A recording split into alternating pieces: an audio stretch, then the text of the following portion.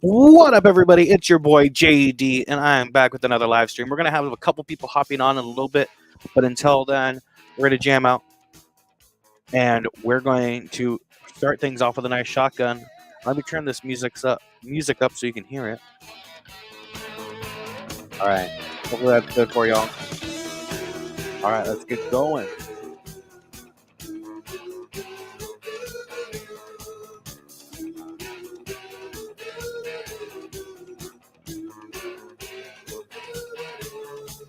Tonight, I want to give it all to you.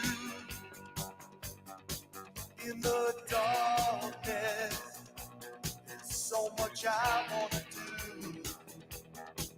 And tonight, I want to lay it at your feet. Let's go. Girl, I was made for you. Girl, you were made for me.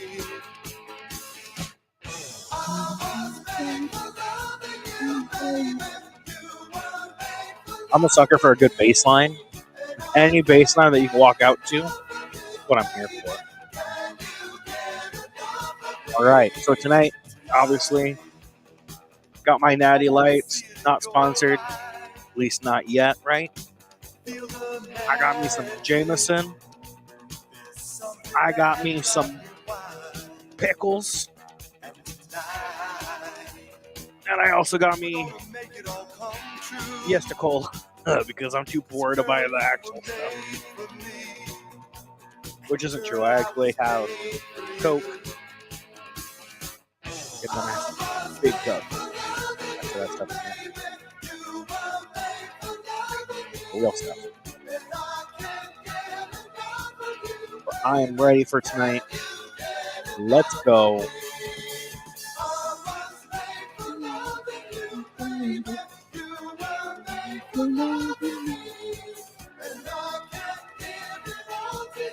Right, what's up, Tex? What up? Anybody interested? I should have linked that. I should have posted a link down below. We're gonna enjoy some music for a little bit right now. I'm getting a work call, so give me a sec.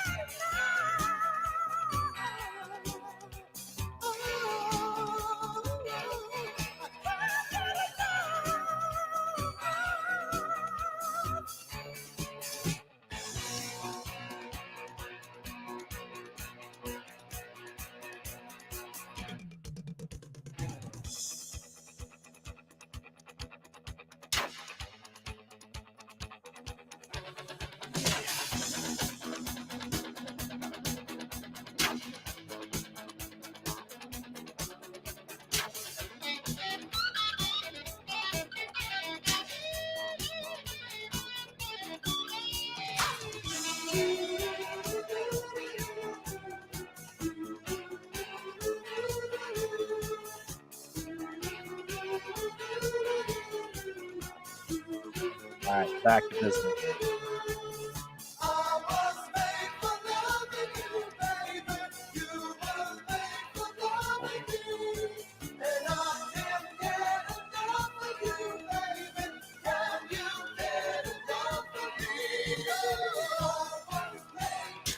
You gotta go to bed, lame. All right, have a good night. Hey, I'll talk to you later.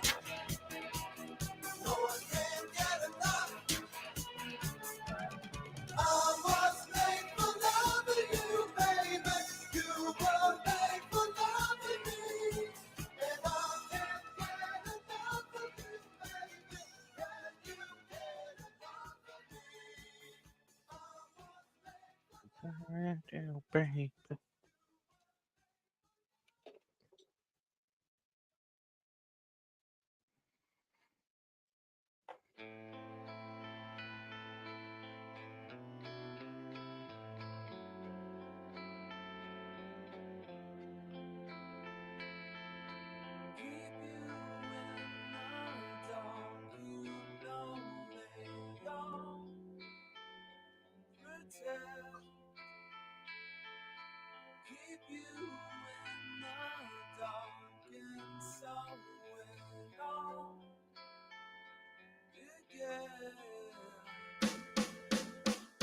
Sending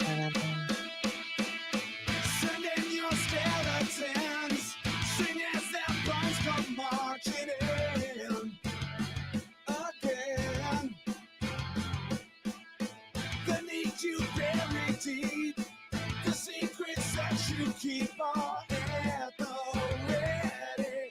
Are you ready? I'm finished making sense, done bleeding ignorance that hold defense. Spinning infinity, but the wheel is spinning me. It's never ending, never ending. Same old story. What if I say I'm not like the others? What if I say I'm not just another one of your plays? You're a pretender. What if I say I will never surrender? What if I say I'm not like the others? What if I say I'm not just another one of your plays? You're a pretender. What if I say that I'll never surrender? In time or so untold, I'm just another soul for sale. Oh well, the pages are a press. We are not permanent. Temporary. Same old story. What if I say I'm not like the others? What if I say I'm not just another one of your plays? You're the pretender. What if I say that I'll never surrender? What if I say I'm not like the others? What if I say I'm not just another one of your plays? You're the pretender. What if I say I will never surrender?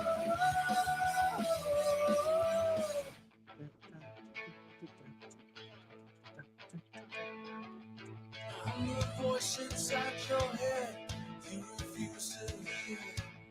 I'm the face that you have to face. Mirror in your stare. I'm what's left, I'm what's right. I'm the enemy. I'm the hammer to take you down, bring you to your knees. So who are you? Yeah, who are you? Yeah, who are you?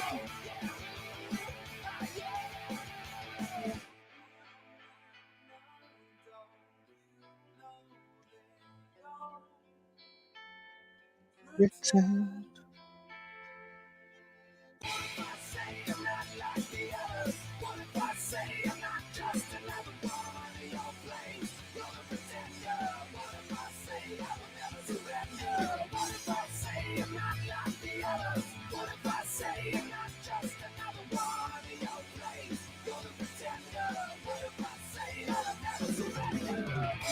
All right, I'll bring this down a little bit while I bring on my next guest.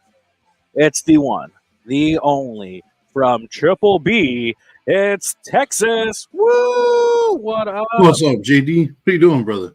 I'm Cheers. good. How are you? Cheers. Man, just been working, same as you. Apparently, not as many hours though. Bro. You've been throwing down here lately. Take this shit off. I'm hoping to slow down a little bit. That'd be a good idea, bro. Come back on here and drink us some more brews. Right? And fucking kick it. Ooh. What you drinking on tonight? Oh yeah, you don't even know. Let me get my knife ready. So there we go. I just grabbed a bunch of brews and threw them on this desk. I was like, fuck it. I saw you did a shotty earlier, so I gotta do one to catch up. Mm-hmm. This time I refuse to allow you to be one ahead of me. So what's been going on, JD? You been good, bro? Not much, dude. Just a lot of work, and then like, as of today, we are merging in with a new district from Las Vegas. Oh shit. So I got a new regional manager coming in, and he's going to be stopping in sometime in March. So I got to get my stuff together, and I'm so far behind because of I came into a shit show. Got to try to catch up my shit show. Well, I wish you the best, bro. Yeah. Hope that shit works out for real.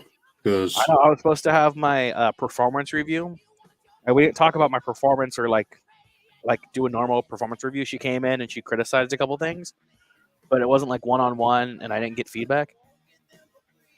But I don't know. Like I was like, was that my performance review? Like I've never had a performance review like that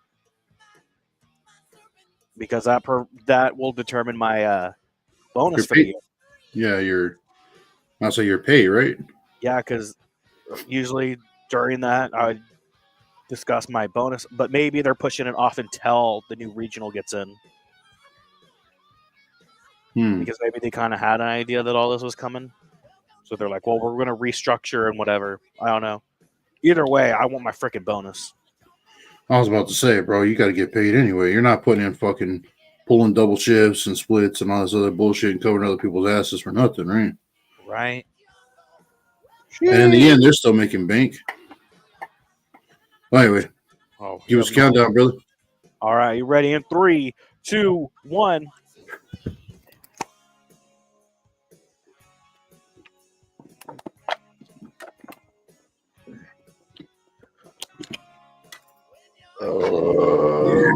I had a couple earlier, but about 3 or 4 earlier, I think so. But that was like hours ago. It wasn't like recently.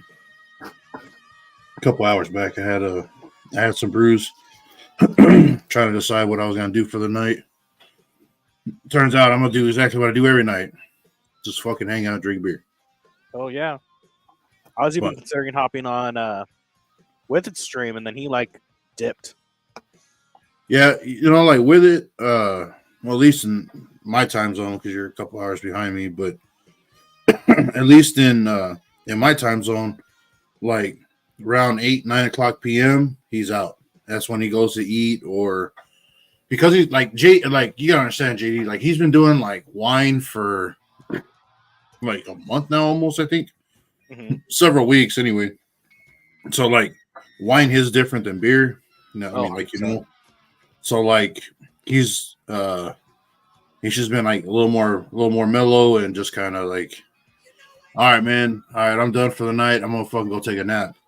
So I'm just like, hey, all right, bro, do you. But it is weird since the beginning of the year that that's just kind of how it's been. I'm used to him being on later, like in my time zone, Yeah, no, that's what I was gonna say. I was like, usually he's still on, like we're still kicking it. Mm-hmm. So it's just a little, yeah. Yeah, no, because I was gonna say, I was like, last time I hopped on, he was just playing music. He didn't have anything on screen. It was just his music playing. Or at least earlier today it was. Yeah. Freaking crazy. Well, I don't know if anybody else has noticed, but I'm not only streaming on my channel, I'm streaming on my what is it? What is it called? Twitch. That's what it's called. I'm streaming on my YouTube channel, my Twitch channel, and I'm also streaming on the IFC channel. And the reason that I'm streaming on the IFC channel is because I think we should consider some of these streams going to the IFC channel as, I don't know, practice. And dual content, which will add more videos and lives stacked up on that side of the house. Exactly. So if you guys don't know IFC, go check it out. We'll be talking about it quite a bit later on, I guarantee you, at some point. But I haven't even like followed the tracking number. I should probably go pull that up in a little bit, but I assume it hasn't reached you yet, right? What's that? With Adel? Yeah, we actually Yeti was supposed to open it today and do a video on it, but I haven't talked to him, man, since like 6 this afternoon, and then he was going to pick up I think he said he was going to buy a new washer, and then I haven't heard from him for the rest of the day. I told him just give me a call when he gets it done, when he gets it installed, but I haven't heard shit, so dang. Yeah, no. I'm wondering what's going on. Yeah, do the video. Like, I'll promote it as much as I can. Yeah, it's just it's going to be an unboxing, and then We haven't even, because since he just got it, I think yesterday or today. I don't know when, but he just got it, and he said it wasn't as heavy as he thought it was going to be. So, No, it's only like I think 6 pounds. well, I told him that the shipping was like $30 or something. Yeah, I think it was like $28 or something like that for me. Yeah, I don't remember exactly how much he told me, but I was like, dude, that shit's kind of high. Yeah. And I said, but he went through UPS instead of the postal service because, I mean, we both know postal service isn't the most reliable shit, right? Yeah, Like, it would have probably taken a lot longer to get out there. yeah, and then like where you're tucked away, like in that little corner, like that little armpit area, Yeah. for shit to get in and out of there, it has to go to like a major city, which is a good distance away. Yeah. It's a weird spot where you're at, you know, Oh, 100%. in terms of like logistics going through there. You know what I mean? Oh, it's But anyway. annoying. Cheers, Miss Gumby. Cheers. But no, like it is a weird place, but well, I'm glad that you guys got it because that means some fun can start happening, right? Mm-hmm. The title, man, because of obviously you know what's going on with him here recently, and I'm not gonna put a shit out there. I'll let him talk about it, but Yeah. you have a good idea of what's recently gone on. He wanted to hand it over, but I told him he needs to lose it like a man, and because I'm gonna shit talk him to make him mad, so that way he'll pick a really difficult challenge, and if I lose, it'll be a fucking good loss, and if I win, it'll be a good win. You know what I mean? Yeah. Because to me, that's more important than just like, hey man, I'm having issues. Here you go. I'm like, that sucks, bro. Lame. That's not how that's supposed to go. You know what I mean?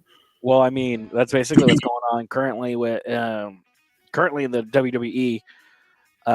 Current heavyweight champion Seth Rollins tore his meniscus. That's what he tore, right there in his knee. Mm-hmm.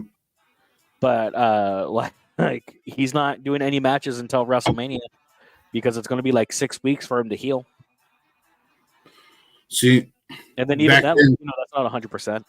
Yeah, back then people would take a bow like Triple H tore his quad. I mean, again, that's He tore his anything quad, with a knee is not like an easy injury to recover from. But oh, no. I mean, he was gone for like almost a year, man. And I mean, he came back and did it again. Did he? Yeah, no. Remember, he tore his quad like literally like he tore it. He went out for like a year, and then I think like a couple weeks later he tore the other one. Oh, okay. I thought he meant like it happened again recently. I was like, that motherfucker just needs to retired stop from in-ring. He's retired from in-ring performance because of some surgery he had, and they're like, yeah, no, like shit. Well, he's banned from that because he had collapsed, man. He had a heart attack. Mm-hmm.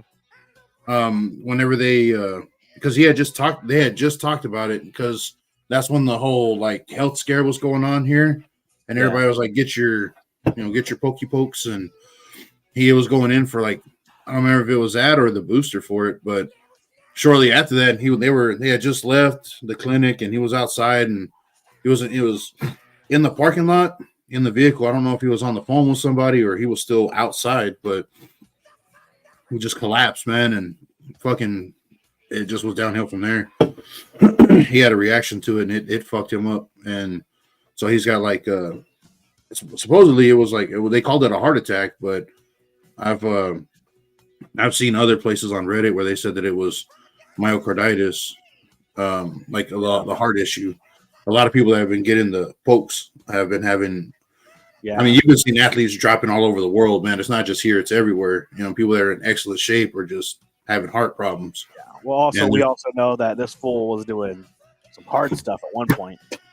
I was gonna say, there's no telling what else you got in the system on top of that. So, as much as you want to say, well, it's the vax. I mean, it may be, but it may not be. It could be a factor of other things. Yeah, I thought you were going to talk about the allegations. Yeah, I was about to say, I thought you were going to bring that shit up, bro. I read the court documents. That shit, right. The lawsuit is fucking. Keep going. I got to answer this. All right, I'm going to say the lawsuit is fucking insane. Like this is the fucking IFC podcast, I guess, because like Every time me and JD get together, we start just talking about all kinds of crazy shit, or like shit that's a little out there. But no, the lawsuit that's going on right now, I don't remember her first name, but they refer to her as Mrs. Grant. Miss Grant. There we go, Miss Grant, because she's not married as far as I know. It's not a cool story, and because it gets into some pretty, honestly, man, some pretty dark shit. I don't want to tell the story lightly. It's pretty. If the allegations are true, it's pretty dark, and it's pretty serious, man. It's something out of like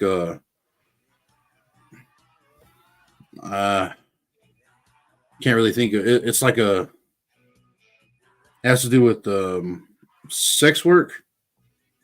We'll say that, but of the bondage kind. And I don't mean tying a girl up just physically. I mean, you control her life and she can't leave type of stuff, right? So sex slave shit. And I'm like, that's garbage. But supposedly the allegations are she signed an NDA, so she didn't say anything about it immediately. But when the money stopped coming in, she was agreed to get paid $3 million plus an NDA, meaning she couldn't discuss what happened and she could not publicly. Those are the two stipulations: not to ever talk about what happened, and not to ever publicly shame or disparage Mr. McMahon. That was how it was on that. And so she kept her end of the deal, even though really terrible, honestly, really terrible. If it's true, super terrible shit happened to her. Like something out of like a movie script, man. It's fucking crazy. And yeah, she was brought in. She lived with her parents. She was a younger woman, and she got tied in with Vince through where he was staying. And her manager, I believe, was like, "Hey, you know the guy up top in the penthouse up there, he's a pretty important guy. You know, take care of him, that kind of stuff." And anyway, she ended up getting tied in with Vince, and it started out as just kind of like friendly, kind of a cordial, amicable things, and then he started slowly showering her with gifts and all this other stuff whenever he found out about her hard time that she was having. And then he even offered to find her work inside of the company, give her a career there. Yeah. And that ended up being true. He ended up creating that's not only part of the allegations, but inside of his own company, he had created his own like separate. It's inside of the legal team. He had created his own separate role just for her to be there inside of the corporate headquarters. And yeah, so he brought her in, and she was supposed to do, basically like just kind of send videos and pictures of herself. It slowly escalated from there to physical acts. And then after they did the dirty, a couple times, then he kind of threatened her like, "Hey, with this job that I'm going to get you," he strung her along for a little bit, "but with this job I'm going to create for you, it's going to take some time. I would just stay quiet about it until it's ready," that kind of thing. And down the road, it ended up becoming fact that she went to work there, and everybody else was stacked with work in the legal department, or the legal teams were. She was not. She didn't have shit to do. She was just there in an office. So she wanted to move up and actually do something, because I'm pretty sure everybody noticed. She said that she felt like where she was, she didn't belong there because it was unearned. And allegedly, there's another guy who used to be a wrestler who's the head of talent relations. John Laurinaitis. What's that? John Laurinaitis. Yeah, Laurinaitis. Yeah, he used to be a wrestler too, and so he ended up getting. He's one of Vince's buddies. A lot of the guys in the corporate world, I mean, they've been under Vince for quite a while, and everybody knows that Vince is. He's had like a real checkered, real shady history with a lot of shit, and it doesn't just go back as far as Sable, but further back than her. Yeah. And allegations from fucking everybody. I mean, it's already been discussed as a fact, not as a conspiracy, but as fact, that over $12 million has already been paid out by Vince McMahon for hush money. Total. From 2000 to where we are now. Over $12 million. That's just what's been released so far. Right. And it gets deeper than that. I know it does, because you don't what he allegedly did to this female was, JD, do you want to cover some of that, dude? It's when I read it, I kind of put my phone down. I was like, all right, man, that's enough internet for today. One of those kind of moments. Because I was like, come on, dude. Like, Vince was already so hated to begin with.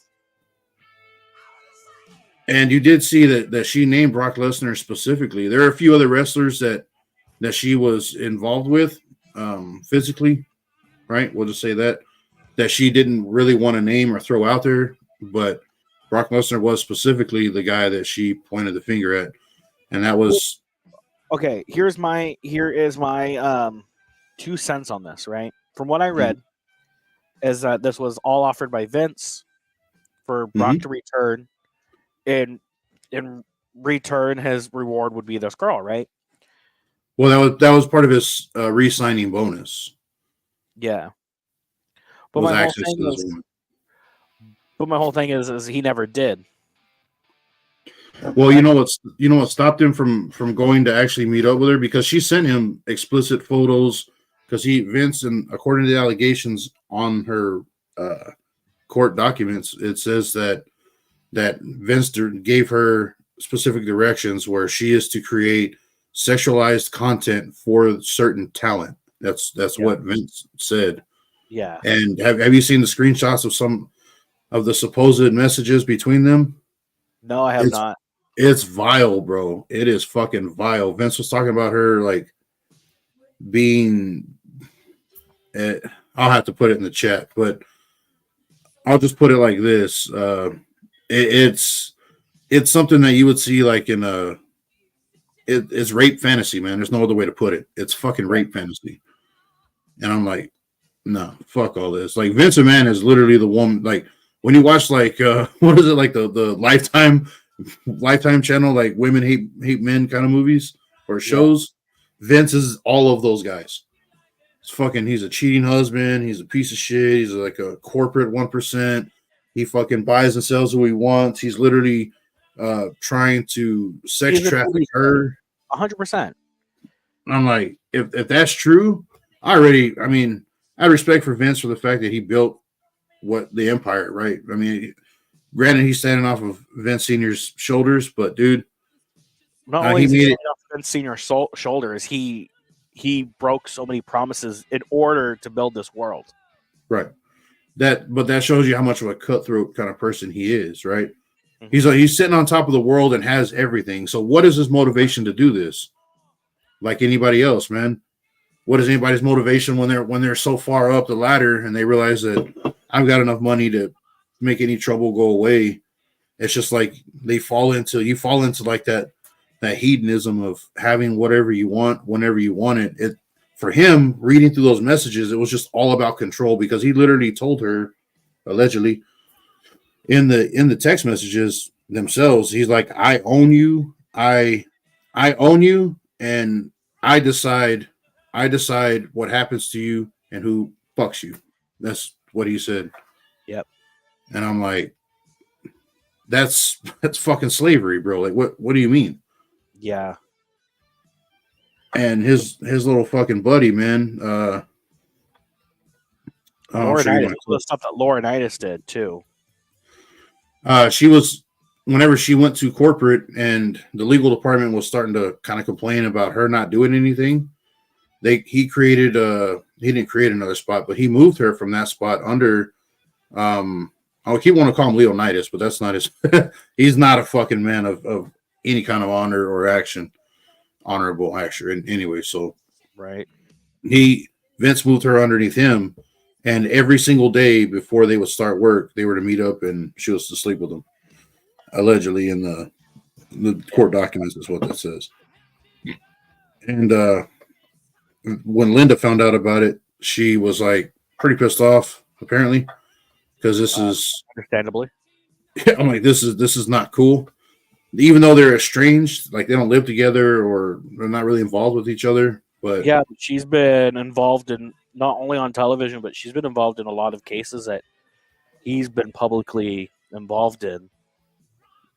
Man, that's I mean, that whole drug thing in the 90s. yep. Then that's when they started really cracking down on testing for like talent too. Yeah. That's when Jeff Hardy lost his shit, and a bunch of other guys were let go for those reasons, for what they called industry wellness. Yeah, but I mean, a lot of this also happened after you get tragic things. Eddie Guerrero, we look at Chris Benoit, like some of this stuff happened Test, way too stuff like Yeah. this happened way too late than what it should have been. yeah. I mean, a lot of talent died from overdose or Yeah. So heart attack. let's shift gears a little bit, because this is where, as a sports entertainment fan, this is where my view now comes in, and I think we should reconsider. And I think she now deserves more than ever to be inducted into the WWE Hall of Fame. I think Come on, man. I think everything that has come to light in the last year alone, I think China now deserves her rightful spot in the Hall of Fame. Man, I haven't kept up with anything to do with her for anything to do with wrestling for quite a while, man. Like I told you, like the early 2000s or mid 2000s is kind of when I stopped, and I was like, all right, man, that's kind of enough. I kind of moved away from that whole. I know certain stuff here and there, like just kind of like because of the people I hang around, they're still really into it, and I didn't know that China wasn't already moved in, because technically, man, she did a lot for the women's side of the house. Yeah, for, so their when entertainment side. she wasn't even allowed to like be there for like DX's Hall of Fame introduction. For Really? the reason that combined with not just her issues that she had with Triple H towards the end, but for the fact that they didn't induct China into the Hall of Fame earlier, because China did pass away back in 2016 Right. from a drug overdose, but she was not inducted into the Hall of Fame because she had porn out. She did pornography after the WWE. Yeah, her and the guy X-Pac, they actually filmed. They were pretty close, not just on the show, but like in afterward as well. But Yeah. sorry, go ahead. Yeah, but with all that, she ended up overdosing with drugs, alcohol. Some of these drugs are like anxiety pills, depression pills, painkillers, oxycontins, sleeping aids, whatever. Like she was on like quite a bit, you know. But what I think is upsetting is that she was never inducted into the Hall of Fame because of the porn. With all these other allegations about Vince McMahon and all these other superstars, I think that, especially in today's age, like I don't think anybody's going to bat an eye about that. Like I think everybody's going to be like, finally, China's in the Hall of Fame, because I don't care what anybody else says. China laid the groundwork for a lot of these like newer WWE women superstars, because you could say Trish Stratus did it. A couple of the other, man. yeah, like don't get me wrong, like there's some awesome female wrestlers, but I'm talking about China, who we can compare to modern day with the Judgment Day right now is a new faction who has one main female superstar in this faction, Rhea Ripley, who's a strong, buff female wrestler who also has done tributes to China with ring attire, etc., etc., etc. But I mean, China has set the groundwork for a lot of these superstars, especially when it comes to ring appearance, entering the Men's Royal Rumble. She was the first woman ever to enter the Men's Royal Rumble. But I mean, China really held her own, and I mean, I personally feel it's not the porn that she did that held her from the Hall of Fame. It's because her and Triple H at one point were romantically involved, and Triple H basically cheated on her with Stephanie McMahon. Like, yeah, that's his current wife, and like everything else that has happened, but like she felt really betrayed. He talked about it on the Howard Stern show, actually, what you're talking about.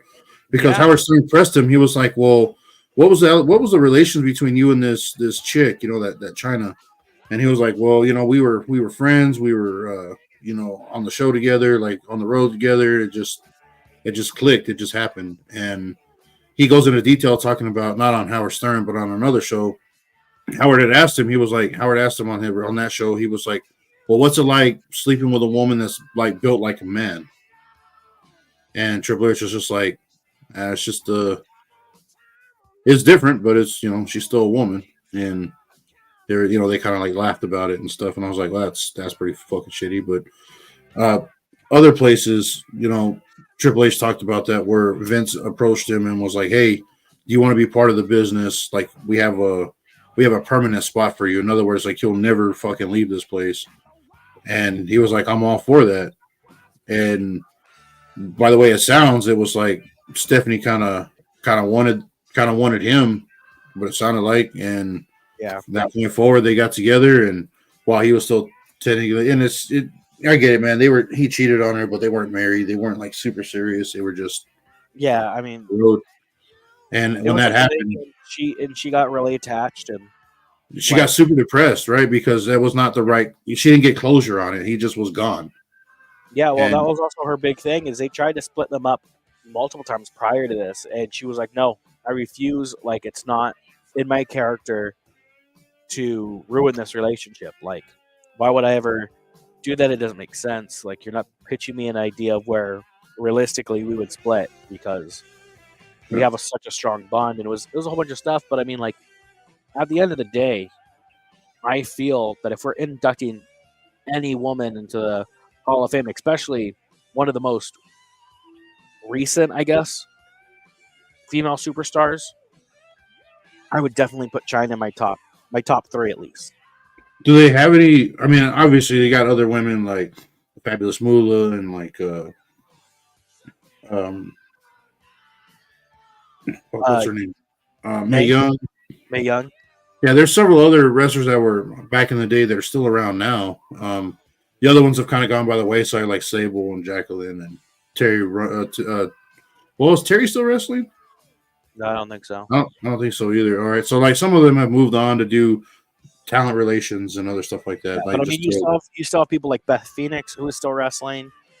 Michelle McCool still does spots here and there. oh, really? I didn't know that. Yeah, She's still married to the Undertaker, or are they yeah, split she's up? still married to the Undertaker. Hmm. She has like two of his kids. Oh, okay. I didn't know that. See, Yeah, they're young girls, which also funny enough is apparently a wrestling curse. Because if you are a male superstar in the You have WWE, girls. you are cursed to have girls. Yeah. Well, that's weird. It's a genetic thing. Like I understand you're saying it's a curse, but the majority of the people, like you're saying, they're all having girls. But I mean, I don't know if I buy that, because Benoit had a little boy too. Several other people had boys. I mean, But they've had like these wrestlers also have like sons and stuff, but like usually their first kid is a girl.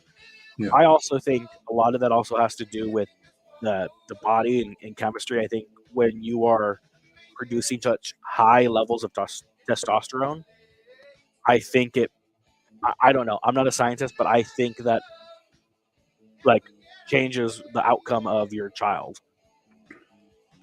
you could be right, man.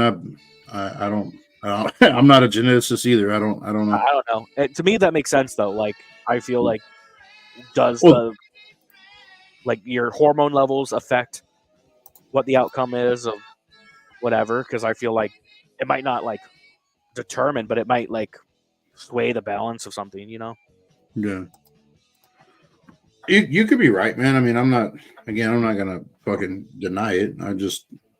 I don't know. I just think, just in general, when people have children, the vast majority of babies are girls, like worldwide. You know what I mean? Like, there's always going to be enough women. If we have less women in the population, go look at China. You have less women in the population, North then Korea. you start hitting like your demographic for your country starts to bottleneck, and as that shit bottlenecks, your country's not going to collapse, but the demographic starts to die, and you have more old people retiring and fewer young people to support those old people that are retiring. Again, not a good bottleneck. But anyway, that's Yeah. No, but that's also like I feel like I don't know. I feel like you could definitely do an experiment on that of just Mhm. like based off your career profession, like Mhm. what the outcome of your descendants will be. Because I mean, like I feel like a lot of like coal miners, blue collar workers, a lot of their kids are boys. But you start going to like professional athletes, and a lot of these professional athletes may or may not be taking performance enhancing drugs, but a lot of them end up having Oh, girls. Because I mean, like I'm not saying he did. He's obviously not alive to defend himself, but I think if you look at people like Kobe Bryant, who had what 2, 3 girls, yeah. well, I And I mean, mean, who knows, bro? Like, I just look at it like this. I mean, there's always going to be more women.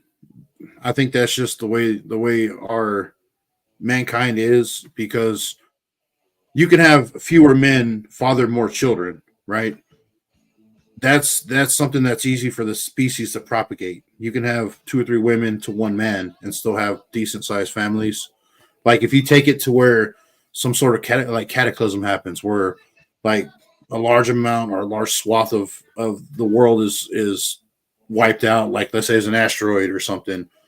Uh, it's not in our society now. That's not exactly acceptable. But when you're trying to repopulate the planet, I mean, you got to do what you got to do. yeah, And I'm just saying, one man and 2, 3 women. I mean, there are guys having. It's not even about that anyway. There are guys, when we talk about it being socially acceptable, it's not about social acceptance, because there are guys that have their baby daddies out there to like 3 or 4 women right now as it is, and they're struggling to take care of their kids because they're not, it's one of those pump and dump situations. They're not sticking around really, you know, doing that, unfortunately. yeah. There are a lot of, we call them deadbeat dads, right? It's always cool to dump on the guys, but anyway, that's another societal thing that needs to change. No, Um, I if agree it's with that. deserved, then yes, but anyway, it's all tied in. I'm just trying to say that, like, if you have fewer women and more men, then you run into a real problem. I think mankind is, there's something inside of each of us that predetermines, obviously, the because it's based on the man if the baby's a boy or girl. But there's got to be environmental factors. I believe there's a lot more to it than just genetics, man. I think that I can't explain it, and I'm not a scientist to prove it, but I believe that we're wired that way. Like, our bodies, we just generally produce more girls than guys. So Yeah. anyway, I'm ready to shotgun when you were. All If right. you're gonna drink, I, you don't I, have I to shotgun, but I poured mine out, but that's fine. I'll just shotgun it alone. I got you ready. Did you see the absolute worst thing? Like, when I'm talking about the trafficking thing, um, that signing bonus. At Brock Lesnar, him and Vince have had a pretty shady history together, right? With women and all that. Yeah, Even though Brock's supposed to be married, uh, he's had a lot of like real shady stuff going on between him and Vince. some of the other women that work with the company and are tied back to Vince. Oh yeah, Which, it's not like a whole like brand new Me Too movement kind of thing going on, but with $12 million worth of hush money floating around out there, I can only wonder what the fuck is actually going around and what has happened. That's oh fucking yeah. insane. And people have known about this for years. That's my question. It's like, everybody was like, it's just, he's a corporate guy, just a little, he got a little too handsy or something. And I'm like, no, like, you don't pay hush money because you slap the secretary on the ass. Like, that's not what. No, man. There's got to be way more than that. And how much I was more, like, I don't know, because there's an NDA in place and they're not going to be able to talk about it legally because they're taking money. Because he yeah. had to pay millions of dollars to shut them up, because if they said anything, it would ruin his fucking career and reputation, which honestly isn't much of anything nowadays. But Yeah, allegations are always better than facts, proven fact, right? almost. And Yeah, yeah, he during a forced threesome, in the messages and stuff, he had talked about that. Like, they held her down in a conference room, and They took turns holding her down and doing that while they were still at work. The whole headquarters was still full of people. Everybody was still working, and in a conference room, they held her down. And like, I was like, dude, that's vile shit, right? Well, the only thing that's worse than that is when they were. It doesn't say the place, but it does talk about certain places where they would meet up, like hotels and stuff like that. He during a threesome, he was forcing oral and then turned around and took a shit on her. He shit on her head. And I was like, are you fucking... That's when I put the phone down and I had to take a good 20-minute break because I was like I kind of chuckle about it now because it sounds really fucking insane. Like, how much power do you need? But all the messages that he allegedly sent are all about that, him controlling her, him having total control of her personal life because of the money he pays her and her like career, like her social life. She can't go out and do anything on her own. She's just literally tied to him, and what he says goes. And if he said do this, she does it. Like Brock had when Vince at first allegedly told Brock that, hey, this will be part of your signing bonus and all that, and he had sent a photo of her and he had it filmed, he had not filmed, but he had recorded on, I guess, on his phone or cameras, but I'm assuming his cell phone, right? But he had recorded lots of intimate relations that he had with her and multiple people that they were tag teaming her, right? Like, that's probably bad taste, but when she was doing sexual acts with him and other people in the room, like all together, he recorded all that. So that's blackmail now, right? He's got proof to shame her and all that shit. He had sent that to not only Brock, but a few other wrestlers. And they were like, once they saw what she was down with, because I'm sure Vince painted it that way, they were like, oh, she's just a fucking trash can. Like, we can just do whatever we want, right? And there were a lot of wrestlers that were like, I'm totally down with that. Like, I want to be next on the list. And it goes into detail of certain people saying, well, I have her Tuesdays at this night and I have her Saturdays, and Vince is working shuffling an actual schedule for her, like he does for fucking talent and house shows. Like, this is a human being, bro. This is not... You don't even treat a dog like this, man. Like, you don't take away a person's personhood. You know what I mean? Like, it's fucking it's slavery, bro. It's all it is. And I'm like, she's a human, dude, not a plaything. Now I get it. Like, if y'all two are together, you're having like a little affair or whatever, and y'all are both into it, and it's consensual.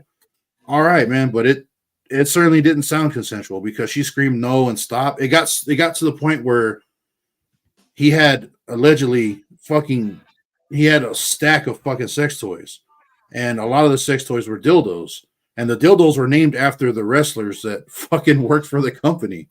What?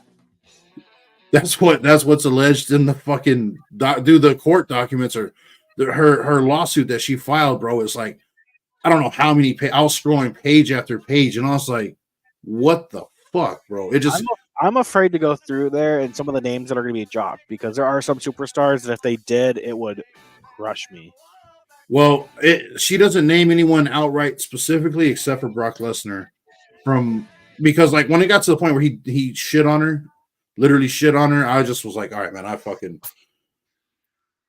it was bad enough because they had physically assaulted her enough to where Vince had to pay for a surgery.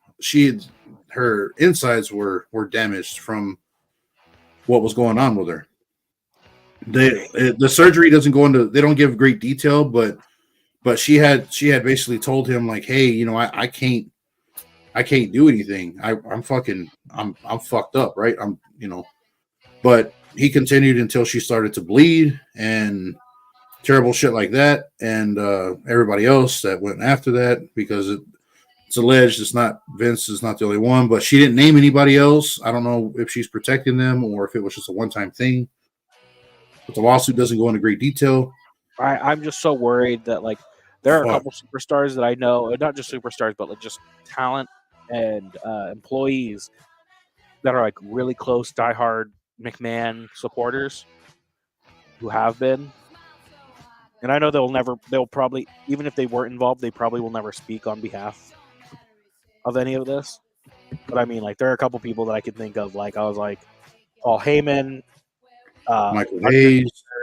yeah, Michael Hayes, Jerry the King Lawler, JR, who worked for that company for years. You know? I believe he would. I believe he would because of how shitty Vince left him out at the very end. He left him out to dry. Yeah. The way he ended that shit with him, it was pretty fucked. Yeah. But apparently, like, these are the talent and the people in the actual doing the actual works, like the work over, they're not privy to that. Just certain people that Vince, because this is all happening in a corporate setting. This is not happening in the arenas, right? This is happening in a corporate setting. But there are people that are talent that are friends with him for being on the road, and he's individually handpicking people that he knows that he can trust, allegedly, and bringing them into this fucking shit that he's creating, not only with this female, but allegedly other women as well over the years. Yeah. So, and also, what I'm surprised, you know, whose name I'm actually very surprised that hasn't been dropped, and I totally feel like he would. who's that? Hulk Hogan. I think he's had enough shit, but he hasn't really been in the corporate area with Vince for a good while, though. I mean, it's the same with The Rock. You would assume that, you know. Yeah, but I mean, with Hulk Hogan, like, he makes guest appearance every now and then. He's come Right. back to a couple runs. Like, I feel like him and Ric Flair would not surprise me. Oh yeah, I don't, man. But man, when they started, it was in the 70s, and apparently this shit was rampant back then with the women managers. Like Terry Runnels will be one of the first ones to tell you about whenever she first was coming up, like in the late 80s, early 90s, how that was for how that was rough. I mean, you can go all the way back to where Brock Lesnar, when he exposed himself to her, and she was in the locker room, her and Dusty Rhodes, you know, Goldust, and they were hanging out. It's hard to say Dusty Rhodes because, like, fucking, anyway, think of like the newer kid, but her and Goldust, you know, they were, you know, on the road together. That was supposed to be his wife, and you know, all that. This motherfucker, Brock Lesnar, walked into the locker room allegedly again. She's told this story like fucking 10 years ago, where he walked in there and he was like, he was like kind of like making a scene on purpose. I don't know what the reason for it was, but you know, he's supposed to be a fucking dickhead, and you know, to everybody else anyway. So I guess it just goes in line with that. But he had walked in and just pulled his fucking trunks down and just showed her his fucking shit. And was like, hey, I've heard different people say that about Brock Lesnar, but what I always think is funny is they also mention in that is that they're like, he did this terrible thing, but he was pretty, huh? The only comment she gave was that it was extremely red. I mean, I feel like I'm not talking about another guy's pecker, but I'm just saying, like, that was what she reported. And I mean, and I was like, this is in front of her dude, and she just turned around and was just like, fucking whatever. She didn't like give him the, well, I guess whatever reaction, whatever reaction he was looking for, she didn't give it to him, and just like fucking walked into the other part of the locker room or whatever. And that dude was like, you know, what the fuck? So he goes after her to talk to her, and he's like, hey, you know, don't make a scene of it. And I'm like, this motherfucker pulled his dick out and flopped it at her. And now you got Goldust telling her, hey, you know, I wouldn't make a big deal about it. I'm like, that's really fucking weird. Because I think there's only, who was it? Cornette. Cornette was the guy that pulled a gun on Brock Lesnar because his wife was wrestling, and she had a piercing in a not viable area, and Brock had she was apparently in pretty sore and pretty bad in that area because I guess it was recently done or whatever. But that was supposed to be Cornette's wife or I think it was his wife at the time, wife or girlfriend. Yeah. But Brock Lesnar apparently had grabbed her. He was supposed to slam her, and he had grabbed a hold of that area pretty hard, pretty rough, and it fucked her up. So he confronted him about it outside, and they got into an argument. And he pulled, again, this is alleged, man, but he had pulled a fucking gun on him and told him, Jim "I'm not gonna." Cornette has pulled guns on a couple people. Yeah, but I mean, look how fucking, I get it, man, but look how fucking big Brock Lesnar is, right? Like, Yeah, in terms of, honestly, like that's probably the smart move on his part.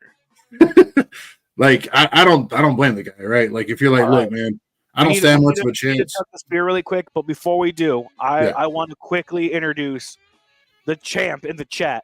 What's up, guys? What's up, Yeti? Yeti, this one's for you, champ. Our IFC heavyweight champion. This one's for you. Are you ready? In 3, 2, 1.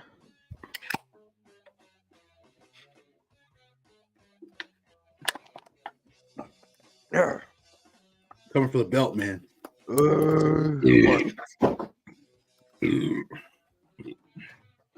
what you gotta do, JD.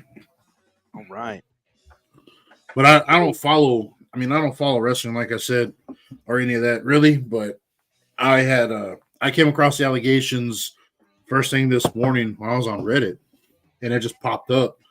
I was like, another allegation? Like, what the fuck is this now? The last major one was like 2016. I was like, what the fuck is going on? So I clicked on it, and the guy that was posting about it had links to the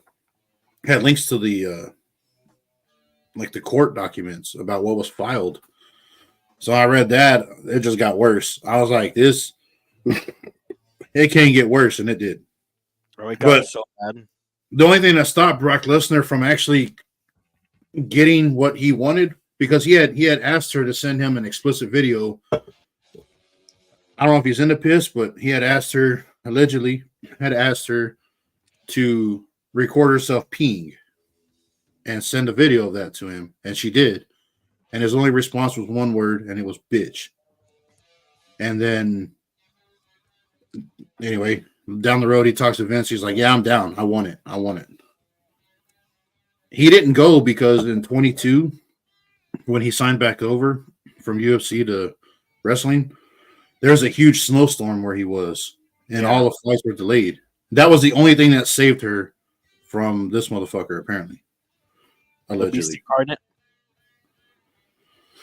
I'm like, weather just saved her from that.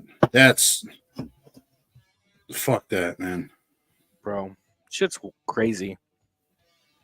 And like other wrestlers have said that before. They're like, look, man, you know, I just do my own thing. I don't get involved in nobody else's shit. I do what I'm supposed to do. And, you know, I stay out of everyone else's business. Certain people have been that way for a good while, you know, but I imagine it'd be hard not to know some stuff or hear some stuff around the locker room, right? So yeah, I mean, I feel like people knew. Like, there's no way you could go that long without like knowing. I know the staff, but also like even if you did know, what could you have done? Like even now, like what would you be able to do without losing your whole livelihood? Because let's be honest, you're not making money on the indie scenes, right? Well, that's what I'm saying. Is like, even if, like, let's say this is going on, you're not exactly sure if it's consensual or not either, because you're not privy to all the details. Because initially it started. Not to know the details. I mean, and initially it started out as consensual. And then it went from that and became a control system. It became like a issue of control. Vince controlling her. Everything. Yeah, and like anybody in the industry knew Vince had flings and like affairs or whatever, and we just didn't talk about it because it's none of your business. The less you know, the better. Yeah, you don't need to know the details. Right. Which I'm sorry. Go ahead. Which I mean, like on a personal level, I agree with you. Like I'm like that way at work. The less I know, the better. You should not tell me things because if it gets to a certain point, I have to say something. Otherwise, I am. You're complicit. Yeah. Listen, yeah. But I mean, like on the internet, you can't even be that way anymore. If you know even a little thing, you have to say it. I'm like, I don't agree with that. Like, look, man, if you told me, hey, I pick up prostitutes once a week or twice a week, and I'm into fucking whatever fetish. Hey, bro, it's consensual, right? It may not be legal in where other people are, but it's legal where you are. There's a lot of other stuff, right? But you're paying a person, you both understand what's going on. You're not paying a person, you have a girlfriend or just a fuck buddy or something. And hey, bro, she's into piss play. That's a little weird. But hey, you know what? You do you, bro. That's your business. Like, I look at it like that. You're two grown adults. Nothing illegal is happening. You're not hurting nobody. They're not hurting you. It's consensual. Not my fucking business. And if anything falls out from that, not my problem. I agree with you on that. My whole thing is, even if it is illegal, I probably even won't even bat an eye because I'm all like, who am I? Well, I mean, look, to an extent, there are exceptions to is it legal, is it not illegal, because age, right? That's the number one factor for everybody. I was going to say, I was like, that's the biggest thing when it comes to age, where's the problem? Like, I was about to say that just to clear it in case somebody was going to say some nonsense later, like, oh, JD's down with anyone doing anything. Like, no. We're with the assumption that everyone's over 18. Yeah, if you are two consenting adults, yes, who aren't hurting anybody, go for it. Or if you're hurting each other, if that's your thing. But as long as you're hurting, you're not hurting anybody else. Like, I don't care. That's that S&M shit. Yeah, fuck it. There are people that are into that too, but there are people that are into humiliation and a bunch of other weird ass shit that I like. Not recently, but I kind of recently learned is not just stuff that's in like the adult entertainment industry, but it's like apparently it's a prevalent thing thanks to Reddit. I've learned more about things than I've wanted to know because of Reddit. I have a friend, I'm not going to name him, but yeah, please don't. I know he's not watching this, but I'm not going to name him. But he was I don't know if he still is, I haven't talked to him in a while, but he was very into like biting and like that kind of like pain stuff. Well, he had one of his nipples bitten off. Hold on. He had one of his nipples bitten off? He had to go to the ER. Oh, shit. Dude, I'm not even kidding. Like, full nipple just ripped. Hey, man, whatever you're into, bro. I would have just manned up, got a hot iron, and just seared that bitch off and been done. But hey, you do it. I've seen the Boondock Saints. I know what to do. Nobody. Oh, this fool told. He told quite a bit of people. Oh, fuck, he showed quite a bit of people. And my whole thing is, check out my non-nipple. You're like, all right, cool. That's weird. Thanks. My whole thing is at that point, like you're missing one nipple, just get rid of the other one. Why do we even have nipples? Just make it match. Be symmetrical. Right? We don't need nipples. We don't need belly buttons. Let's get rid of them. It's like when I was gonna say, it's like when you see like a rack, like when a woman shows you a rack and she's only got one nipple pierced, you're kind of like, go all the way. I mean, it's an odd choice to be. I don't know. If you're missing a nipple, I would assume that you would kind of think the same way, which is fucking make it symmetrical. You know what? You're not breastfeeding. Yeah, missing a nipple, I'd go tattoo one on. I was gonna say, like, you're not breastfeeding any, as far as I know, you're not breastfeeding anybody, so it's not like you really need them. You know what I mean? Yeah. Well, I mean, but I just can't believe, like, I know some people who've done some crazy stuff. In high school, I was friends with both of these people, and in high school, my female friend would take sour Patch Kids, the little Sour Patch gummies, candies, She would take these at the beginning of the day and just bloop right up in there. And at the end of the school day, when they would go over to like whoever's house or whatever, he would go and eat them out of her. And I was what were these again? Hold on. What were these again? These were the Sour Patch Kids. Is he trying to ferment them? Like what are we doing? She just bloop, right up in there. And he would eat them out at the end of the day because it tasted better. And I was like, you could not look me in the eyes and tell me that she did not have like a UTI at the least.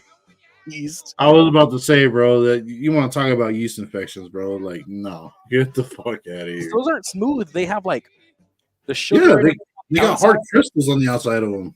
You just cut everything on the way in. And I mean, it wasn't like one or two. I mean, a good like 3-ounce baggie, like the small baggies you would get from the like convenience store. A whole fucking bag, bro. The entire like I mean it's not one of the big bags, but I mean like one of the small little like It's not open for debate. I thought you were just telling me that was what happened. It's not open for debate. If you tell me it's one bag or half, I'm gonna believe you. I'm just saying. Shit, but I don't care. Like a little baggie of them, she's just popping them in there. Like, okay, honestly, and as weird as it sounds, I've always wondered how much better did they taste? Because, like, honestly, like Sour Patch Kids are a good thing. And don't get me wrong, like vagina, it's a good thing. But I mean, too much of a good thing. If you put two good things together, does it become a bad thing? That's what I'm saying. I think we should do this for science. I agree. I think that let's never do this. I think somebody should do that. I think someone should try it out. JD, let me know what you find. I will be patiently waiting. If any women are willing in the comments, please. Yo, that's what I was about to say. I mean, I'm not gonna go be a talent scout now. I'm not gonna go look for somebody. But if you come across, all right, Yeti, that's the next challenge. How many Sour Patch Kids can you eat? Man! I'm one of those girls who could shoot like ping pong balls out. You do that with Sour Patch Kids. You shoot them out. You gotta try to catch them in your mouth. Like, J. that's all okay. Right, bro, hear me out. We do this when we're in Vegas. It's all legal in Vegas. No, I don't know, J. Like you're gonna like, what do? You pay a prostitute? You pay a woman of the night? Maybe. I mean, do you want? I wouldn't risk that. Would you? I wouldn't risk it, but I'm just saying. I wouldn't risk that. You know, like you out there, just like some guys like trying to catch stuff, pop it out. I'm like. I mean, are you trying to speed run the fucking STD course or what? Like, no, I'm not doing that, bro. Like, fuck that. No. I mean, just fucking ask this guy, like, do like they do on TV, bro. Have like a big ass light behind him. Have him wear like a black ski mask. You can't see who he is. Blur his face. Whatever you got to do, and just have him explain his experience and how fucking much better it is. I will just go off of that. I want to know if he's still doing it. I want to know if there is a point where he goes, "That's a little much." We've upgraded. We've upgraded to those long sour Twizzlers. They're fucking. Oh, it just gets worse, bro. I'm done. All right, I'm done. Just like pulling a whole rope. No, we upgraded to swish fish. You know, you gotta swim on the Red Sea. You know what I'm talking about? Yeah, I was about to say he's in the Red Sea. Come on, JD, bro. No, but I'm just curious because I mean, like, I'm not saying that I was like a super freak in high school, but I mean, like I did stuff out in public, and I mean that was part of the thrill. Yeah, well, yeah, man. I mean, who hasn't? I will neither confirm nor deny anything for anybody, but I'm just gonna say I know some people, and I'm not. Again, not passing judgment, but like that's part of the thrill, part of the fun. You take you get in your car and like you ride out to like not a necessarily desolate place, but you just ride out of town somewhere where anybody could just like drive by you or whatever, and you get a little freaky out there. You know, all right, hear me out. I'm gonna step that up. I'm talking movie theaters, school buses. Mm-hmm. The actual like school theater, bushes, on and off campus. In the bushes, just like on school campus, like because you're in school. You said high school. Yeah, high school. You're just like chilling in the bush. The janitor's walking by, just no one notices. The janitor at my high school is pretty cool. He just walks by, bro. Just gives you a thumbs up, and she like keeps going. The only like, weird what do you thing. mean? The only weird thing my janitor in high school ever did is he carried around this metal bottle full of rocks that he would chuck across campus as hard and as far as he could to scare seagulls. Like you'd see like seagulls like land because I grew up near the ocean. And seagulls would land on the school campus, and to prevent them shitting everywhere, he would carry around this metal bottle that he would just chuck it. It would be full of rocks, It would just make noise and scare him. All right, hold on. JD is a super freak. Hey. I'm not saying I am. Super freak. Anyway. He's a super freak. Super freak. He's super freaky, yeah. So is that gonna be your little moniker, bro, for the IOC? I'll come out dancing like Shawn Michaels. Yeah, that's what I was about to say.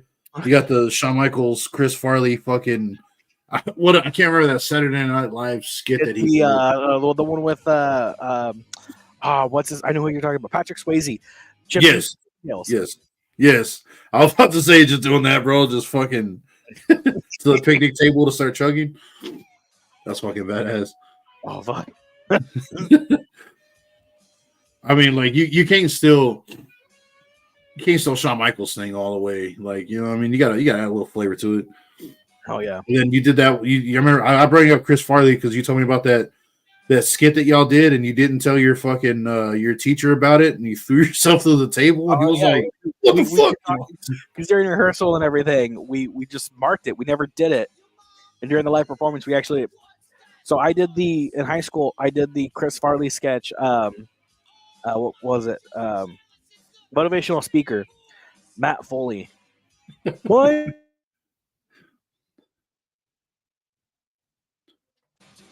There we go. You see me? Yeah. You glitched out for a second. I know. I was like watching that for a second. I was like, oh, that was weird. But no, it was the whole Matt Foley motivational speaker. And I made a breakaway table, and I never used it during rehearsals or the audition for this sketch or whatever. It was just a table. And on the day of the performance, I actually did the whole skit where you go through the table. And when I did, the table broke, but it didn't break all the way, and I ended up cutting behind my left ear. Oh shit! And I was bleeding. And I remember like people be like, "Oh, Jacob, are you okay?" And I was like, "I'm good." And I left like right after my skit, and I had to drive across town because I had to go and work tech at a different show. So I go put my headset on, and when I put my headset on like this, I was like, "Dude, why is my head wet?" And I moved my hand, and it was just blood. And I was like, "Cool." And I finished the show just doing my spotlight stuff. And at the end, it was just dry blood from like the back of my ear down to about my shoulders, like back here. It was just dried, crusty blood. Yeah, it was all flaky as shit. Dude, but I just hit that corner. The leg, for whatever reason, didn't go out. It just stayed, and it just the back of my head. I'm surprised you didn't like score it at the bottom. You know, like you just hit it with a hacksaw. You know, like at least on the edges. I scored it. I did the X, but how I hit it, apparently I didn't score it all the way because corner, it was a good chunk of the corner didn't stay, and the leg just stayed standing up. It was literally the only leg that stayed standing when I hit the table. Oh fuck, bro! Yeah, you didn't tell me that part initially. You told me that you went through the table and we laughed about it, and I was like, "That's fucking." Dude, you're all scared the shit out of the fucking. It was a great.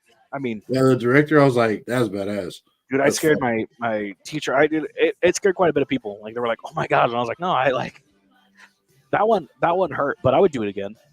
I've talked about doing stuff like that for the IFC channel. Like I want to do like a beer pong. Like I want to get like an old like off of like you hoe bag. But we had the super freak JD. I can just imagine that, bro. But I want to do something like that for the IFC, where I do something like I don't know, like beer pong or something.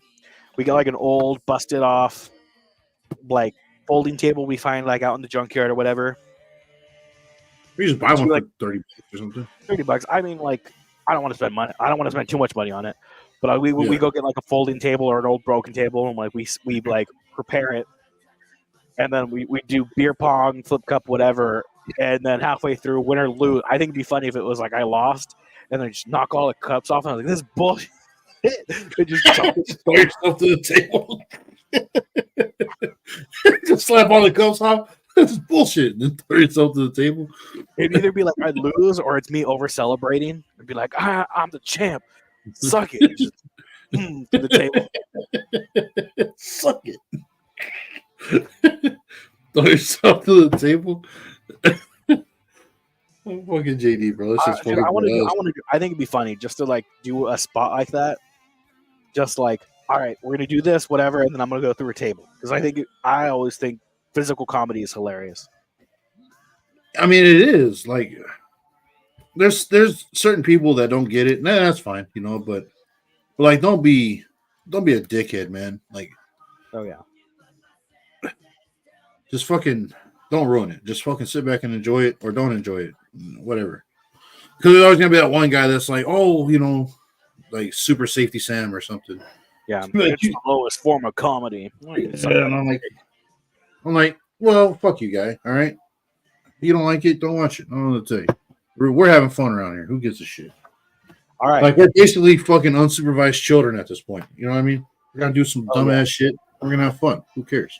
Oh, honestly, next time you guys come out, I have like skits planned. Like, I want to do a couple things that I think would be fun. But and I'm down. I'm definitely down, bro. dude, I'll sure. be like, all right, here's a plan. Like, honestly, I also think it'd be funny to do a fake fight and for somebody to put me through a table. I do it again. I'm here for the table. We do a chair shot or something. JD's like, I'm down for it. Oh, I want to. Man. I was spilling too much on my pickleback right now, so I just dipped my shot glass in there. No one judge me. Oh, what a dick.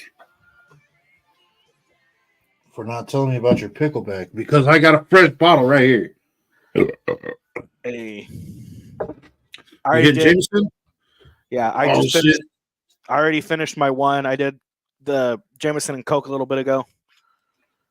Yeah, I saw you sipping on soda a minute ago. I was going to ask you if you had it mixed with anything. And It was Jameson and that. Man, Jameson is a better mixer, in my opinion.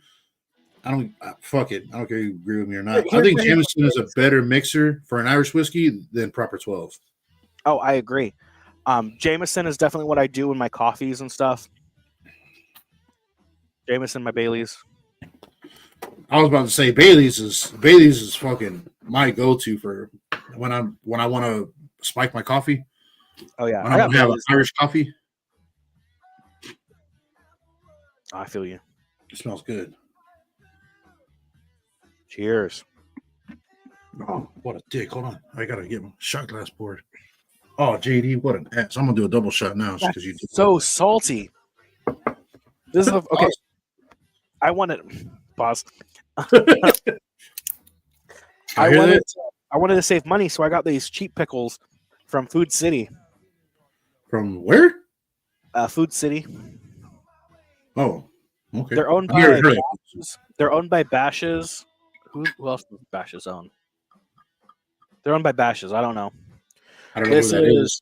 Naturally fermented by Miss Klein's. Weird. 90 ounces. I'm not a fan of the pickles. I've already eaten one, and I was like, eh. But that is salty. Just the pickle juice itself. Yeah, I'm gonna set this right here so you can see the lid or the top of it. You said 90 ounces. This is one. Yeah, this one's 1 gallon. It's like $5. What was yours? I want to say this was like $4.75. Damn. But it's a glass jar, ain't it? It's what? Is it a glass jar? No, it's like a weird plastic, like fake glass. Like it feels weird. Yeah, I got you. It's like a real stiff clear plastic. Yeah, like I don't know. It's very thick. It feels weird, but it's not glass. Because it looks like glass. That's why I was gonna say, well, maybe you're paying more because it's got a glass bottle, and I'm like, you can use that for fucking anything. Oh yeah. Oh, I need to bring it in from the car. But right now, Dollar General is getting rid of all their Christmas stuff for like 25 cents a piece. And at my store, there was a case of mason jars. I mean, the top of the jars are like Christmas themed, but they're just clear mason jars with like Christmas trees and stuff on top. I got like maybe like 20 of them for $5. For real? Yeah. And then they're good jars? Yeah, they're just mason jars. I think they're like the 12-ounce little mason jars. Yeah. But I got them sitting in my car right now. Man, they don't have anything like that around here. Like they have the mason jars. They're called Gold Valley. at Dollar General. That's it. I think Dollar General has a contract with them for Gold Valley. I think that's what they're called. I think But so. they don't have any Christmas themed shit like that. If I would see a deal like that, bro, I've got like probably at least 10, 12 cases of fucking mason jars, like the pints. I have pints. I have a few half pints. I've got the 32 ounce. I've got a bunch of different sized jars, which since it's wintertime, when it gets cold again, that's what I'm going to do. I'm going to get my gas stove that I got running off of propane, and I'm going to start canning a lot. I've already got jars and jars of canned chicken and meat and stuff, but I want to do that with spaghetti sauce. I want to get like my own meat, because when I make spaghetti, which I always cook for a small army anyways, but when I make spaghetti, I don't people just put sauce and they make like 2 or 3 meatballs for it. I like meaty sauce. Yeah, I was gonna say I grind my meat up as like molida. Well, molida is what it's called in Spanish, is ground meat, but it's kind of like a sloppy Joe, more or less, right? That's the way I can explain it. The meat sauce is more like a sloppy Joe. It's like the consistency of that. So whenever you get sauce, it's all meat, bro. Like, and there's red, like your tomato sauce and stuff too, but like Prego or Pico thing, it don't matter. I make my own. I get tomato paste. I get 2 small cans of tomato paste and 1 can of tomato sauce, and then I mix it together in a jar and put all my own seasonings and all that, and then I add that to the meat. But the point I'm getting at is I'm going to be canning a bunch of that, and the more mason jars, the better, in my opinion. So that down the road, if things ever get sideways, which we both know that they will, I don't have to worry about cooking all the ingredients and putting it together. I can literally just take the jar and dump it into a pot and then heat it up, and it's ready. So, yeah, I mean, that's good for when you can it yourself. I mean, it's good inside of a jar.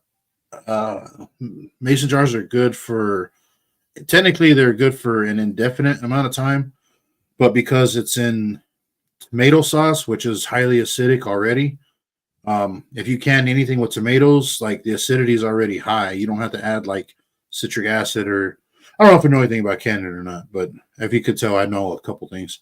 But with tomatoes, because it's already a pretty good acidity, with that meat, it'll preserve it. It's like if I put it in lard and do that, it won't go bad. It'll be good for fucking 10, 12 years, which I'll cycle through it, so it won't go that long, but still, it's fucking good to just have a couple cases of that laying around for nights when you're in a hurry and you don't have time to make something, or you're fucking staring down the barrel of a Russian invasion. You never know.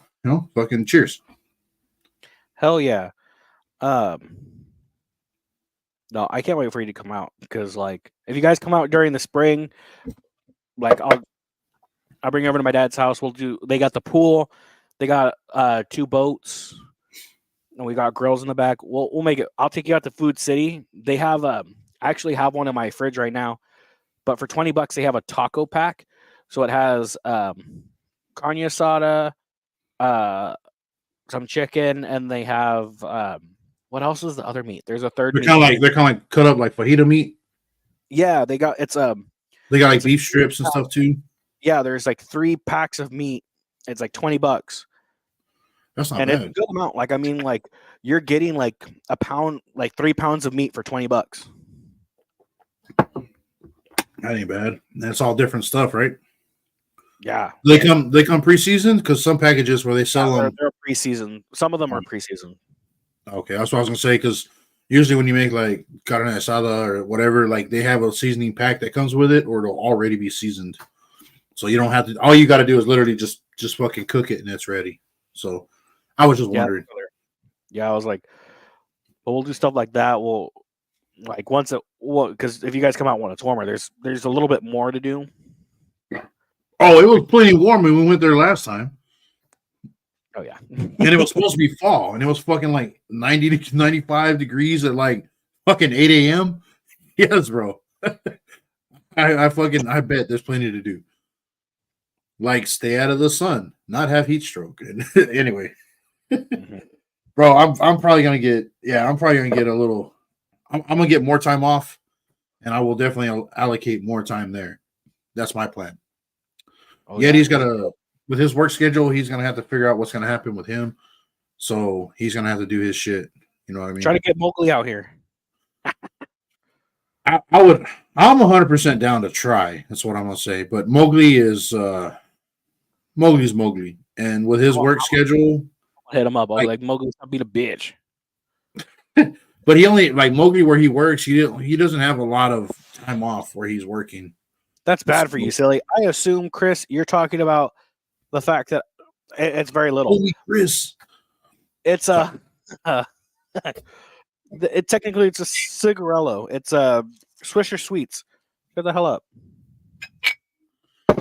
Bro, speaking of that, JMac turned me on to a website that I've been on a few other ones, but JMac turned me on to a website, bro. I got saved now for some cigars. And that's one thing we need to do, man. If we go when down you're there. down here, we'll go to the cigar bar.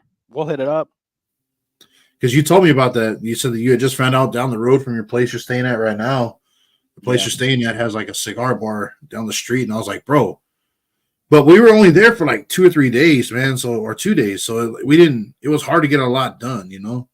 Yeah, dude. That's If why. you guys, yeah, well, especially because you guys were like at a hotel or whatever. I was like, this time you'll stay with me. We'll make it like a full, however long you're here. We'll make it a full thing, and then we'll do like a day or so out to Vegas.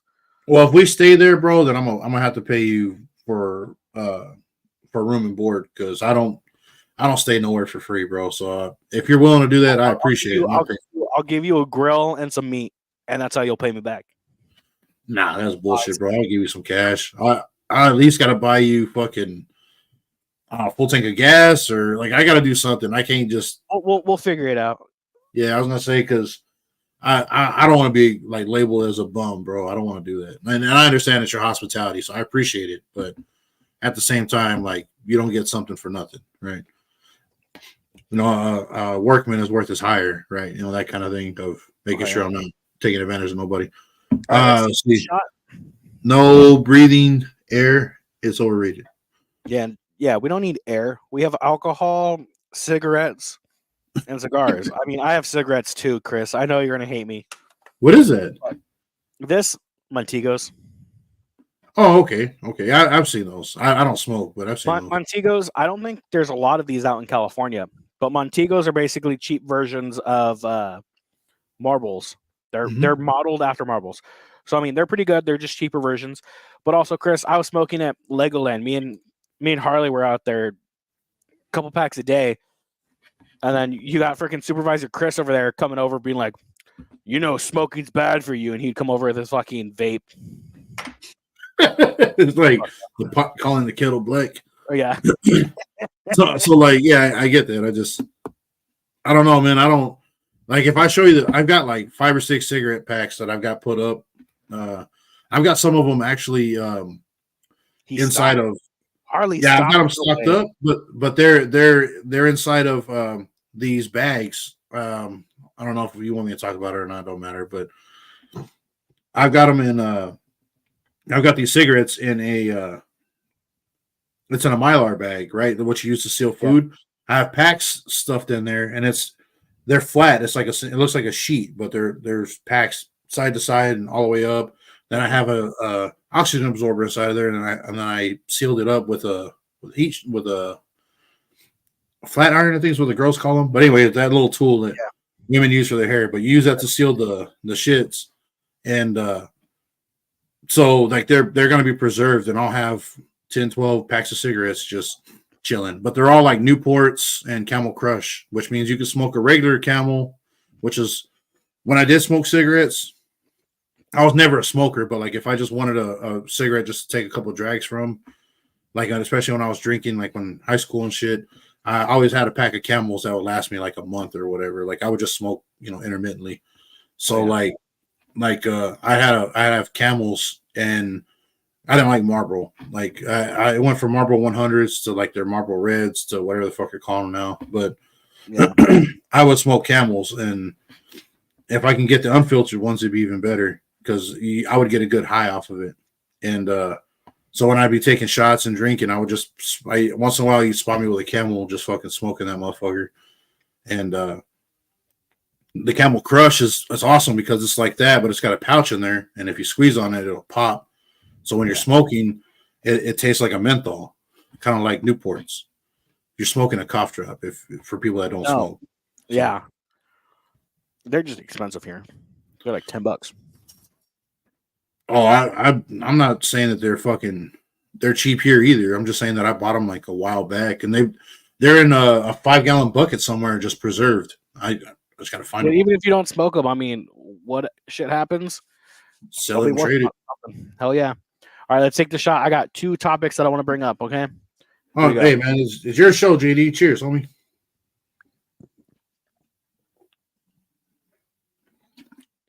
I'm just here drinking and enjoying it, man. Trying to add a little color, a little flavor. That's all. All right. First thing. The juice is pretty good. I'm about to hit another one of these. I'm gonna have to hit you up later. Okay. About this, but I want to do a Bunker Buddies episode, kind of touching back on our previous episode we've done with you about like apocalypse preparing, but I want to do one where we just talk about what you were going to need because how the world's going. NATO's done their warning. Oh yeah. I'm watching other videos, and I want to talk about like what are the basics that you need, and some certain things like how much cash you should have on you. What type of and that's also another thing I want to bring up is like people talk about like you should have like X amount of money in cash on you because credit cards will fail, cards will fail, electricity will be gone. Yes. And you need to develop a relationship if you can with smaller mom and pop shops, not Walmart, not those places. You can give them cash, but there's no way to scan or ring up their items, so they'll just shut the store down. Anytime there's a power outage, they tell everybody leave your carts, just please leave the store, and they'll shut the doors behind you. That's happened all over the country, which is a pretty good indicator as to why you need to develop a friendship, if possible, with smaller companies like a Bag and Save, mom and pop shop, and get cool with them because they know what their shit is worth. They know what the deals are, and they can write you a bill of sale by hand, and you can give them cash for it. But anyway, sorry, go ahead. But there's other stuff I want to talk about. It's like what you need, kind of stuff like that. Well, I mean, like let's say like we agree upon a cash amount of $200, like minimum, just to get you through. Let's say 36 hours.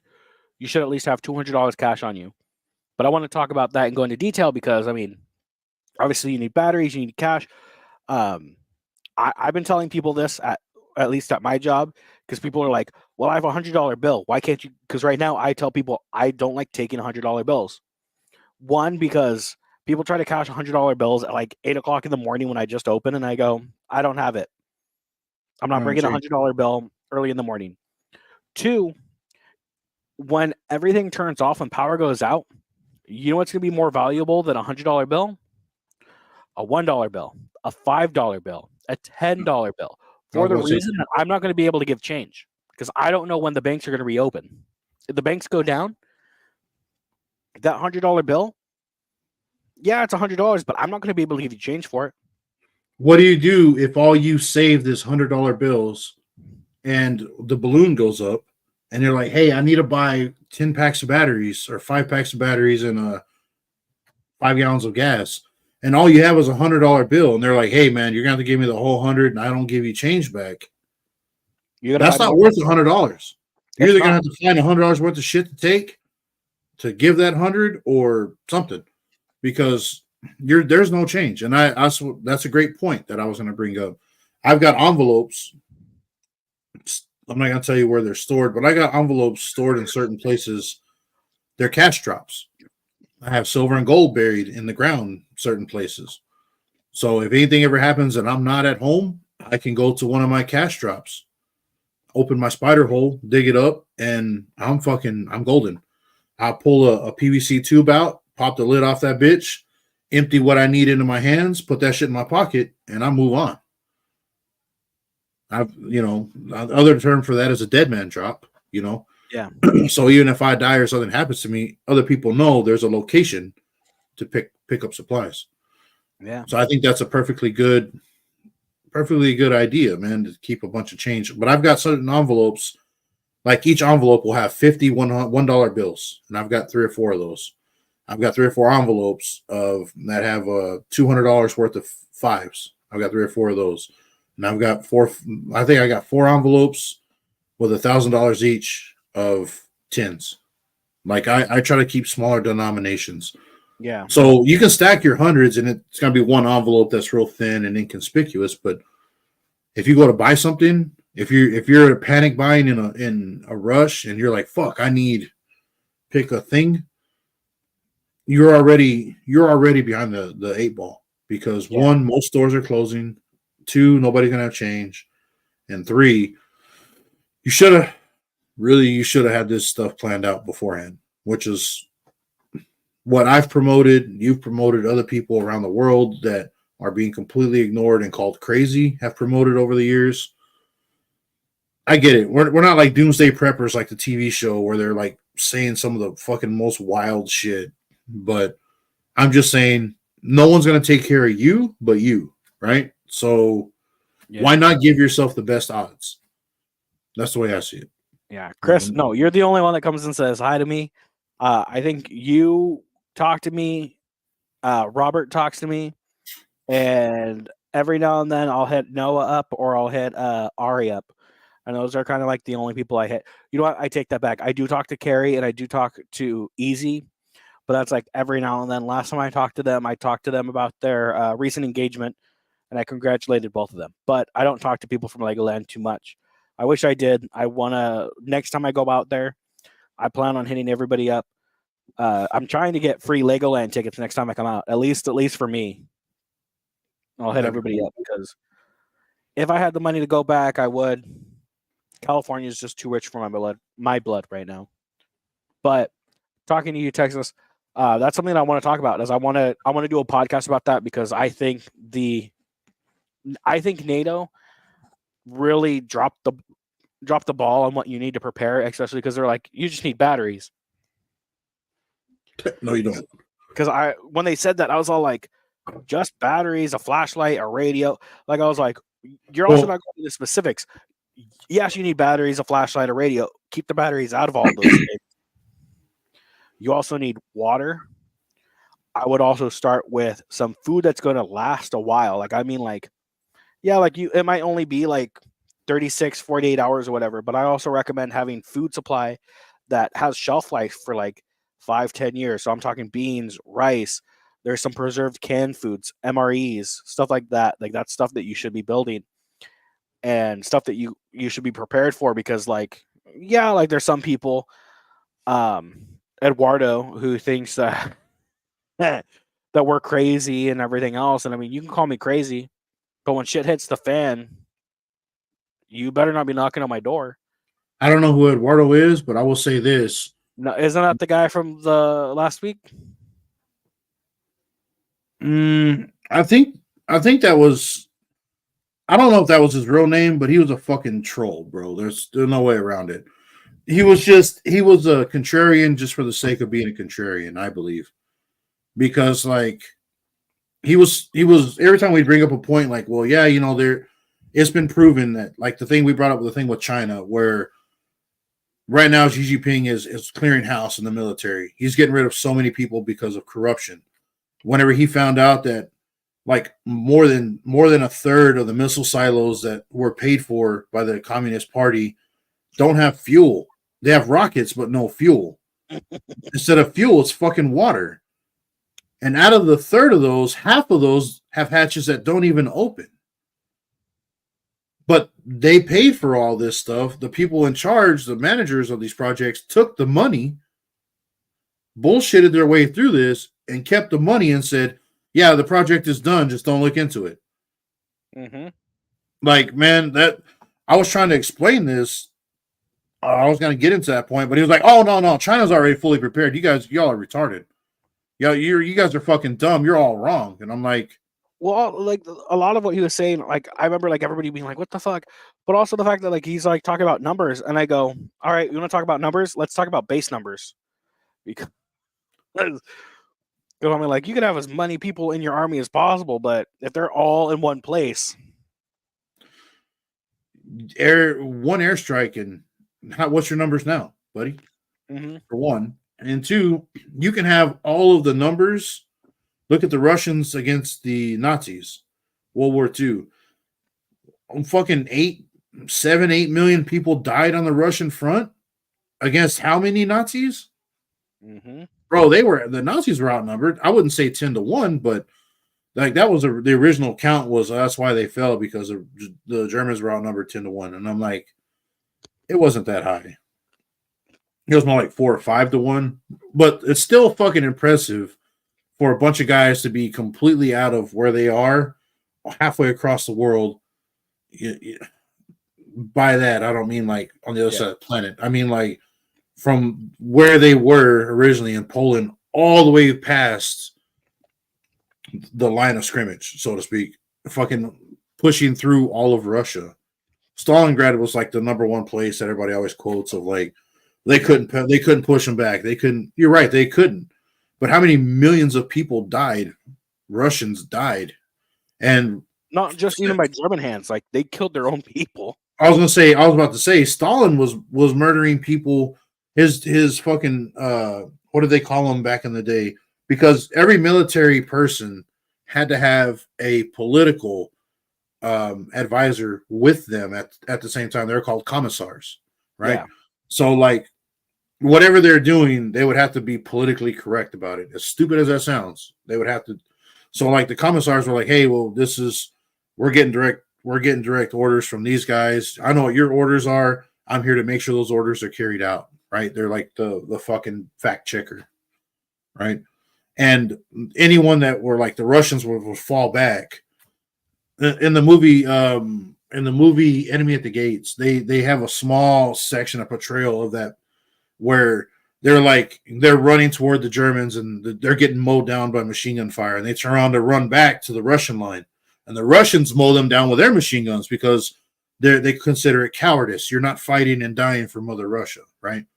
That's happened several times. Not to say that it hasn't, but that movie set the precedent of that's how the Russians were, and that is not entirely true. The Russians did do that on occasion. They would make platoons out of people who were deemed cowards. They made a whole regiment of these guys, and they would put them on the front lines as a way to redeem themselves without having their families either removed from Russia, like they would be. What's what I'm looking for here?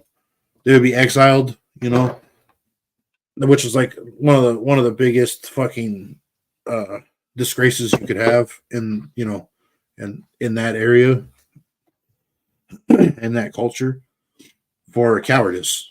So a lot of men did prove themselves. A lot of men did, fight and die, but unfortunately, they lost too many. And Stalin said that his greatest asset was his numbers. He was not worried about technology. He was not worried about what the Germans were carrying, what they had, what they used. He had manpower. That was what he was on multiple occasions quoted as saying. So, yeah. When you're talking about numbers, if you're using them as human waves coming at you, I mean, there's you can't deny that that's not effective at some point. But what happens when you don't have the numbers? Do a human wave attack and you only have 10,000 people. You can only do that so many times before there's not enough people to do a human wave attack, right? You fall. Thankfully for the Soviets, they had plenty of people, right? Anyway. But yeah, that guy was just saying a bunch of shit. I honestly think he was being a contrarian just to be a contrarian, or he was ill informed. Yeah, because he was also talking about like prepping his dumb and everything everything else like that. But I'm all like, let's just compare modern times to World War II, and let's look at our allies.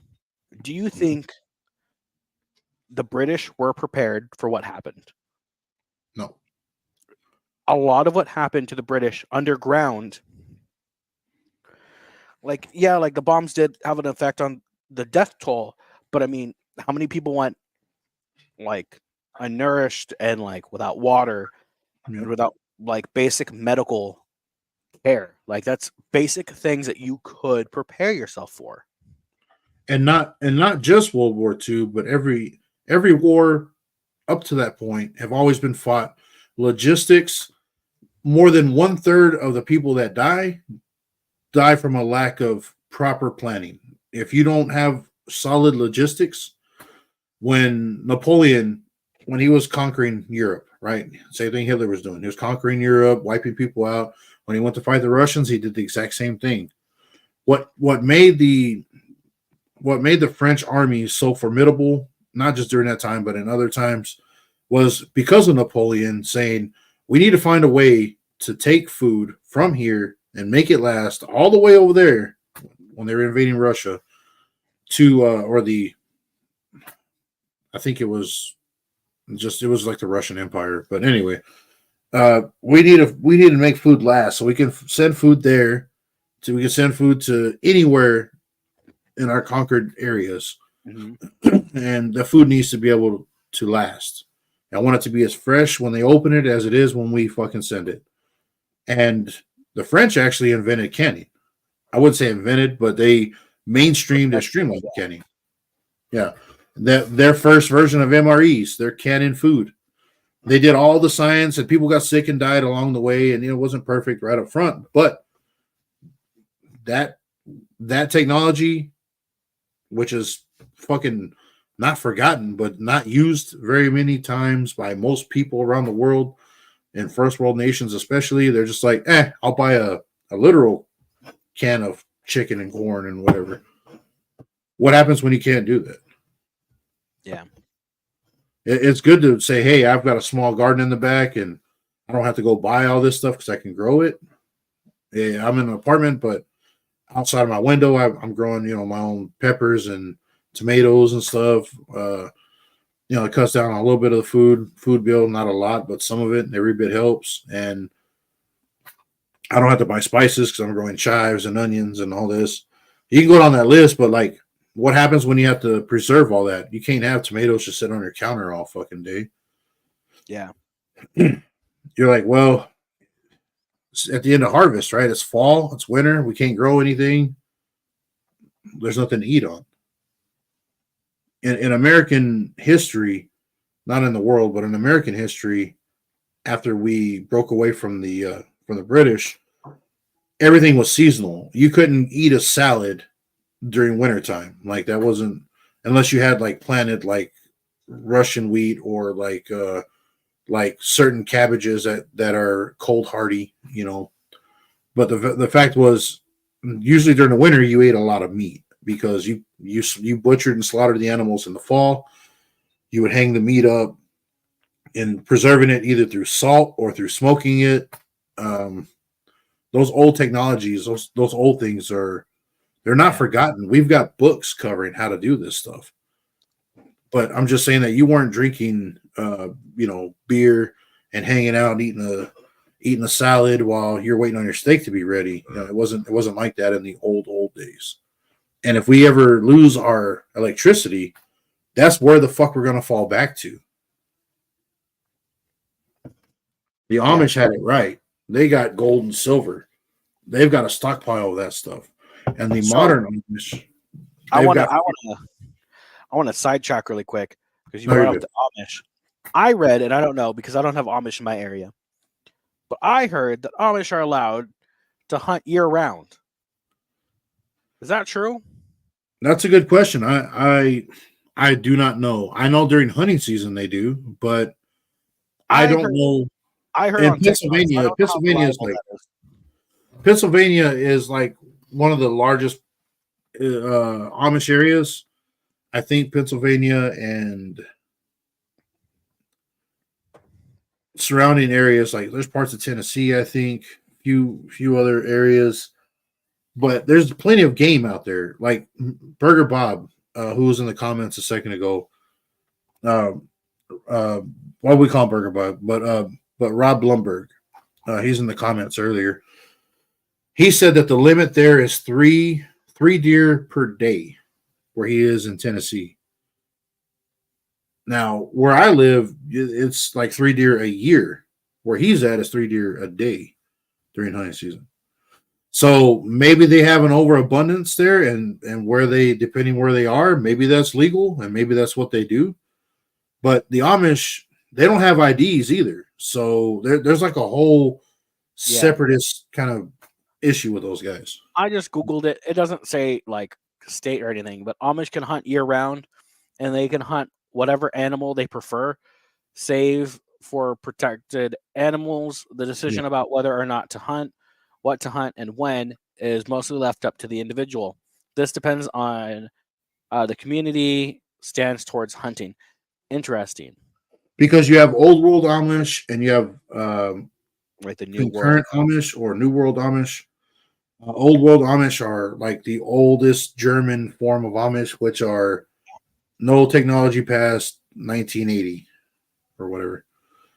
The newer concurrent Amish are Any technology that can benefit the community, right?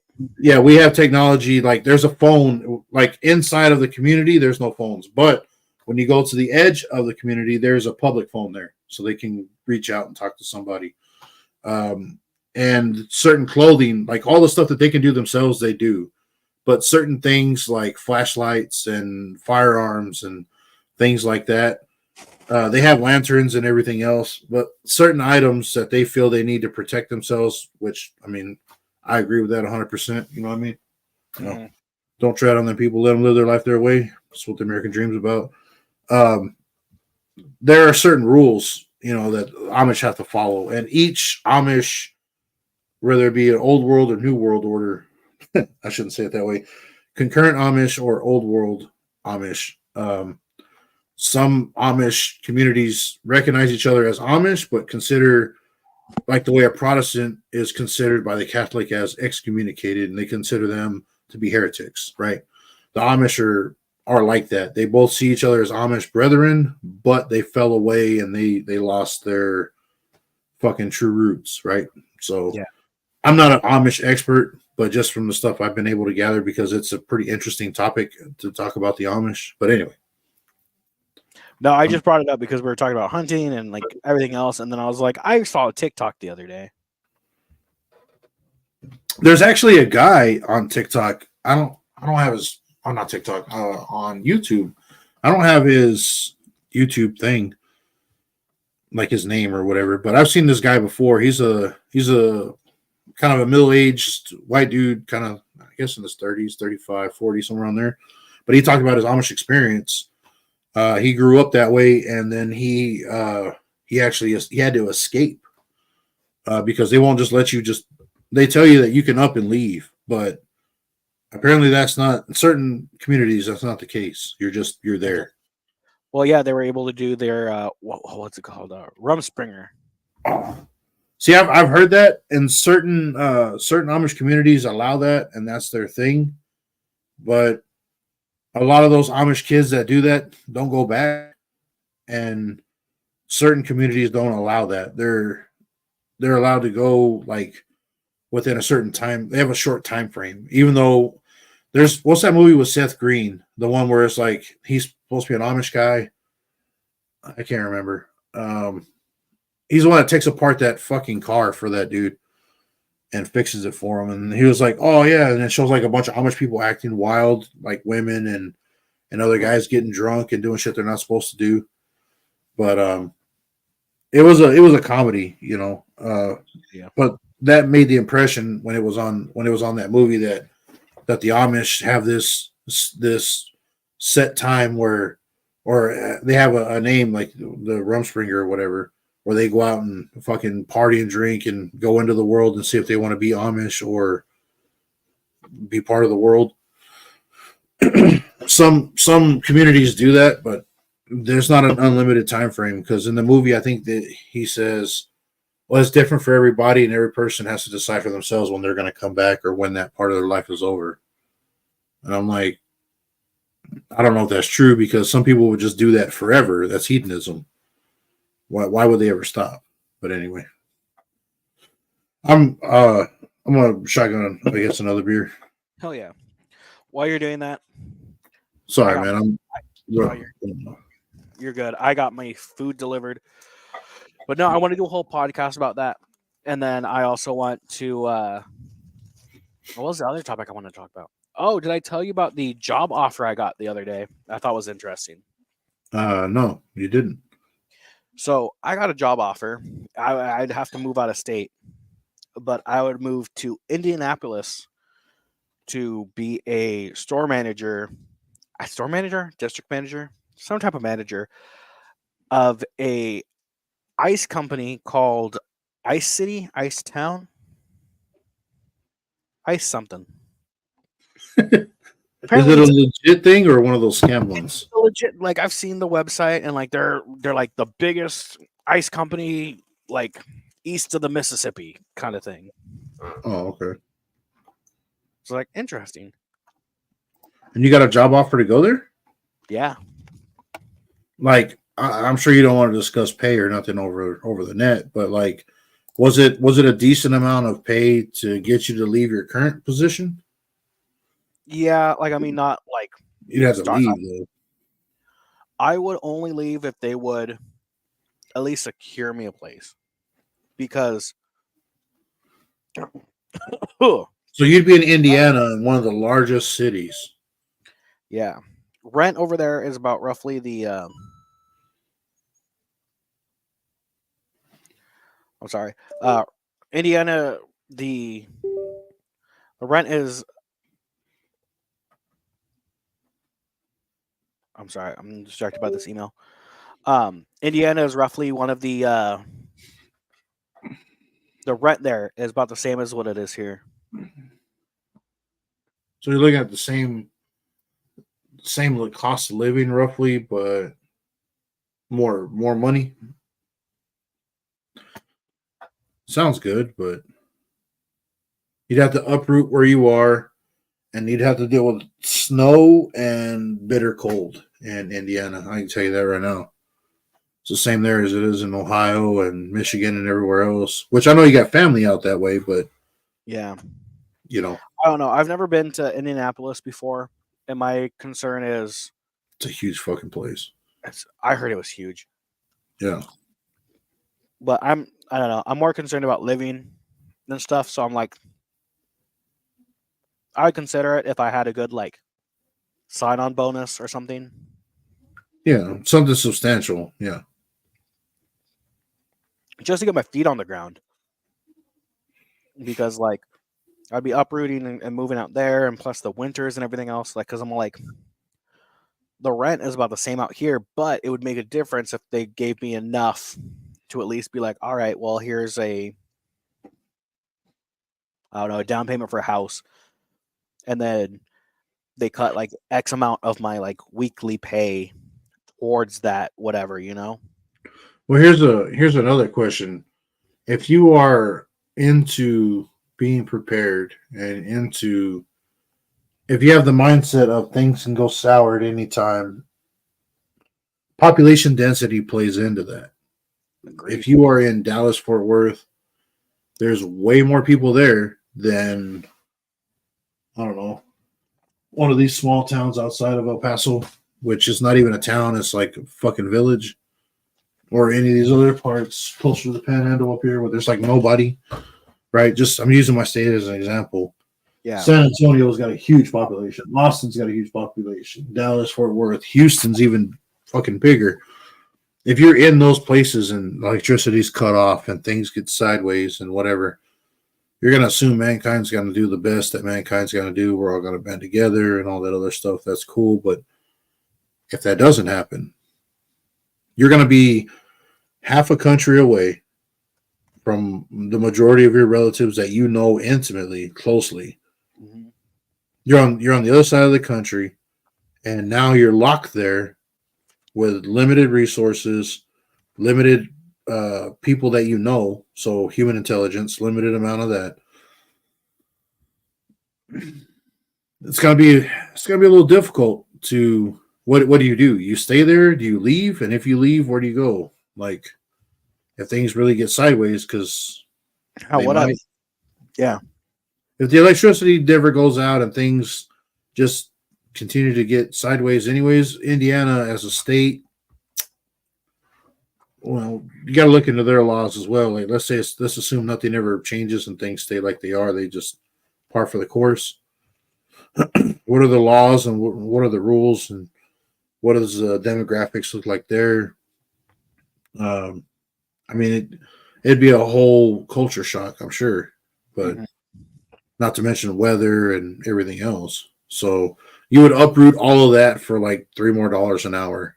I don't think that's worth it. I don't think it is either, but I mean, it's an interesting offer, I but know. Like I unless was like pondering it. I was like, I don't know. That's also the farthest out east I've ever been. I mean, what does the economy look like? Indianapolis is a big place. Yeah.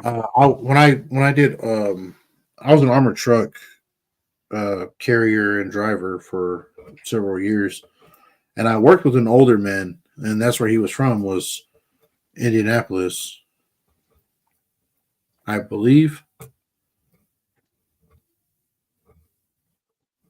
I believe it was Indianapolis. All right. There's a lot of older folk that work there, but anyways, I believe that's where he said him and his wife are from.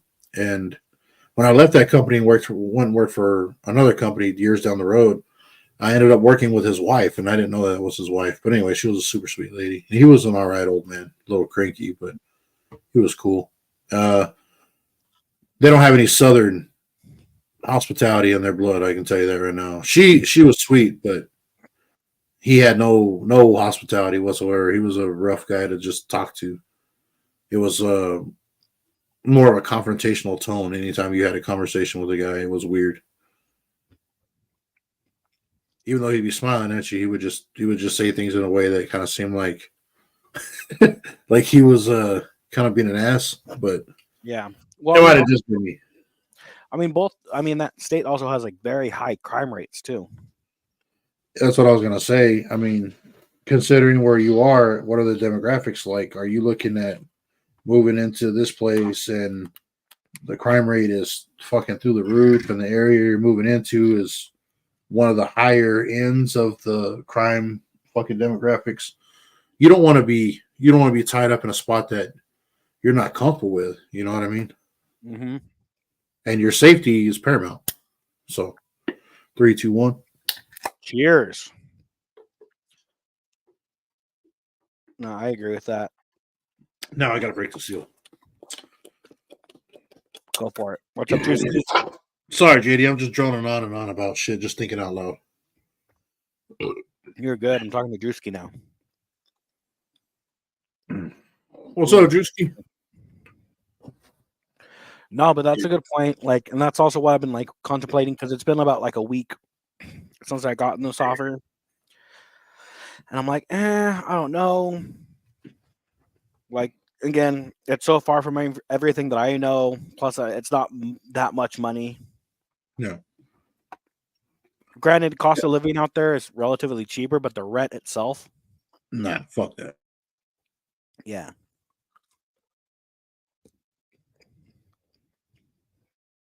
I don't know. I'm kind of looking over about where to go, what to do next. I don't want to make more money, but money's tight. You got to look at the economy. You got to look at world economics and see where everything else is going because things are doing its own thing. But I'm definitely looking for work. I mean, I'm currently working, but I don't know. I want to do something more.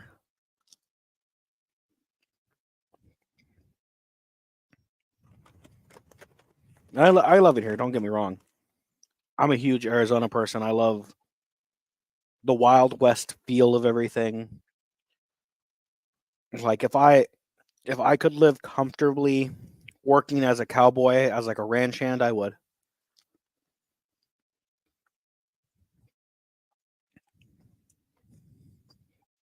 I definitely say working as like a ranch hand would definitely be up there in like a dream job because I very much love the cowboy lifestyle and everything else about it. But if I could, I would. I mean, I am a cowboy at heart, which is also why I love Arizona. I love the desert. I love the Wild West. And I think that's definitely part of the appeal of this area that I'm currently in. And I mean, I have family out here.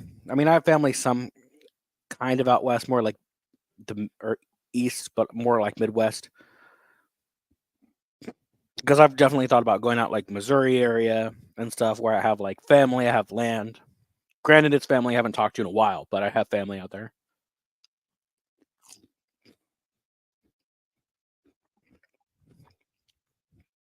Which is something. Texas, you're still muted. What's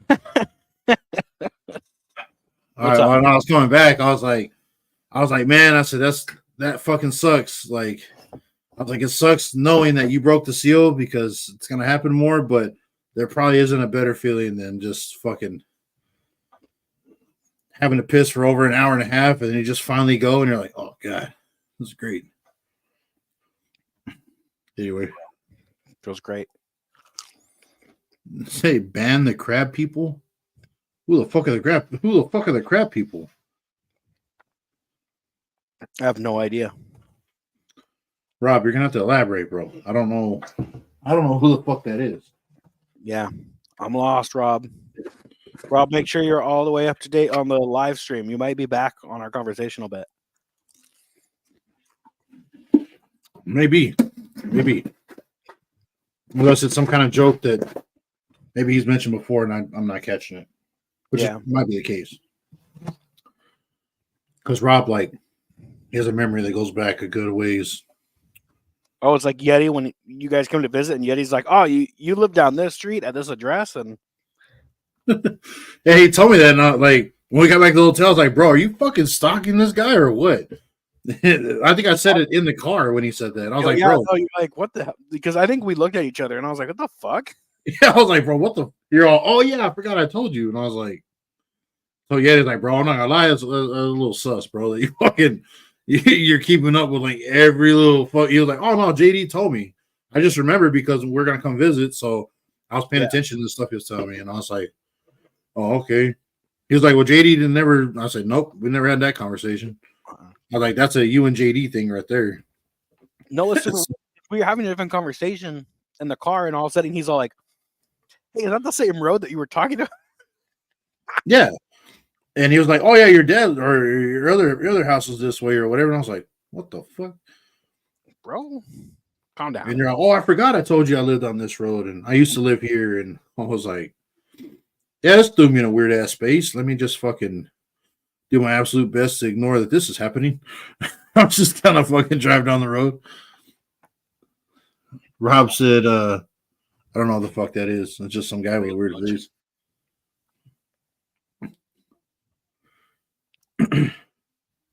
I don't know. I'm gonna assume that The best face I could do about the emoji. Like, yeah, I'm assuming that means something. oh, I haven't eaten all day.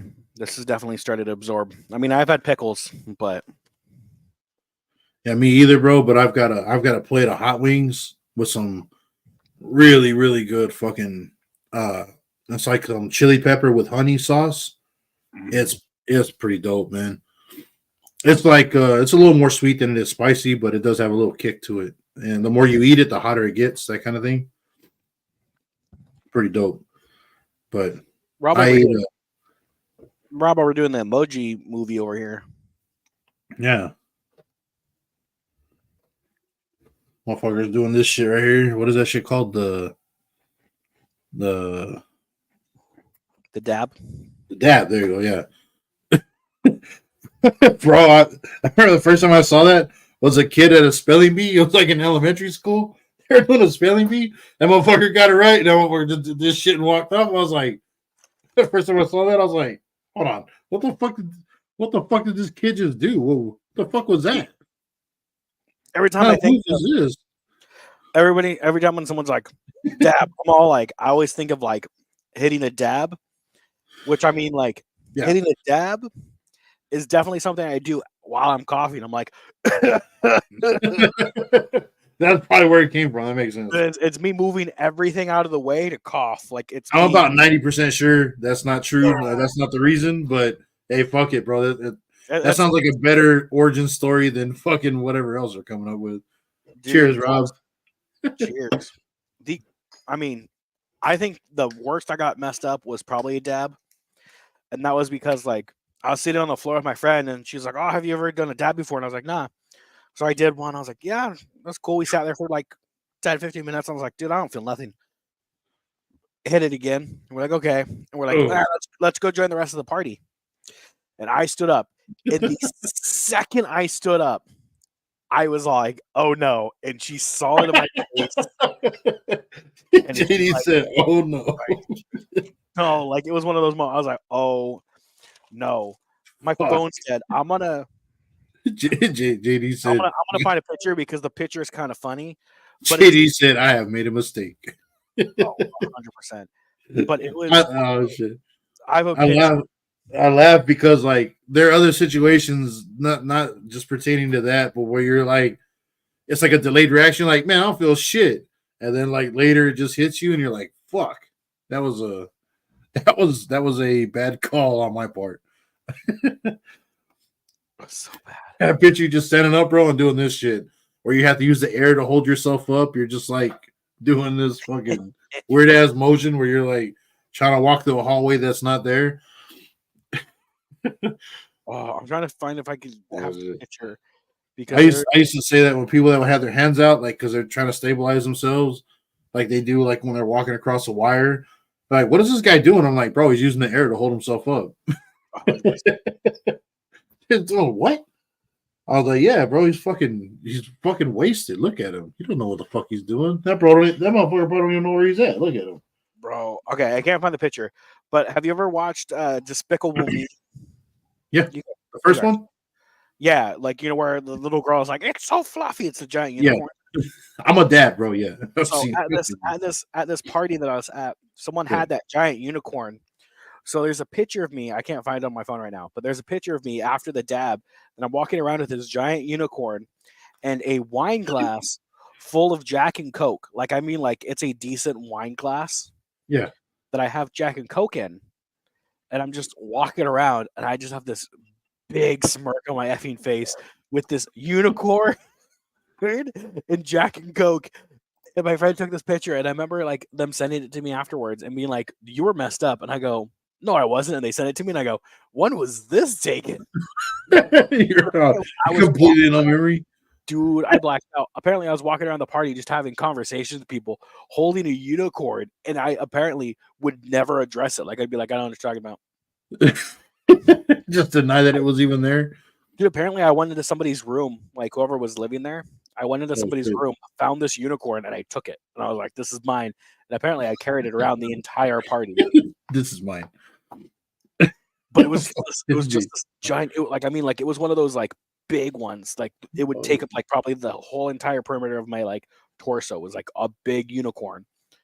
But apparently I just carried it around all night. I was like, "This is mine." You're just fucking stealing shit out of people's fucking. Yeah, like I don't know why. I don't know why I had to steal a stuffed animal. You're just stealing shit from people's rooms. But you're not like stealing it like you're not like going through their drawers and stealing like money or anything. You're just like grabbing random stuffed animals, and every time they see you, bro, you're in a different room. You got like a stuffed animal, you got like a hat, you got a fucking scarf. It's just like random shit. You're just stealing from people's fucking rooms. But it's like low value shit. Keep going. JD, are you good? I'm fine. What's with the unicorn? What unicorn? The one you got right there. Nah, bro, you're tripping. There ain't no unicorn here. No, just outright deny it. They're like, JD playing head games, or is this motherfucker that wasted right now? Dude, I'm not even kidding. Like, that's literally the conversations that we were having at this party. Texas has a drunk snake trying to throw up on him in the background. Yeah, well, hey, bro, at least he's facing the opposite direction, right? Oh, what drunk snake? Fucking Rob. Oh, Charles the snake. I use that name. Oh, I use that name on somebody's. I don't know if you're familiar with Robot Chicken or not, but yes. All right. Well, there's a. Have you seen that episode of Robot Chicken where they're making well, they have a bunch of GI Joe episodes. They're making fun of them, but that one with that guy's name Fumbles, the sniper, but he joins GI Joe and he's like, oh yeah, you know, I want to fucking have a cool name like fucking whatever doctor, I don't know whatever, because he's supposed to be a doctor and a sniper and shit, and like he ends up like his first day there, like he falls and he's just like real clumsy. And everybody makes fun of him. They're like, your name is Fumbles. He's like, no, what about fucking this other name? He's trying to make a cool name for himself. And they're like, they just call him Fumbles because he fucks up all within 30 seconds. Like they just already gave a name to this guy. And so he leaves G.I. Joe, whatever command, and he joins fucking Cobra. Cobra. Hey, Cobra Commander's like, he's like, man, those are some fancy trousers. I will call you Trouser Snake. So I was like, bro, that's he's like, you know what? He just looks at the camera, bro. He's like, I don't even care anymore. He just starts killing all the GI Joes, bro. Like he's a sniper, he starts shooting them all, killing all of them, and he leaves I forgot the main guy, the main character's name, the guy with the white hair. He's like the leader of the GI Joes. And he's like, after he fucking kills everybody, and that guy's like ripping his shirt off. He's like, take me. He's like, nah. He gets out of the scope. He's like, nah. You live with it. And he stands up around, puts his rifle on his back, and Cobra's like, they're all standing there because, I mean, they've been going to war for like 30 years, dude. Like nothing ever happens, but it's like real consequences. And he's like, wow, that was great. Trouser Snake, like they're all speechless. And he's like, it's Fumbles. It was always Fumbles. So like when you talk about the Trouser Snake shit, bro, like I've used that on here before, like on other podcasts, or not podcasts, but other live streams and shit, where I'll put that Trouser Snake in there just as a reference to some of the funny ass shit. I only bring that up because you're talking about snakes thrown up and shit. It just made me think of G.I. Joe. No. It could be that. It could be all the shots that I've taken are starting to hit me. But anyway. No, every time I think of G.I. Joe, I think of what's that one show? Community. Because Community in the later seasons they did like a G.I. Joe reference where one of the characters is like, I think he's turning like 40, and he has like panic about how old he's turning. Oh, yeah, midlife crisis, yeah. Yeah, so he takes all these pills and like he kind of goes into like this deep sleep.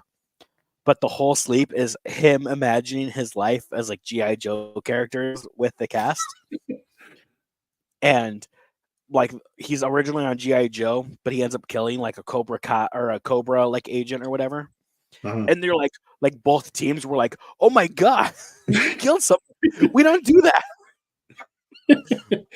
Yeah, so, it's like wrestling, bro. It's just for show. And we start killing people for real, like there's like no real consequences ever. You start doing that, bro, you're breaking the mold. Don't do that. But like that Community that you're talking about, that show Community, I've seen some episodes, man, like a while back. I just haven't seen it like in a long time. Dude, that show was funny. Like, what's his face? I can't think of his real name. Childish Gambino. And it says rapper name. Mm-hmm. What's his real name? You got me, bro. I know who he is, but because like I love him because Community actually has affected the MCU. I don't know if you know this, but I am not a Marvel fan. I don't know this.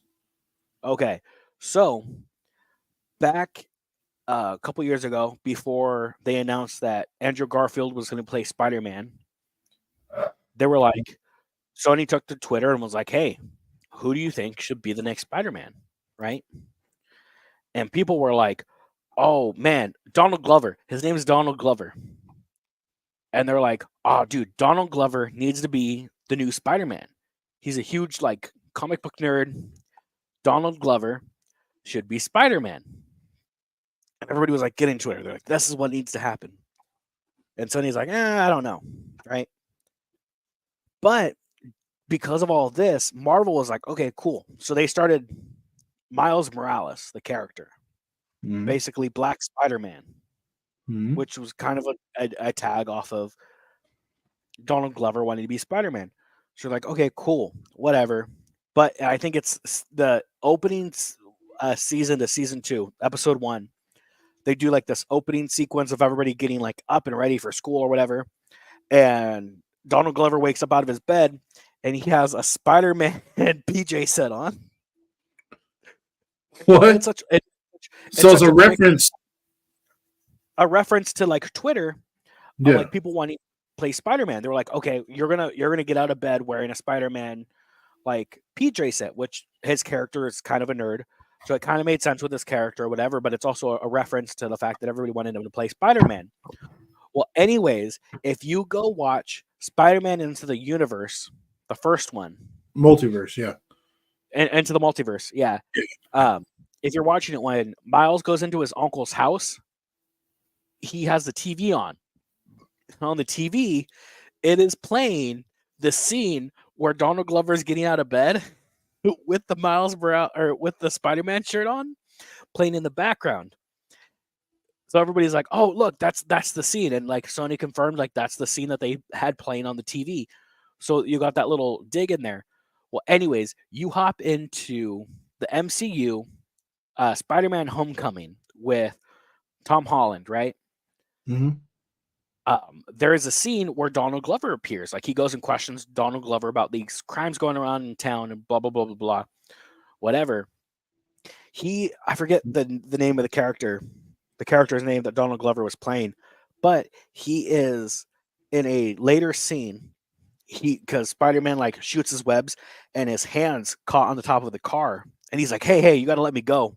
Like I gave you the information you need. Let me go." And he goes, "Oh, that's gonna like dissolve in a couple hours. You'll be fine." Well, anyways, there's a scene later on where it's him still on the car and he pulls out his phone and he calls his nephew and he's like, "Hey, Miles, I'm actually going to be late." He's playing Miles Morales' uncle who becomes a villain later on, the Prowler. So technically, Donald Glover has weaved his way into the MCU. He's now part of the Marvel multiverse, playing different characters. Yeah, but that's how much, like, just because people were like, Donald Glover's amazing, like his fans put him into a whole comic book universe, not just in like the MCU, but just in Marvel in general because of how big of a nerd he is, plus his fan base. And I was like, that's so funny. I haven't seen like all of the Spider-Man movies, but like, I don't want to get into it. I'm just saying I haven't seen all of them, but like on the streaming services we have, like HBO Max and all that shit, whatever, like it's been on with everybody here watching it, and I'm like, all right, Spider-Man. Yeah. How many Spider-Mans you got to make, whatever. But I've caught like glimpses of it where like the three different Spider-Mans from the different universes, whatever, are meeting up in one place. And I remember it caught my attention because I was like, I stopped and I was like, back there, I was like, that fucking Tobey Maguire? I was like, what the fuck? I was like, the Sam Raimi Spider-Man? I was like, bro, the fucking, like the real Spider-Man, not these other fucking, oh, wait, no, there's everybody together. I was like, what the fuck is this? And because I was passing through the living room and I just saw it. And it caught my attention. And back then I was like, what the fuck is this? I don't ever really pay attention to what the fuck's playing on TV, man. I don't really care.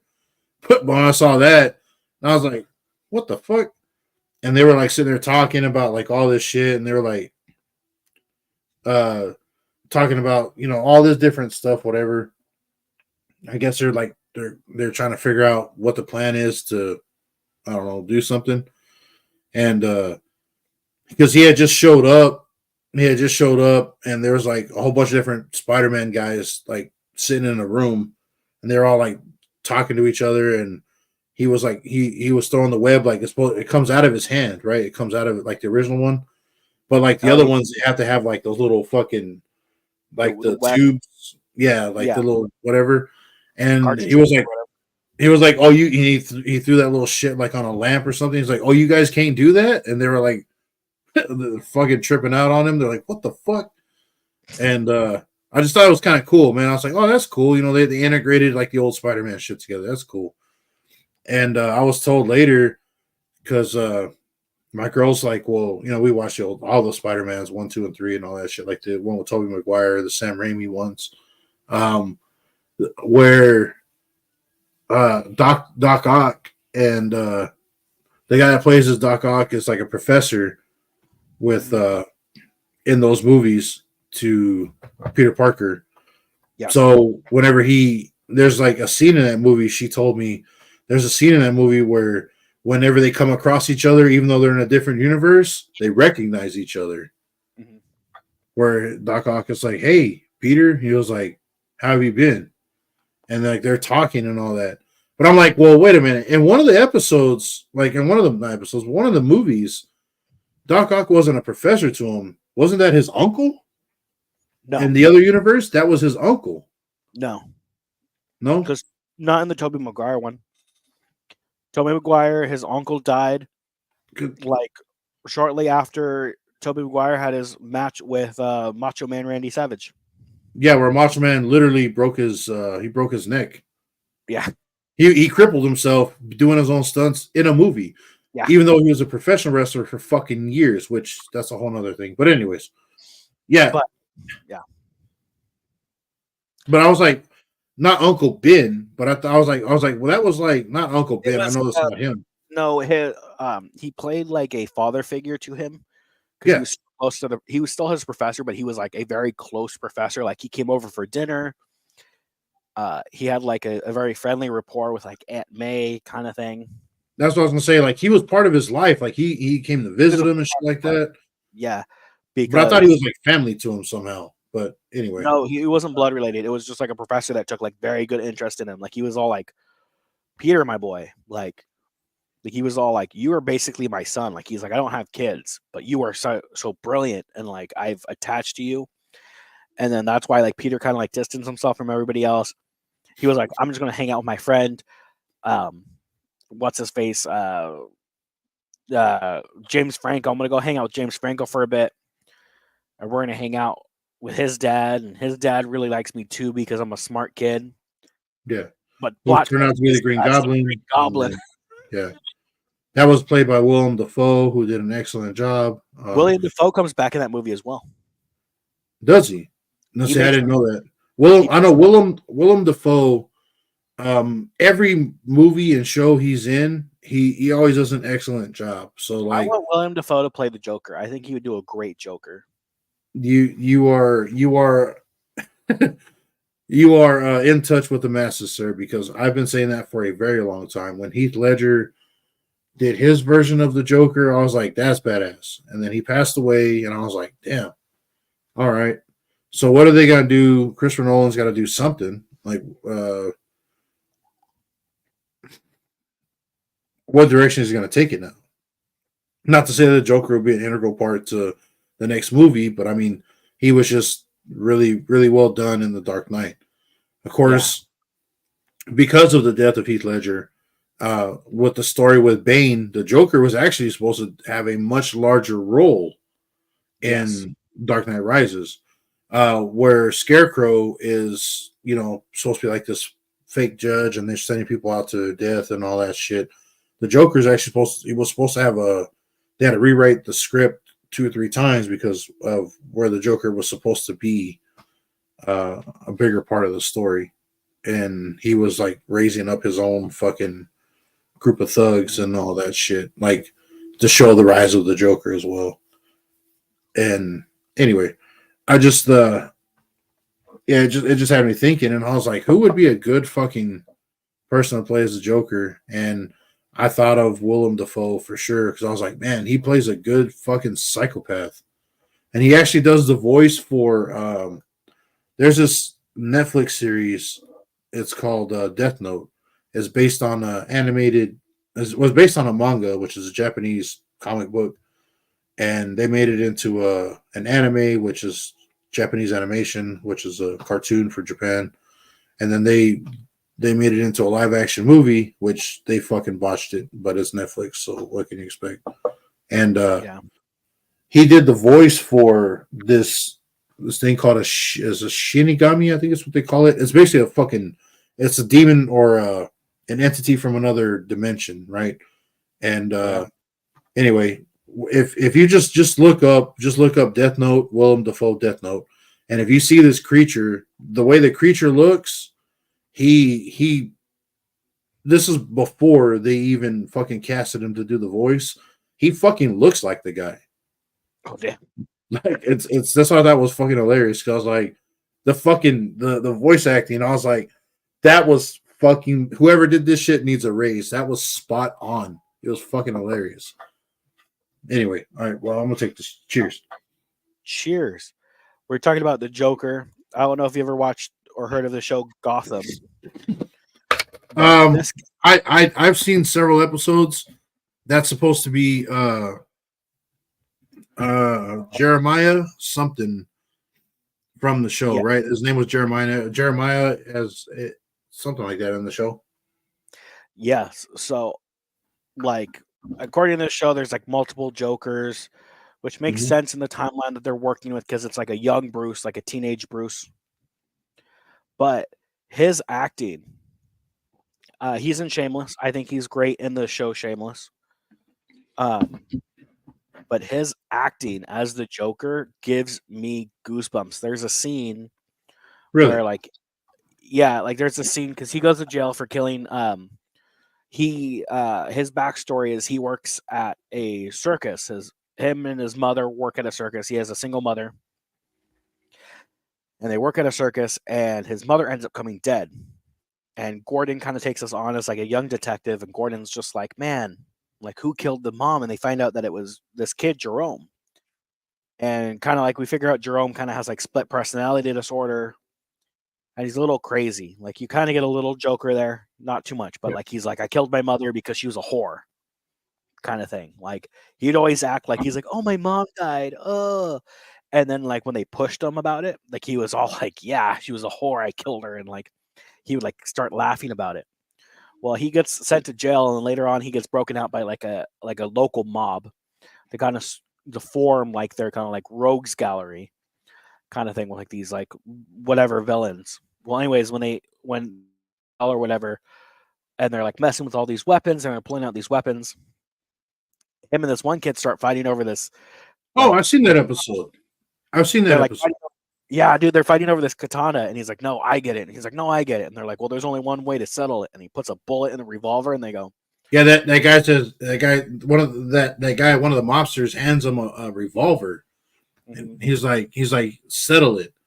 So he ends up he dumps all the rounds and only leaves one in there and spins it. They do Russian roulette, but anyway, yeah.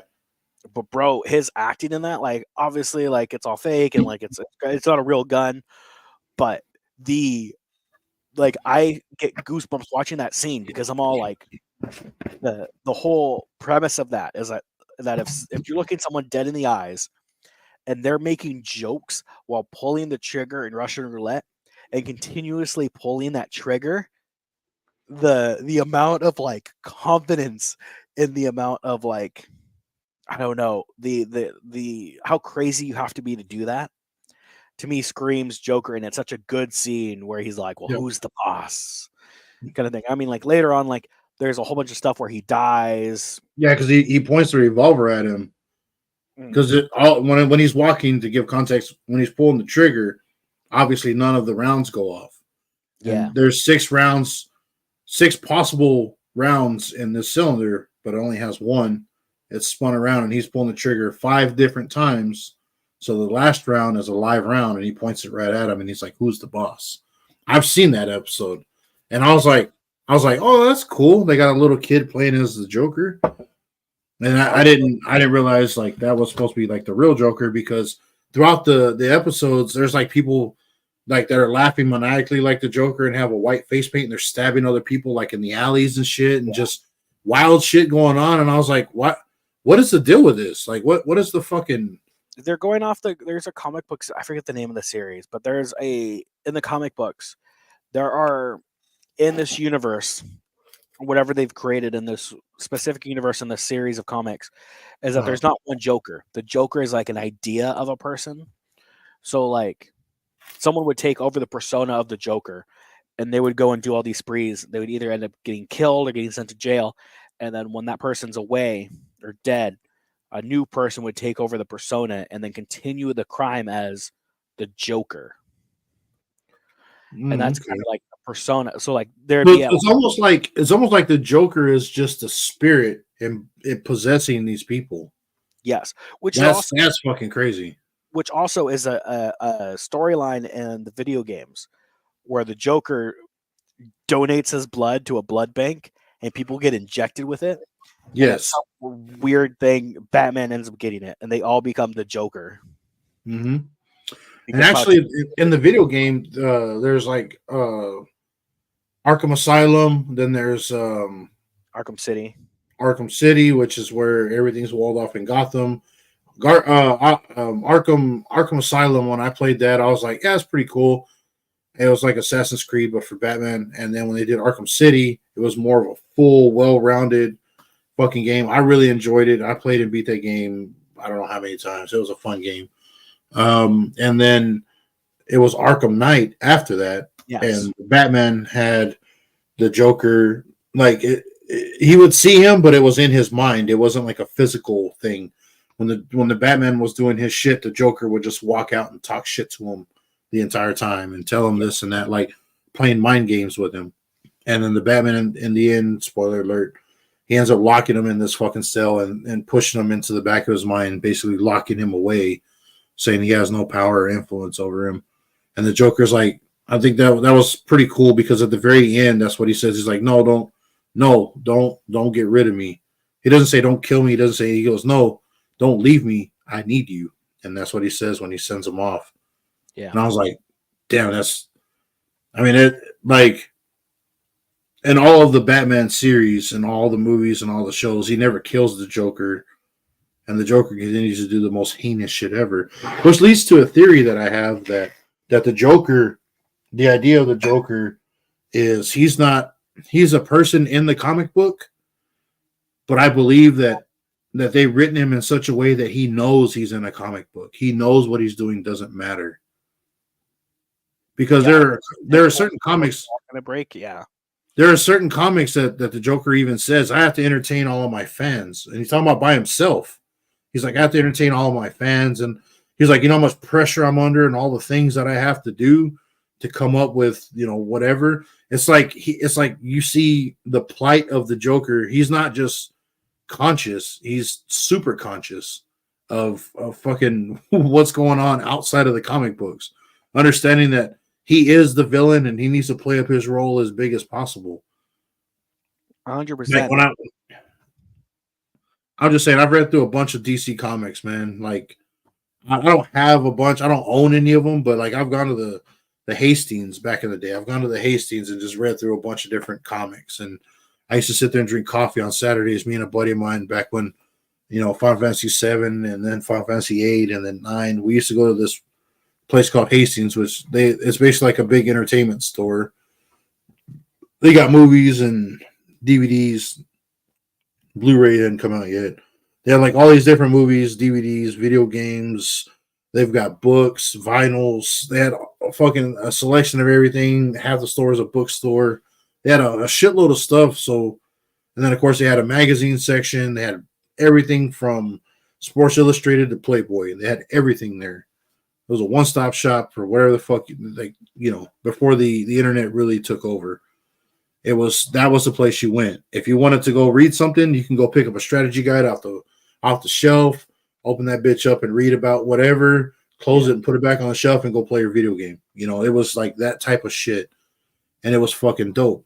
But me and a buddy of mine, I'll call him the Crimson Chin. I don't want to put his name out there. But me and the homie Crimson Chin, I say that because he's got he'll be on this channel at some point. You guys have never seen him, but I will get him on here eventually. He's a little odd, but he's a cool guy. Anyway, he used to live in these apartments pretty close to that behind the place. So we used to walk there. I used to hang out with him on the weekends and shit. We used to walk there and we'd hang out in the mornings, man. We'd go get some bullshit breakfast and I would read a bunch of DC comics. I would read like all these different Batman comic books and just shit like that. That was just what I liked. And there was one of the comics I remember in particular where the Joker, it was like a big book. It wasn't like an actual comic book, but it was a book and it just talked about like all the different things that the Joker has done. And just like, it was like some kind of composite that they had made. And I was going through the book and there's a scene where the Joker's sitting there and he's by himself contemplating all these different fucking like plans that he had, and he's scheming and doing all this shit. But that's what he actually says. He's like, when you read it, and that's what he says in the comic. He's like, you know what kind of pressure I'm under for all my fans and everybody that's watching. I have to come up with something new every time, and I have to fucking like it's like almost like performance anxiety. And he's like, the people I killed don't matter, and all the things that happen, it doesn't really matter. It's all part of the show. And like, and I was reading that, I was like, what the fuck?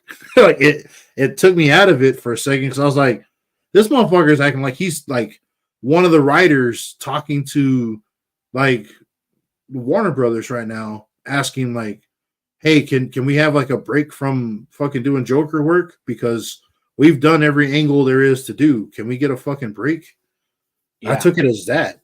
But anyway, that's my theory because of just that one fucking thing that I read. I was like, is the Joker really super conscious of what's going on? He knows that he's in a comic book, and that's why he doesn't hold back when it comes to killing somebody or making a tragic tale, like shooting somebody. Like, really matter. Yeah. Yeah, like Barbara, he shoots her in the spine and she's paralyzed. The Joker knows it doesn't matter because they're all fictional characters anyway. That's why he doesn't hold back. But at the same time, he serves the purpose of what is it like to be irreverent of everything. Yeah, like, and that's the whole reason why he's like, don't kill me, because we need each other. Like, if one of us dies, that's it. Yeah. So in the exactly, carrying that forward into the game, and he's like, no, I need you. And I'm like, because without Batman, the Joker has there's been comics that have been written before where Batman had been hurt like severely, and he went into hiding, and everybody thought that the Batman had died, right? And they were like, Batman's dead.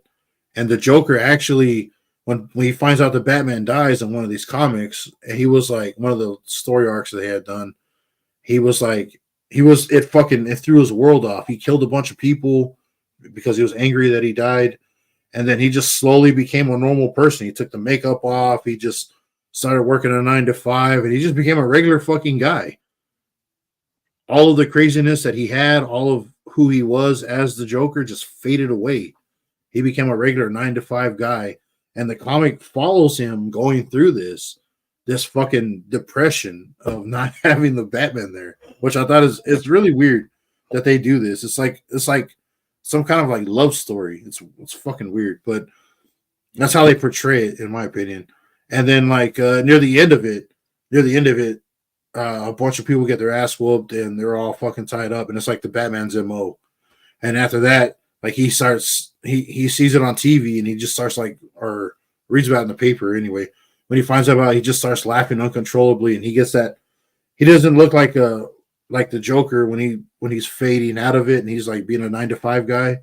But when that shit happens, he gets this huge fucking smile that the Joker is iconic for, and he's like, I'm back. Like, and it was fucking one of those weird comics that when I was done reading, I was like, what the fuck is going on?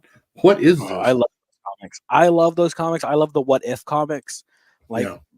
have you read the comic? I forget the name of it, but it's basically the plot of the comic is the night of the Wayne's death, Bruce is the one that ends up getting murdered and not Martha and Thomas.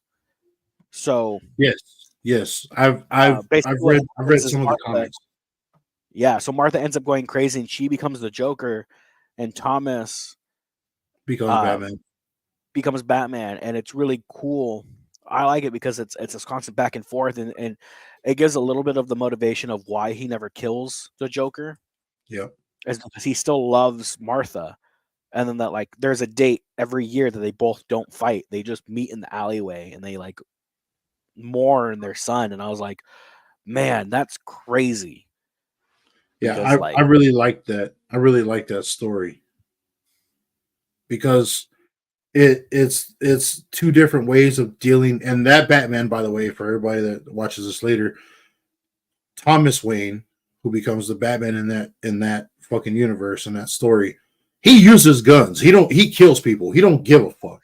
He is the Michael Keaton version of Batman. He kills motherfuckers. He don't care. Like, he'll beat the shit out of somebody. He knows how to fight. But like, if there's somebody that has a gun, he'll use a gun. He don't give a fuck. So like, it's like let's just put that out there up front. Like there is no fucking. Here's my moral code, and no, if this motherfucker wants something to happen, he's gonna do whatever he has to make it happen. But yes, like when Have you him and ever his. seen the College Humor Batman stuff on YouTube? I don't know if it's College Humor, but I've seen like Badman instead of Batman. I think it may be College Humor, but it's the one where like man, like it's so fucking funny, bro. Because when he talks, he always sticks his lips out. It's that fucking. It's a parody. I know that, but like when he's it's so bad. One of the ones that I saw was like the one where he kills like the penguin, who was fucking Patton Oswalt. Patton Oswalt, yes. That's what I was gonna say. It's funny because Oswald Cobblepot, Patton Oswalt. Anyway, I think that was on purpose. But fucking he like there's other ones where he makes fun of Superman when Superman's like, hey, when he wants to like make the Justice League, and Batman's like, I don't fucking need you. It's like, look at you, you're a Boy Scout. What are you gonna do? And then the fucking they're on the rooftop and the fucking bigger guy that plays is Gordon. Like instead of being like, hey, this is Superman, he just starts making fun of him too. They both just clown his ass. Ranting on Superman. Dude, I love College Humor. It's College Humor, but it's really so funny because that series is so funny because it's Batman being dumb. It's just and being an asshole, yeah, and being an asshole because they even do like there's an episode they do, and I mean episode. It's short. It's like 2 minutes. Yeah, but it's him being like he captures his first bad guy and he's testing out voices. Oh yes, bro. I've seen that when he's like a Batman voice because he like throws his voice out. He goes, whoa, whoa, whoa. The bad guy's like, whoa, whoa, whoa. That's it. Say it again. One. Do that one. Yeah. That's the one. Because like he does that one where he even does like a British accent where he's like fucking I was like, what the fuck, bro? I mean, it's funny, because that was during the Dark Knight. Like it was like his version of the Dark Knight. Whenever Batman beats the shit out of all those, I think it's Falcone's gangsters. He beats their ass on the docks and then takes that one upside down by the legs, and he's like threatening to kill him. And that's because that Batman doesn't do the actual deep Batman voice. That was where I think that's where the skit came from. Yeah, but either way, top notch humor. It's that following. I think it's the following skit where they mimic the scene in Dark Knight where Natalia stabs him. No. It's the other one with the one after that is the one with the Joker. But I know the one you're talking about where he's like talking about banging her and all the sexual acts that she did to him, and Bane's like, "Oh man, come on, I don't want to fucking." Bane and Natalia like stabs him, and he's all like, "Yeah, but I banged you," and she goes, "Yeah, remember when I penetrated you?" Yeah, he's like, "Yeah, but it was all a cruel ploy," and he's all like, "Sign me up for another." He was like, "You remember that time whenever he talks about when they met up, and he was like, and she started blowing me and."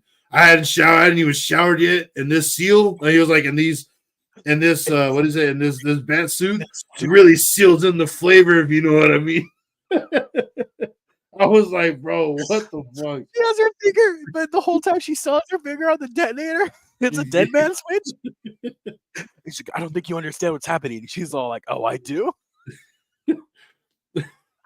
Bro, there's the new ones now that are out. Where it's the Batman interviewing the different people from the Justice League. Oh, he does it from the Justice League. He also does it from the X-Men. He like fires people. Yeah, it's like he's all sitting at the table and like the different he has it like the different Justice League member shows up and he's like, it's Aquaman. He's like, oh, I have whatever. He's like, you know what else can get us there? He's like, I can get us from this point to this point quickly, whatever. And he's like, you know what else can do that? My boat. Oh, yeah. He just starts clowning him for. Not basically not having any powers. Yes, I'm mistaken because I said he does it with the Justice League and the X-Men. With the X-Men, he's not playing Batman. It's the same actor, but he's playing Charles Xavier. Yes, that's what I was about to say. I was like, there's one, but I don't know if he's the Batman on that one. He's Charles Xavier, and he's all like, Wolverine, how are you going to defeat Magneto? You're made of metal. And he goes, I'm going to run at him really fast. Yeah, bro. Like I mean, I don't know if I didn't know that it was college humor. I've just seen a bunch of these fucking episodes, and I don't ever really pay too much mind because other people repost those too as like their own shit. Yeah. So like I never really pay any mind. I just when I see the guy, I'm like, they don't call him Batman, they call him Bad Man, and because he's like bad at his job. But one of my favorites though is the one with the penguin with Patton Oswalt when he fucking just like the way he kills that guy with that batarang he throws, just throws it, bro, and it's like sticking out of his face.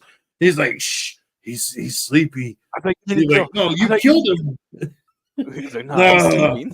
yeah, I don't kill. I don't kill. That's against my code. You just fucking killed that guy. And he's like, no, I didn't. Shh, he's all tuckered out. Texas during the pen. All right, bro. During the apocalypse, be like, nah, he's just sleeping. You shot him 8 times in the face. Those were sleeping pills. When Oswald gets that fucking gun, Batman picks up that fucking AK and shoots him like a shitload of times. He's like, Gordon's like, what are you doing? You just killed him. He's like, no. He's like, you shot him with that gun. He's like, this is a gun? Like, he just plays stupid at everything. I was like, bro, get the fuck out of here. Because what was it when they're like, oh, these men are like your fish? He's like, I overfed these men? Like, no. They're trying to explain to him what death is. Because his parents aren't dead. His parents just went away to a farm. Like, the way he goes off. Yeah, talking about it.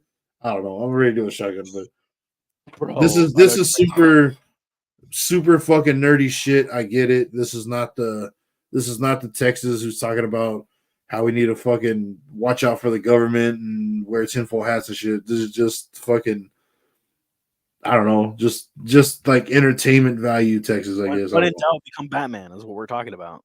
Yeah, I mean, yeah, something like that. Like, there has to be more to your life than just one or two things, right? Like, you got to be a multifaceted person. So, yeah, if you're a multi-millionaire watching this stream, be Batman. Yeah, be a vigilante. Go beat the shit out of people. Do it for fun. Exactly. Cheers. Cheers. Ready? 3, 2, 1.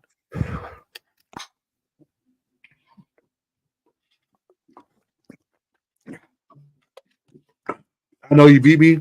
Because literally on the 2 seconds after I popped it, I burped into the can. I was like, well, that was gross. Yeah, I was like, that was gross. But what am I supposed to do? I can't break the seal and I can't lean it down. I'm not losing any beer. So 100%. I literally just like was fuck it, burped into the can. Oh, okay. Talking about people who don't kill either. And I also thought it was really funny because I saw someone make a compilation of it. Have you ever watched Avatar: The Last Airbender? Man, yes and no. Yes, I've seen a lot of episodes. No, I didn't finish the series. Okay, so I saw up until Aang was with, I don't even remember their names. Well, that dude and that chick. There were two other fucking like waterbender and airbender. I get not airbender is Aang, but there was like a waterbender. Then that one guy that decided his face is all fucked up. It's like he's a firebender guy. He's supposed to be a bad guy from the Fire Nation. I know like the setup to it, but I don't know specifically all the details to that. Okay. I just know that him and that chick are like pretty cool, and that chick has a friend or a brother, something like that. Anyway, yeah. I don't remember. Yeah, I don't remember all of it because it didn't catch my attention. But anyway, go ahead. Yeah. So, anyways, he's Aang is an airbender. Who airbenders are like these nomads who are like peaceful, nonviolent nomads, and the whole point is like, and he says it multiple times throughout the series where he's all like, "I'm a nonviolent. I wouldn't hurt a fly." And someone made a collage on YouTube or a compilation on YouTube of Aang just not only killing people, but like it starts off with like he kills like a giant like mosquito hawk or a mosquito vulture. It was like a vulture mosquito hybrid, and he ends up like killing it like straight out of the air. There's the and then it like the next clip is like a little bug's flying by his head, and he like blows wind at it and like shoots it away, which would kill it. Or like the Fire Nation's like climbing up the snow mountain, and he goes and like hits the side of the hill with some air, and it like creates an avalanche, essentially killing all these people. But Aang's like, I could never kill. But he killed like hundreds of people. Like straight up, like he's like, I'm peaceful. I love the earth and everything on it, and I would never hurt anybody. And he just constantly kills people. I thought it was funny. But we're nerding out. I love it. Thank you all for watching. I know that we're coming up on hour 3. Hour 3? No way. That's crazy. Remember, do chugs, not drugs. We're getting nerdy on this episode or this live stream. I think this is probably the nerdiest that we've been. But I know, but we were talking about while you were gone, Texas, and we're just talking about how Aang is this peaceful nomad, and the fact that he's like, I'm so peaceful, I don't kill anybody or like any bugs or any people. And it's a compilation on YouTube of him killing like it starts off with like him killing a couple animals, to slowly him like the Fire Nation, the enemy's like crawling up this mountain, like snow mountain, and he like creates an avalanche and just pushes this whole army down the hill. And I'm like, yeah, that doesn't kill anybody. Or like, yeah, it's everything he does. Or he fucking like working people. He merges with one of the spirit animals or whatever, and becomes this giant water monster, and like splits ships in the ocean in like half. So like, okay, you just killed everybody on that ship. Yeah, but he doesn't kill anybody. He doesn't kill anybody, but the whole series, like every season, he kills at least a couple hundred people. So, like here's my thing. Why is it in media? Here's a question. Why is it in media when somebody is killed, keyword killed, not murdered, but why is it when someone is killed, they're like, heroes don't kill, though? And I'm like, I beg to differ. Oh, it's because you're dispensing justice and you're being the judge, jury, and executioner, and they need to... Dude, if you have someone dead to rights, if you catch a person dead to rights, and they have a pattern of being a fucking piece of shit, and you're already a vigilante, I mean, why not? Look at the Punisher, right? The Punisher is a pretty good example. Punisher is a great example, but also, like, I also feel the Punisher also gets adopted by the wrong party, because I don't think the police should be adopting the Punisher, especially when the Punisher's main goal was to kill the police. Yeah, but that's what I was gonna say. When I see police officers want a Punisher skull, I think it's fucking retarded. And what I mean by that is it's pretty simple, because they're like, you're basically saying you're gonna take the law into your own hands, but you signed a piece of paper that's not just a piece of paper. It's an oath, right? And you took a legal standing saying, I will enforce the law. And then you're having a Punisher skull, which means I will go beyond the law. You can't have both. You can't say I'm going to be a pacifist monk while I'm in the military murking people. You can't have both sides of that. It's fucking one or the other, right? So either you take an oath to the Constitution, which is what, if you're going to be a police officer, you have to go to school to be a police officer. You have to learn the law, learn how it's enforced, know the difference between case law and constitutional law, because that's a thing. And all of the bullshit that goes on in your area, you learn all of these things. So I get that. But when you say, I swear to everybody here and to God, I'm going to enforce the United States Constitution and all this other stuff, and I'm going to... In the military, it's the same way. I'm like, cool, you took an oath to do that. It's an oath. You can't break that. If you promise to only do these things, it's like when you get married. This is my wife. Here are my wedding vows. It's an oath. It's a promise. I'm not gonna fuck other girls. I'm not gonna do dumb shit. I'm not gonna whatever it is that your vows say, you're supposed to abide by that. You can't have it both ways, is what I'm saying. Yeah. So when I see cops with Punisher skulls, I'm like, you're not punishing anybody, bro. It's cosplay. It's embarrassing. Take that shit off. What the fuck are you doing? You're not some kind of fucking anti-hero, dude. You're supposed to enforce the law. You are the guys that the Punisher has a huge fucking problem with. If you read the comics, he has a huge fucking problem with you guys because you're inept and inadequate. That's the way you're presented and represented in the comics and I guess on the shows and movies. Yeah. So how are you going to be the thing that he's standing against, but you're going to wear his fucking logo? That's fucking makes no sense. No.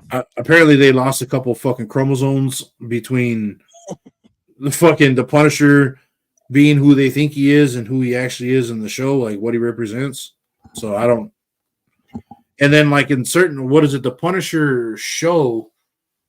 I think it's a show they did of the Punisher where he's supposed to be like a war veteran and he lost his family and all that stuff. But a lot of people. That's in the Daredevil show, which is actually because of recent Disney stuff is now canon. Well, in the comics, the Daredevil and Punisher, they come across each other several times. Yeah, but in the the Marvel universe. Yeah, in the Daredevil show, which was a Netflix special, because it was still before like rights were given or whatever. Netflix did the Daredevil, Iron Fist, and Luke Cage. Yeah, Luke Cage. I know who that is. And they did another one. He's supposed to be. He's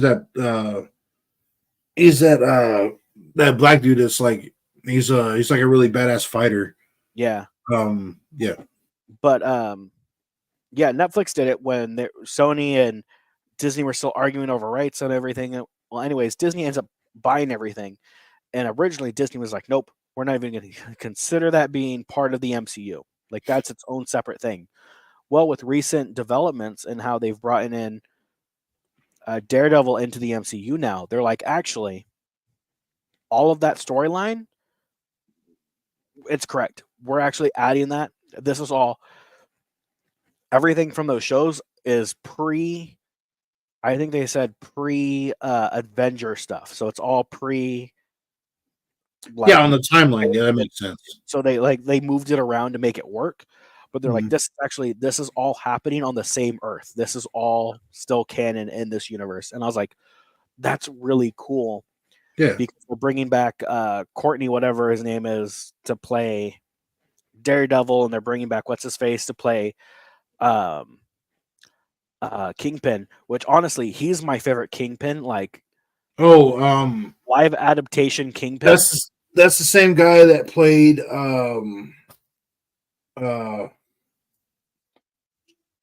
he's the same guy that played Private Pile in Full Metal Jacket. Yes, it is. Yeah. Dude, he's so good, at least in the show. I haven't seen him in any like the recent stuff that they're doing with him. But as Kingpin in that show, his character is so well rounded because like we always know Kingpin as this person who's obsessed with like Spider-Man and he's obsessed with his political career in the MCU because he wants to be mayor of New York City. He's tired of how Hell's Kitchen is being and this and that and all this other stuff. But he is so good in that show of just showing how well-rounded he is. Because in the show, like he meets his wife, like they're not married yet. It's his girlfriend. He meets his girlfriend, and like he talks about how he's like an art person, and he finds like art that he loves.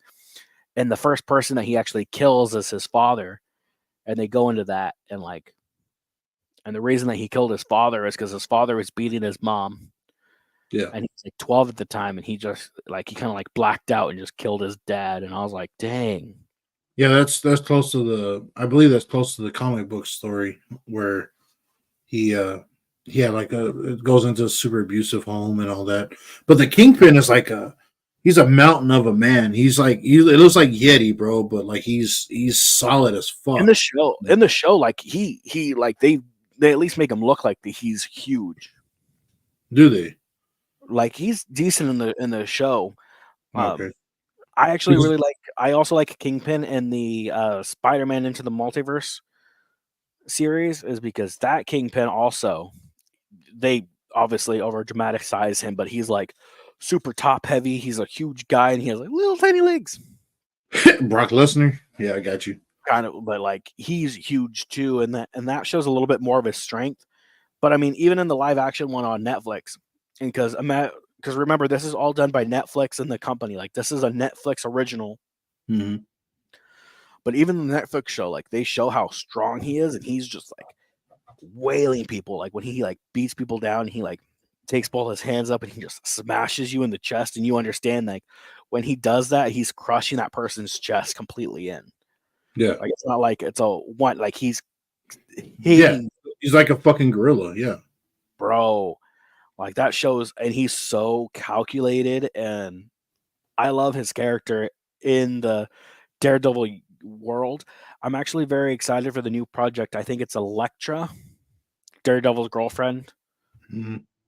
They're coming out with she's getting her own TV show, and it's the same actress from the show, which I think is also the same girl who played a character on Brooklyn Nine-Nine. I've never seen the show. Brooklyn Nine-Nine, pretty funny comedy. Oh, But okay. I don't know anything about it. it's all those same. It's all this. What's cool is they're taking the same cast from the Netflix show into the MCU, and they're basically continuing the storyline and adding on to it. Hmm. I was like, I'm like kind of excited to see where it's going, because they've already like done sneak peeks, and like we've already seen Daredevil's new suit because of She-Hulk, which I haven't watched. I watched the first episode of She-Hulk, and I was so disappointed on how Bro, just the CGI. Like, and I'm not even going to go into the storyline of it, but just the CGI of this buildup, because She-Hulk was supposed to be this great character, and like, here's my thing. bro, in the comic books, She-Hulk was relatively successful in the comics. After the show was aired, which they canceled the second season after Disney was all about we're all in, and then they canceled it. Not to cut you off, but the resale value and the collectability value of the She-Hulk comics has now tanked because of the show. But anyways, to give you an idea as to how fucking 100%. terribly received this fucking show was. Here's my opinion also, is because they had what's her face, Nikki the Stallion or whatever, and No. She-Hulk twerking on an episode, because I remember that clip just going viral. And I forgot about that, but yeah, you're right. Yeah, here's my thing, at least in episode 1 that I watched, is like they're like, oh, she compares her daily life as a woman as hard as Bruce Banner's, and of controlling anger, and they're like, it's so hard. And don't get me wrong, it is hard, and I understand that it is hard being a woman in modern times, especially with like everybody has their struggles, and like, don't get me wrong, I think women have a different set of struggles to deal with, I agree. especially going into a man's world. And I'm not arguing that this isn't a man's world. Like, men definitely do have an upper hand in some capacities in certain ways. However, we're talking about fictional characters, and we're comparing her to Bruce Wayne, and you're comparing modern women. Bruce Banner. Yeah. Bruce Banner. My bad. Yeah. Bruce Wayne. No, you're right. Yeah. Bruce Banner. And even in that episode, like, Bruce Banner is just like, really? Like, I get that but it's also, they also did it like a modern twist to it. So like, he can't really argue, because, me too. She's like I was gonna say CEO or something, like some high level secretary. She's a lawyer, and like, Yeah, and that's her whole storyline or whatever. And like, yeah, she gets catcalled. It's really hard to be a female lawyer in Los Angeles, and like, Los Angeles already has a history of like being very like male dominated in all fields kind of thing. But the whole thing is, you also have to remember, Bruce Banner was on the run for years. I was just about to say, look at the 70s TV show and tell me his life was easy. But yeah, go ahead. But also, all of that is canon. Yeah, it is. This is all canon, which also means that she never reached out to her cousin, who was going, and she knew who this was. There's no way that she didn't know who this was. She doesn't reach out to him until she's super successful, and he's open, and he's now like a humanoid Hulk kind of thing. Which I'm also very curious if MCU is going to do it. I doubt they're going to do it, but we also have to start talking about like the MCU apocalypse, where we're going into like the kind of end of days where Hulk starts going a little crazy and the X-Men start killing each other. And because the Hulk is lonely, the Hulk actually breeds with his cousin, She-Hulk, and they have a family of Hulks who basically run California. And they end up they're one of the comics. There's actually a planet full of them, and like Hulk actually kills Bruce Banner. He kills him, and he doesn't exist anymore. There's just the Hulk Prime, I guess you could call him. Yeah. He's just the Hulk now, and he looks like fucking Hulk Hogan, bro. He's like all bald on top, and he's got a skullet. Yeah, it's just like he's got hair around the back, but it's still kind of long. He looks like Hulk Hogan, bro, like a fucking like a skullet, and it's all white. And like because they haven't seen the Hulk in a long ass time, and then I think I don't remember exactly how when I was reading the comic, because I've read a lot over a lot of years, and I'm not a spring chicken. It's not like I'm in high school where I can just read this and fucking my brain is elastic enough to fucking bend around these things and recall them, verbatim or anything. But I remember reading one of the Hulk ones where, because I like the Hulk, man, and Marvel, I did like the Hulk and Wolverine and a few other guys, but like in that series, the Hulk was like, they had asked him, I think it was like Iron Man or somebody had asked him, like, well, where is Bruce at? Like Bruce Banner, and he's like, Bruce is dead. I killed him, and he was like, well, how can you exist without him? Like you two are supposed to be one thing, and he's like, no, I exist. He was more or less a cover for me. That's how he explains it. I was the true person. I was the true being. He was my weakness. And I was like, damn. And he takes it as when Iron Man, I believe it's Iron Man, when he shows up and he's talking to him, he's like, I'm not a fool. I know what you're doing. You didn't come here to talk to me and talk to Bruce or whatever. You came here to overthrow my power, my dominion. My entire goal and my reason for existence is to be the most powerful. Like he explains all this, and he's like, and I know you're here to challenge that power, which is not the case at all. But the Hulk has become such a hermit and so focused on his own fucking dominance and power, which is what the Hulk is, just unbridled masculinity, right? So toxic masculinity. Anyway, so unbridled masculinity, which is I'm the biggest, baddest motherfucker on the playground, right? That kind of shit. And he ends up fighting. I believe it's Iron Man when I read it. I could be wrong, but I remember he ends up fighting him, and it was at that point where like you kind of realize that the Hulk is no longer some kind of like sympathetic story. It's like it's now become something totally different. The Hulk is now a totally different mindset, totally different person, and he's a conqueror. He's not just some fucking guy anymore. So that was my issue with how Endgame kind of ended, where like we get like Bruce Banner where he's like, I can't get the Hulk out, and like him and Hulk are kind of like going back and forth, and he's in the Hulkbuster suit, and in the fact that like after that whole battle, there's a deleted scene where like Hulk's coming over the hill, and like Black Widow like walks up and he goes, I got this, and she's like, the sun's getting real low, big guy. And it's that first it's supposed to, in this deleted scene, is where we're actually supposed to see like Professor Hulk, the Bruce Banner like Hulk mash up. Is where he goes, oh no, Nat, we're good, and like I figured it out. And he's in the Hulk form, and he's like talking full sentences, and they're like sharing the consciousness. But I mean, like they're coexisting in the same. It's the Hulk's body, but with Banner's mind. Yeah, right? Yeah. But that's also like, I feel like they messed up on there, because like I feel the whole storyline with that going into that section of the MCU is that they make him they make the Hulk so weak because it doesn't make sense of like how he's getting beaten down by Thanos without any stones. That's what I was just about to say. Why is the Hulk who is the strongest, probably the strongest fucking being out of everybody there? In the How universe. is how is Thanos just fucking pimp slamping this motherfucker around? Especially when the Hulk is supposed to get stronger when he gets angrier. The more angry he gets, yeah. Like the more angry you are, or the more angry he is, he gives off fucking gamma radiation as he gets more angry. He becomes more fucking domineering, more dangerous to be around in every way you can think of. I want to know how they because they haven't explained that yet.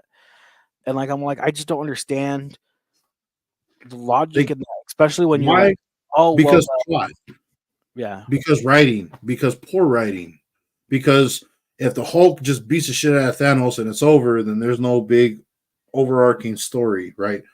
I mean, we get that, but if you're gonna handicap the Hulk, man, then you guys better come up with a pretty decent explanation as to why. You can't have giant Titanic characters like Iron Man is a titan in his own fucking stories. You know, fucking Captain America is a badass in his story, and I get all that. But none of those guys. Hulk is supposed to be. He's not a god, but he's fucking may as well be. Thor is a literal god, and this motherfucker is getting his ass handed to him by Thanos. So that's one thing I didn't understand about a lot of the in game shit, because I was like, well, the other thing is like Thanos isn't like, yeah, he's supposed to be strong. He's supposed to be this big dooming power.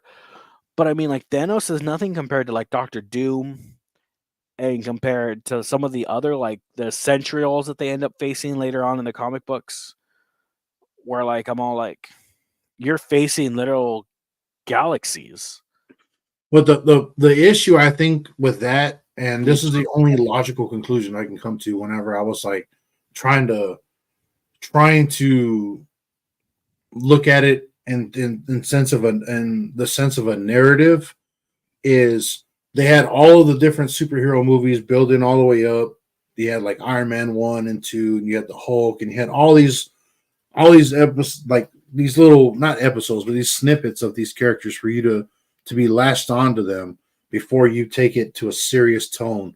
Because when the Avengers first came out, the first one, when Thanos fucking literally won the first half, like, because that's the first movie. The second half is where they overcome him, but the first half, Yeah. they lose. Thanos fucking snapping fingers and people are gone. He's fucking doing all this, which is a stupid fucking. The thing with Thanos to begin with is fucking retarded, because what they say that he's trying to do is bring balance to the universe. That's not in the comics. That's not true. In the comic book, he falls in love with death. That little girl, Wade Wilson, yeah. That little girl, he falls in love with her, and he falls in love with her, and he tries to impress her. That's why he tries to wipe out the vast majority of the universe and create a throne so he can impress her and say, "Look at all that I've done and all that I can do." It's like his version of an offering of love to fucking death, right? But she falls with Deadpool, and in return, the reason that Deadpool is immortal is because of Thanos. Thanos goes, "You will never see her again," making him immortal, keeping them forever separated. Yes, he's the ultimate simp. Yes, that's correct. He's fucking bitter as fuck because the chick he wants to be with somebody else. So he does everything he can to, and it's embarrassing, but Thanos is supposed to be some badass, but yeah, he does some simp ass shit like that. Whatever.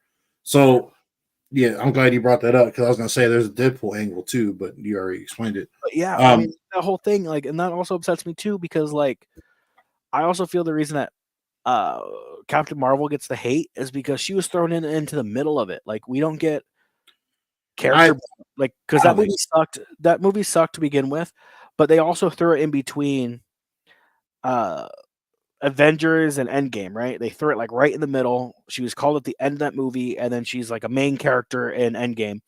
And like they really forced the female power. And don't get me wrong, like I think there's a good couple, like throughout the MCU, there's a good couple like female empowerment moments that are like genuine and are they're like authentically there. But there's one in particular that I think everybody agrees with in Endgame where they're all like running into battle all together.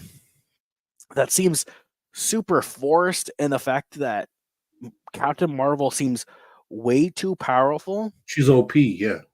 And the other thing is that if she was as powerful as that, she should have handled this a lot sooner. One, two, and sorry to throw this out there, but I think if a man had that power, we wouldn't have been in this situation. You said it, not me.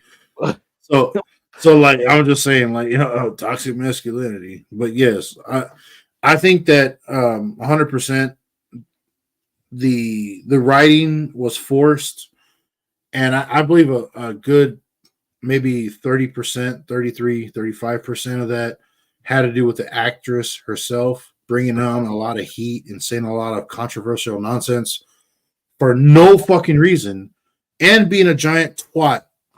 All the other actors couldn't stand the broad. She's like, if you watch the current film that she's working on, the Miss Marvel project. If you watch if you watch like her with the rest of the cast, she's like trying to be one of the guys. She's just trying to like be talking shit and being like, but nobody's like what's his name? Idris and all that black dude and all the other guys. Nobody really is playing ball with her because of all the stupid shit that she said and saying like, well, Miss Marvel could have solved this problem. We really don't need men for this and all this other basic. That's tongue in cheek what she's trying to put out there. Women power. All right, look, no one's disputing that there are great women in the world. No one's disputing that there are powerful women in the world. Like, yeah, and people should be equal. Again, nobody's arguing that. But when you're like basically saying that it's men's fault to begin with and we don't need them, what if we say it's all women's fault and we don't need them? I mean, the door swings both ways. It's a stupid fucking thing to say. It's really hard to push that angle in the MCU, and I'm specifically focusing on the MCU. Let's just talk about in the broad. No, that's what I'm talking about. Is like Thor, fucking Iron Man, the Hulk. If you take all of the men out of the movie, who's left? You got Black Widow, maybe Elektra if you fucking found a way to get her in there because she already had a movie at that point. Captain Marvel, which was forced. Who do you have? But that's my other thing is that like in this universe, one of the best female stories, is Black Widow. Like, and obviously, not everybody on Earth knows who Black Widow is because of how good of a spy she was. But I mean, I feel the audience attaches more to Black Widow than they do Captain Marvel for the fact that it feels more, one, realistic, and two, genuine. Of just like, not only was Black Widow an orphan, but she's a strong woman that had values of not just like, I'm a woman and I'm powerful. It is, I don't care who I am. I have a family, which is her sister. And then she ends up finding not a boyfriend, not a lover. She finds a male best friend who not only does she rely on, but he relies on her. He has his own family and he has his own kids, and he relies on her so much. And I think that's also a key component in when they do the Hawkeye show, because that was a key component in there when they bring in Black Widow's sister, is the fact that like in the show, Black Widow's sister comes out and she's trying to kill Hawkeye because she's like, how dare you let her kill herself? And he's all like, trust me, I could not stop her. You know your sister as well as I do. I could not stop her. When she made her decision, she physically detained me from stopping her. And I think that's also why, like, we talk about how strong she is, and she doesn't have any superpowers. Nope. She is the spy version of a female Batman. She is like peak physical fitness for a woman. Her mentality is fucking, or her force of will is fucking top notch. No one takes anything away from Black Widow, man. Like nobody's doing that. The people that are taking away from it are the people that are supposed to be pushing the Marvel angle, which is nobody's going to relate to Marvel because of why. If you took the angle of, well, she was an archaeologist and she did all, like, you take the old story, maybe, sort of, but look at what Black Widow has had to overcome in her life. You're talking about her being an orphan, her fucking, she was raised and became a spy. She had to fucking give up her fucking uterus and all this other shit. Like, that's Also, mentioned in there not too. only, not only that, but also you add the realistic points of her life, and they make very big points of this in her life, is that she was sold, and there's sexual assault and Yes. basically like the slavery that she was put Yes. under. The And that's what I'm saying is, like, she overcame all of these things on top of where she was growing up, right? Because she was supposed to be Black Widow as a spy, was put through terrible shit before she even was in that position. She had to have a sheer fucking force of will. She had to have a mindset of, this is not going to break me. yeah, How do you fucking further relate to somebody? You're like, damn, I went through, pick a thing. I lost my parents, or I lost this, or I lost that, and you can relate to certain movies or shows. The mediums of the media you pick usually has something you can relate to. How can you relate to being born a fucking superhero and raised by aliens? You can't relate to that shit. Not a single person can. but also like the other thing that I think humanizes Black Widow compared to like Miss Marvel is that, yeah, she's a Russian spy and she went through all this like horrific Yeah. trauma. But when she Yeah. comes to the US and she's doing her own stuff, like she's working with the US government and this and that, she doesn't look down on other women because, and this is a key point not only in the MCU but in the comics, is that she understands that, yeah, like there might be like small differences, but like she understands that women in the US go through very similar things, like not at the extent, but she's like, oh, this is still going on over here in such a smaller way. Like it's still happening. Like there is Mhm. sexual advantages, the catcalling, And the nobody's denying that. Like, and nobody's done that. But that's also yeah, why in the MCU her character is so much stronger, because not only is she not looking down on other women because of their experiences, she she's goes, supporting I them. know exactly what you are going through, and we have to stick together. And like, and then she does that throughout the whole entire MCU, because she never looks down on Pepper. She never treats Pepper anything less. And like, I even remember like the fact that when she finds out Pepper has powers, like she goes, "Oh," she has that moment who goes, "All right, cool, that's it." Kind of like dust her Yeah. hands off of that, you know. But Yes. like, that's also another thing that like I think is really cool, and it's more realistic to me And yeah. than force And of like. see, JD, because me and you are giving props to a female character, we're going to be accused of being simps. We're going to be accused of, oh, because it's Scarlett Johansson and she's this and she. No, we're you got to understand. We're talking about we're talking about both the movie, like the presentation on film, and in the comic books.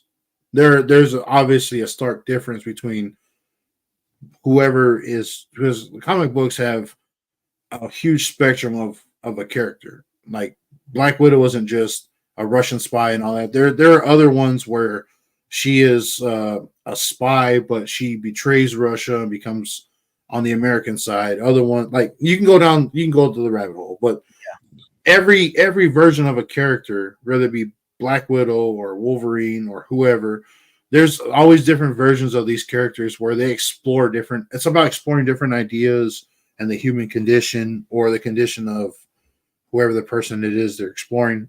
And it's just to not only make it relatable, but to make it entertaining and to make it thought provoking, right? So when you have someone like the Black Widow, who, oh, she's just a honey trap or honeypot, right? She's a trap. She brings in men. She gets information from them, then she kills them, and then moves on. That's a typical Russian spy type of thing to do. You could have made her one dimensional as fuck, but instead they were like, "Hey, let's bring in some real fucking stark contrast of a one dimensional character, and let's and not only in comics but also in film. I think they did a pretty good job where they were like, let's bring in real legitimate struggles and concerns that women have. Like there is, regardless of how you want to say things are equal, they're not. Men have certain advantages in certain situations, but you have to admit that women have advantages in other situations. Like we are not meant to be exactly the same. We won't connect. We're meant to be complementary so we can. So I don't like the idea of the Brie Larson with men can't accept Captain Marvel because she's so much more powerful and so badass. And I'm like, no, that's you're being an arrogant twat. First of all, like that's the main thing. No one likes that. If you came across this as a real fan of any comic books, which I wasn't a big Marvel fan to begin with, I was more of a DC guy, but I was like, yeah. If you look at the storyline behind Captain Marvel, there was a man version, there was a woman version, there was one that was an alien. Mm-hmm. There's the other one where she's an archaeologist and then gets exposed to this radiation and all this shit. You can go down the list of all the different origin stories, but in the end, she ends up being the same archetype of person. And in this movie, or in the film verse, now I wouldn't say the multiverse, but in the film verse of this, they shove her in at the last minute. Because between Avengers and Endgame, they shove in Captain Marvel. They should have fucking loaded that shit up earlier, like they did with Iron Man 1, 2, and 3, and the Hulk, and all the 2 or 3 Thor movies they did, and all that shit. They should have fucking really got you attached to the character first. That way, when because you're in theater, JD, or you've watched the movie before. You know you have to introduce your characters, make your characters relatable, have the audience connect to those characters, whether it be the one you want or a different one. And then you introduce the story, and then you have the rise of whatever in their life. Then you have a climax and a downfall of that character. They're at their lowest point, and they have to rise up and be above whatever it is that fucking took them there, overcome that. Ta-da, climax, and they overcome it, and they're the best person ever, and then ending. Like, we know how the story goes. We know the structure. But if you just cut right to the area before the fucking overcoming, you're not showing what they're overcoming. Yeah. You're just showing we're just here, and I'm also here, and we're gonna make it. That's jarring. Nobody's gonna be able to relate to that or accept that. Yeah, I mean, that's also the issue with a lot of the female writing. Maybe this is also because, like, the writers they currently have at Marvel aren't the best, and they're very one-sided. But I mean, like, let's look at Thor. We're looking at Jane Foster, who's supposed to become, like, the female Thor, and we get that kind of in Love and Thunder.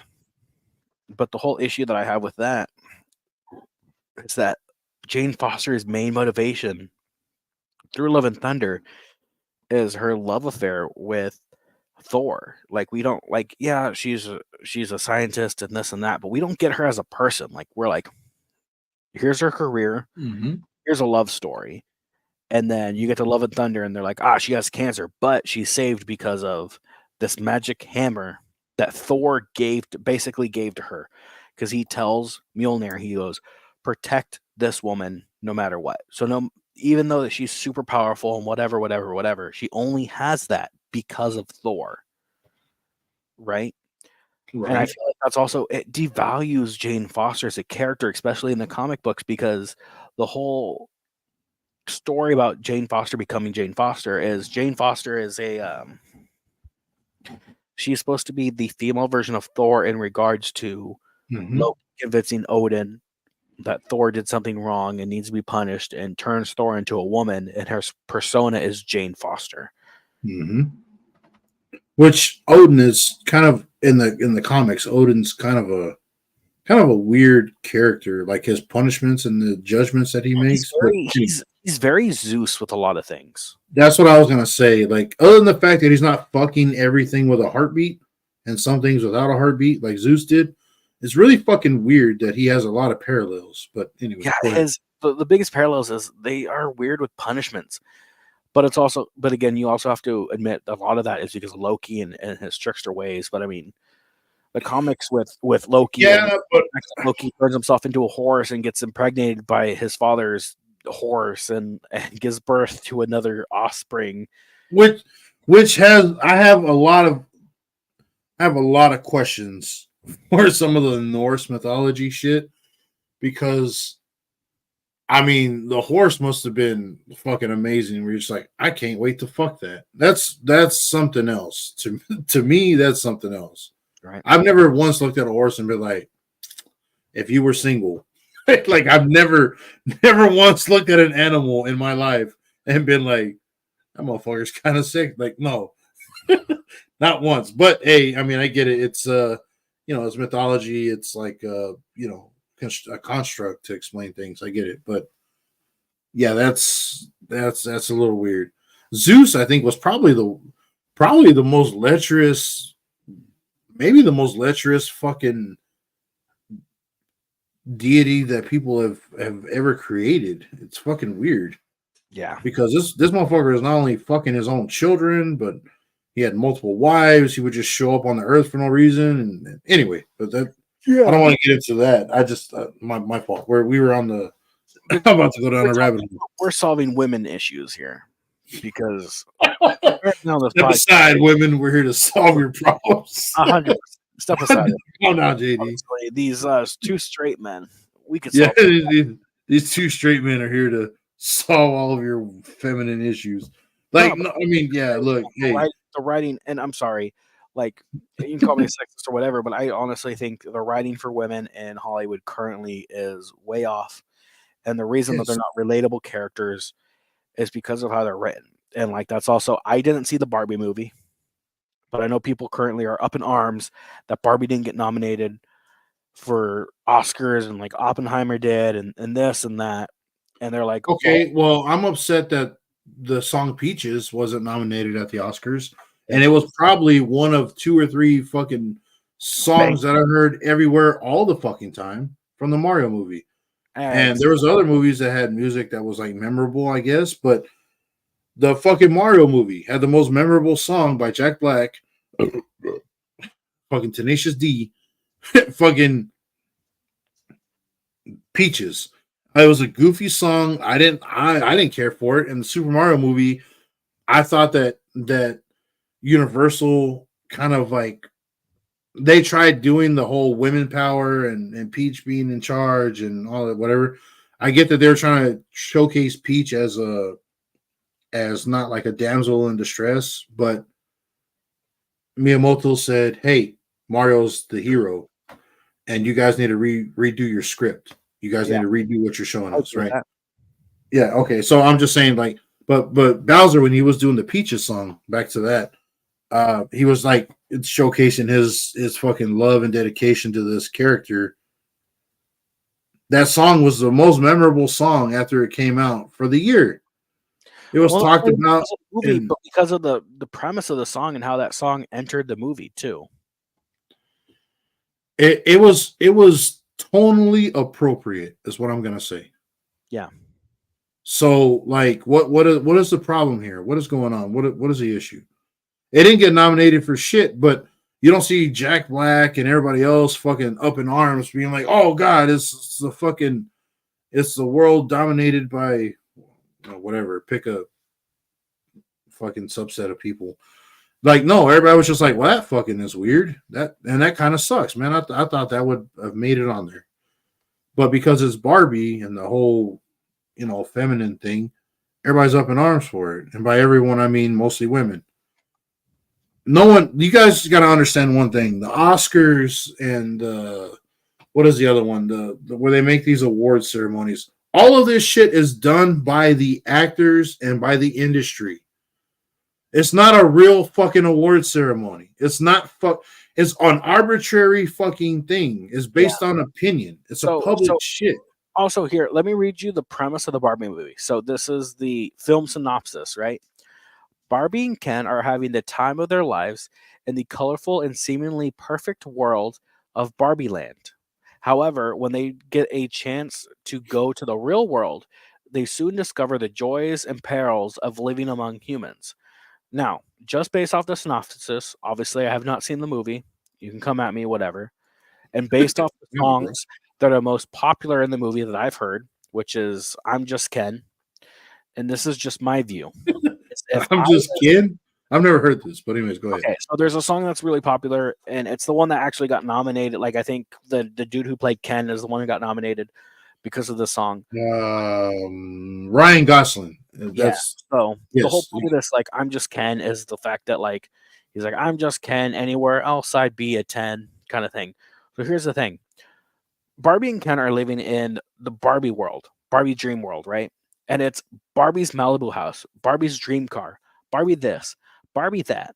Then you have all these Kens, and you have one Alan, which if you follow the Barbie, like, I guess, like, lore, The Barbie verse. the Barbie, when Barbie first started, Barbie Okay, did yeah. the Right. first, the first Ken doll was not Ken. The first Ken doll was Alan, and Alan had a very short run, Yeah. and they switched over to a Ken doll, which is when you think Barbie, you think Ken, and the whole point of like, I think in the movie, an Alan got away and got into the real world and became, um, like Alan became whatever CEO of Mattel or whatever, and that's kind of like the premise of this. But the whole thing is I think that also is the reason why that Ken song is the one that got nominated, or Ryan Gosling's thing has got nominated, is you have these women living in this woman dominated world where they think that their life is so hard in both the Barbie world, and then when they go to the real world, they think their life is hard there too. Where you look at it from Ken's view of both is also the same. He's having the same experience of, man, I'm not having fun in either of these worlds, but Huh? the focus is on Barbie. And I'm like, cool. Neither of you are enjoying either of these worlds. You're having fun. Instead of looking for common ground and saying like, hey, like an extreme of one, an extreme of the other leaves an extreme of feminine, an extreme of masculine leaves the other alienated, Yeah. right? Instead of just being like, we need to find a good common ground, which I think would be a good reasonable fucking ending. Yeah, because here's my also view is because people look at it as like, oh, the Barbie movie is men versus women. How I see it, based off the synopsis and based off of the trailer, I view it as the Barbie world being, and bear with me because this is a far stretch, is socialism, communism, and then you go into the real world is capitalism, and the farce is everybody is the same, and everybody has the same opportunities, whatever. Everything is cookie cutter.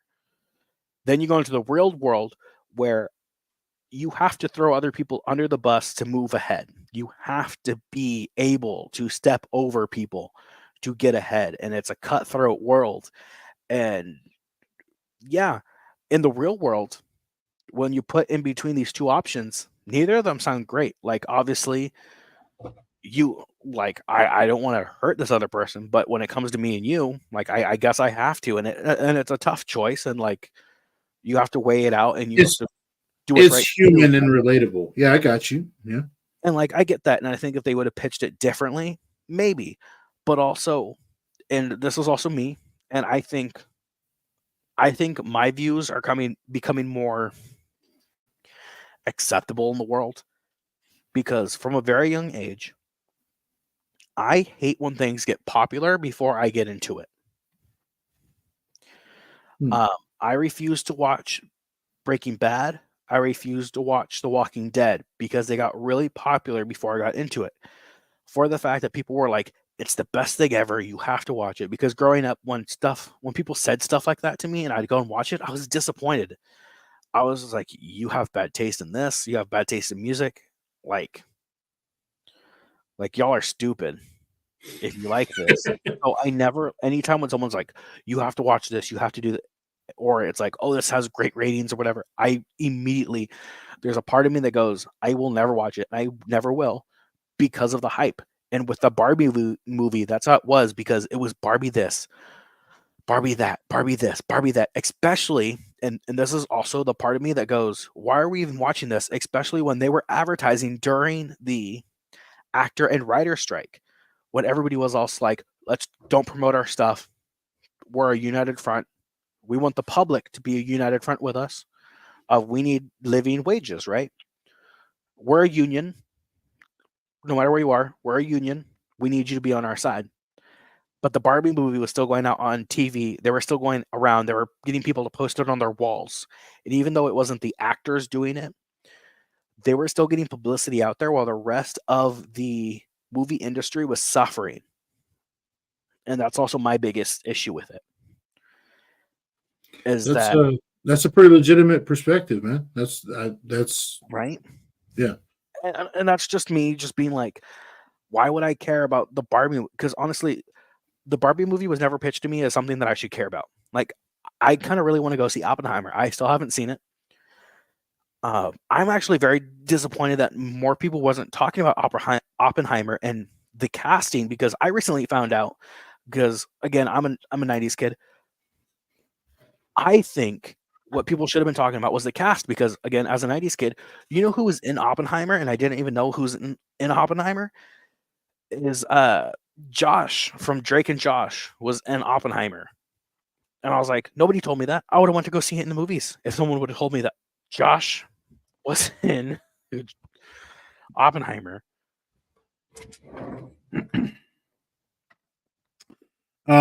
Oppenheimer had a pretty good cast. They had a I'm sorry, Rob in the chat. He only watched it 33.7 times. I think Rob is is drunk, because that's not what he said. He said he's never seen the movie. He just read the synopsis. Like, but also, like, I also get it, because I have very strong opinions about something I have no idea. But that's also because I've been drinking. You allowed me to have a platform and alcohol. I'm gonna have an opinion on things that I don't have any knowledge of.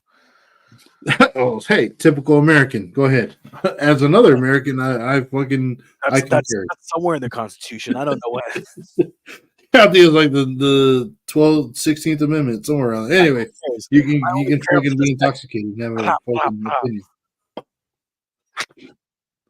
But you gotta be like lighting off fireworks and shooting your guns in the air and shit. Like, you gotta fucking be as American as possible. But no, I understand what you're saying, JD. It's just that I've never seen the movie, so I can't. I can, but I don't really want to. Yeah. I don't want to make a blanket statement, because I don't know enough about it, to be honest. I'm sure there's probably a million fucking things out there that would like explain the movie a million times better than me. I say at least a million, because I don't know anything about it. I will say that I've watched a lot of the Barbie animated shows, because you are kids. When you're a dad, that's what happens. So, like, anyway, I'm just saying, like, when you have small people running around your house that are freeloading and eating for free and fucking watching TV shows and all that, whatever, you come across a bunch of weird shit. And like the Barbie stuff that I've seen, where she's in charge and she's the main character and she's this and that, it's not like a very in your face. It's not like they're written in a way to be like women are superior and fuck guys. It's not written in a way that Ken is the hero and Barbie is inadequate, or written in a way that Ken is just like you watch a lot of TV shows or movies where like the dads are always like fucking, they're just some goofy guy. They're goofs, right? Like King of Queens or Family Guy. The dads are always just some fucking clown figure. You know what I mean? Like, they're inadequate. They're incapable.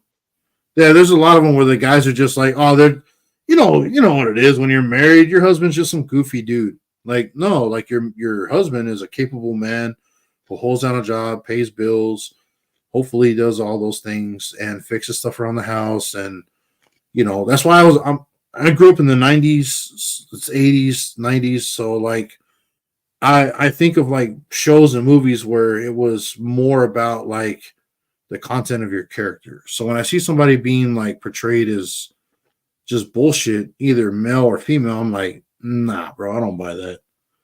Like that's not what I've seen. Like I'm in that camp. So the Barbie cartoon, the animated 3D shows like on Disney and I think it's Disney Plus or whatever we have. And they're cool. It's like Barbie's doing her thing, Ken's there with her, they're friends, it's platonic, right? They don't really, I guess they're in a relationship, but in the show they don't ever do anything overtly sexual or relationship wise because it's for kids. So thankfully the best Barbie storyline was in Toy Story 3. I said what I said. I said what I said. All right, so yeah, anyway, I'm not trying to make a thing about it. I'm just saying that like in the shows that I've seen, it's written decently well. Like there's some stuff I'm like, yeah, that's kind of goofy. That would never happen. Or anybody with common sense, male or female, would have figured this out a long time ago. But it's for children, so okay, that's excusable. But I don't know if the movie is anything like the TV show, then I really don't see a problem with it, to be honest. But anyway. Yeah, I think it's also just the people who are in it. Rob said, I have a cat that she's my son. Her name is Ken, and she identifies as a dog.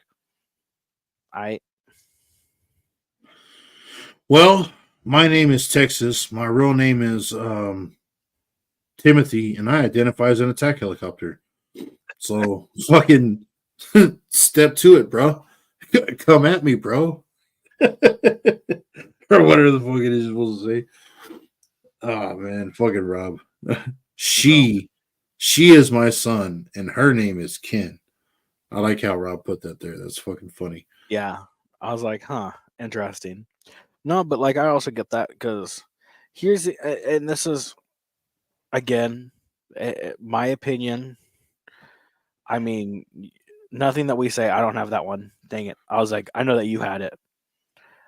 I don't have that banner, but nothing that we say is these are all opinions expressed solely by the person, not by fucking JD's channel or whatever. Like yeah. No one's responsible for what you say but you. Yeah, I got you. No one's responsible for what I say but me. So it's like a little disclaimer. Oh, JD, what a dick! You're straight shot. Okay. What I was saying is that, and I don't know if anybody else has noticed this, but growing up, I did learn about the LGBTQ community. What are they? QI plus whatever now? Bro. Anyway, yeah, go ahead. When growing up, it was the LGB community, then it was LGBT community, whatever, and you keep adding whatever to it, which is okay.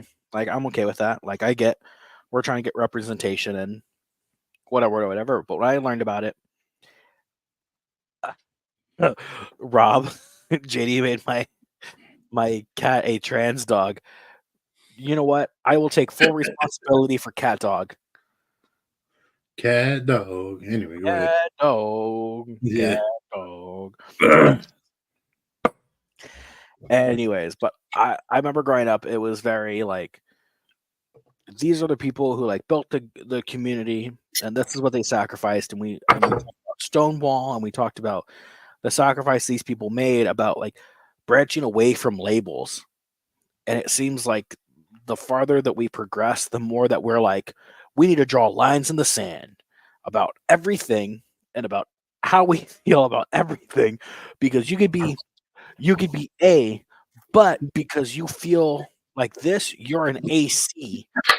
You're not an ABC. You're an ACD, and you're yeah. I get what you're saying.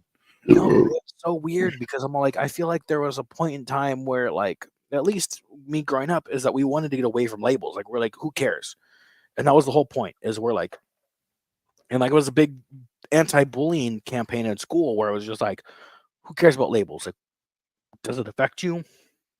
that was also the big argument about like using the word faggot and stuff like that. Is why would you use that word? Well, it's because that guy's acting like a faggot. Be like, well, that may be so, but that's hurting this person and this person who aren't even a part of this thing. So why are you even using that word? You know? And you're like, okay, like I don't mean to hurt a whole group of people because of this word, because that's not what we're talking about, and that's not the issue at hand. And because the person I'm using this, and like I will use it less offensive word is I'll use gay, because in the 90s everything was gay. You Yeah. wanted to go hang out with your girlfriend instead of hanging out with the boys, gay. You know? Yeah, that's why I'm laughing, because I'm like, bro, when I grew up, if you did some shit that you didn't like, it was just gay. Like Yeah. it didn't matter. It wasn't a sexual thing. It was South Park even did an episode where it's like a bunch of guys that showed up riding Harleys, and they're like, "Oh, you fucking, you know what I'm talking about? Oh, what a fag! Why would you say that? You know?" And the council's making this big thing. Like, no, it has nothing to do about them being gay. It's just they're just calling fags. It's like, wait a minute, hold on. Well, so and so is a homosexual. Like, yeah, no, it doesn't matter if he's homosexual. You can be a straight guy and still be a fag. Do you? Well, can you explain this to me better? Well, yeah. Have you ever had? Wait. Let me ask you this. This guy is a homosexual. Okay, but does he ride his Harley around and really fast and fucking rev his motor up, making really loud fucking sounds or whatever he says, like fucking being really loud and obnoxious, like all fucking day long, fucking being annoying? No. Okay, well, he's not a fag. Like they use they perfectly explain, in my opinion. I got it right away because growing up, you hear that and you're like, man, what a fag. It has nothing to do with sexuality and everything to do with the way you act and the way what you're doing. Like it's not meant to be. I don't know. Anyway, I get like some people would get offended, but that's the other thing is that we try to like draw these like lines in the sand that like early on we were taught that like we got to get rid of these lines, but now we're drawing lines on top of lines, and it's so, I don't know, like it just seems like unimportant now, and it almost well, devalues what it's community was originally for. it started as like a tolerance thing, as in we have a right to fucking be who we want to be because of the Constitution. We have the right to be who we want to be without persecution, without fucking being dragged out on the street and killed and shit like that. Look, man, I understand. It started out that way mostly because of the gays, and then there was kind of like a gray area, like bisexuals, and then people who were having sex with animals, and then it spirals after that point, right? Because now you're just making up letters and numbers, and I understand the human condition is a full fucking spectrum of fucking whatever, and sexuality is its own can of worms. All right, let's get into all of that and make it as complicated as you want, or you can just make it simple, which is as long as you're not hurting nobody and as long as they're of age, the more labels you make, the more letters you give, the more inclusive you try to be, the more watered down it becomes. You are at some point defeating your own fucking narrative. Yeah. Now here's another thing, and this was also because obviously I'm part of a conspiracy podcast, and I feel like I have to be the one that throws a conspiracy into the mix. But Yes. as a political group, say Black Panther Party, such as the gay community, as they become more relevant and not only political but social gatherings and like social events and stuff like that, when this stuff becomes more relevant, and as the government and you're watching this, when you go, we can't take out a leader, because as the gay movement there's obviously not like a single individual leader. You have incidences like Stonewall where you go and like raid huge gay clubs expecting there to be an end, right? Kind of losing my train of thought of that. Where I was going with this. Oh, is that, do you think at some point that the government has a a finger in the current community at this point, to make it oversaturated to the point of, and comparing this to where the community itself has party lines where you go, well, here are the gays, here are the lesbians, here are the bis, here are the trans, here are the pedophiles, here are the people who like bestiality. I really, really Within, greatly appreciate the fact that you call them what they are, the pedophiles. But you're right. Go ahead. but like when you start, you put everybody in this group, right? And they will just call it the gay party, right? And But not everybody's gay. But yes, not everybody's gay, but I also feel like as the that's more the moniker. Yeah, progressive, you're right. the more the time progressives and the more political that this group becomes, that do you think the government is personally putting in these seeds of deception in there to create the division within the group itself? Because I know at least the people that I talk to that are part of this community don't like the overdone parades, the selling of merchandise at giant corporate chains who are not actually supporting the community but are just trying to make a quick buck off of the flag and the meaning. I don't. Me personally, if you're gonna try to pin me down on this, good luck. But I will give an opinion that I currently have right now. Mm-hmm. Which the current opinion is it doesn't matter what you are or who you are. It's how profitable are you.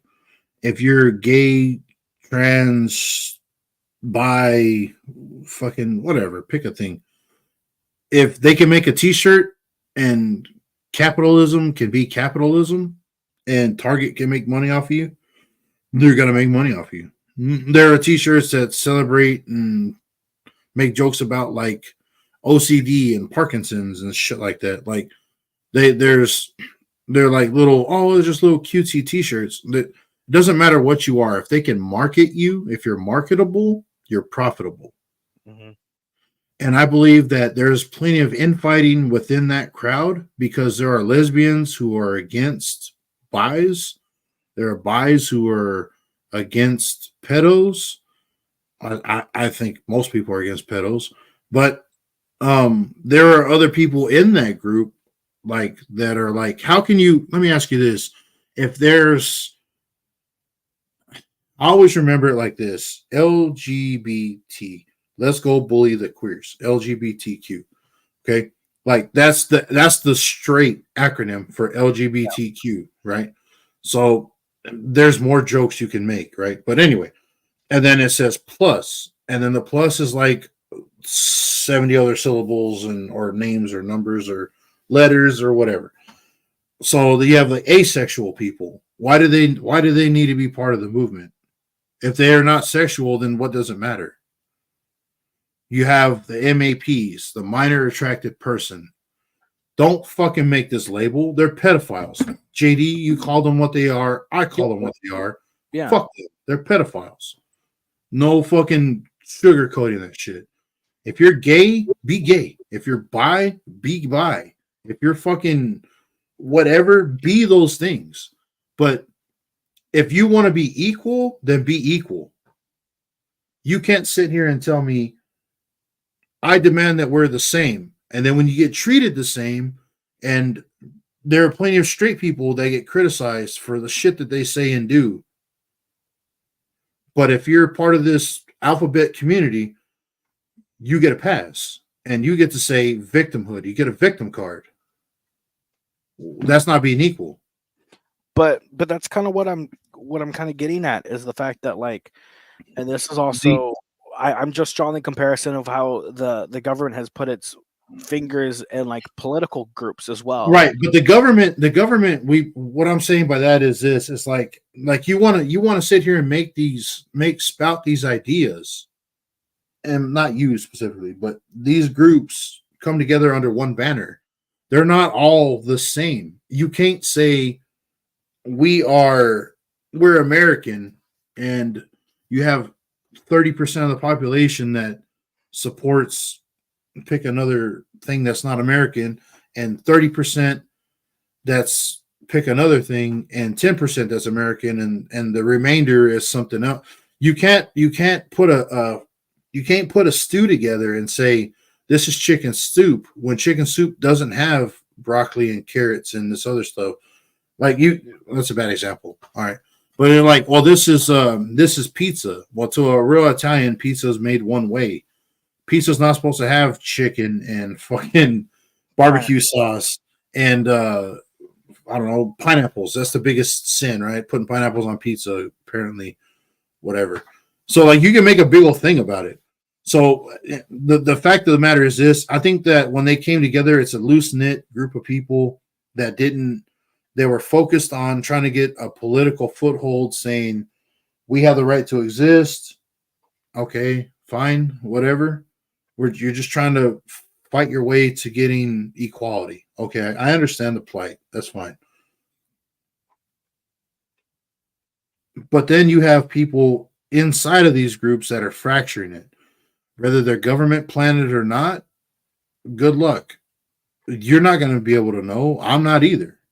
Just like with anything else that's going on when a corporation or a group of people collapses or breaks apart, I would like to think that it's just a difference of ideals, and as inclusive as they try to be, you cannot be all of those alphabets. Explain to me how you're all of those alphabet numbers and letters, and then you say Islam needs to be put under that banner when Islam throws gay people, bi people, transgender people, anyone that's not just a normal person off of fucking rooftops, and they murder these people on a daily basis, and it's considered a what do they call it? They consider it a mercy.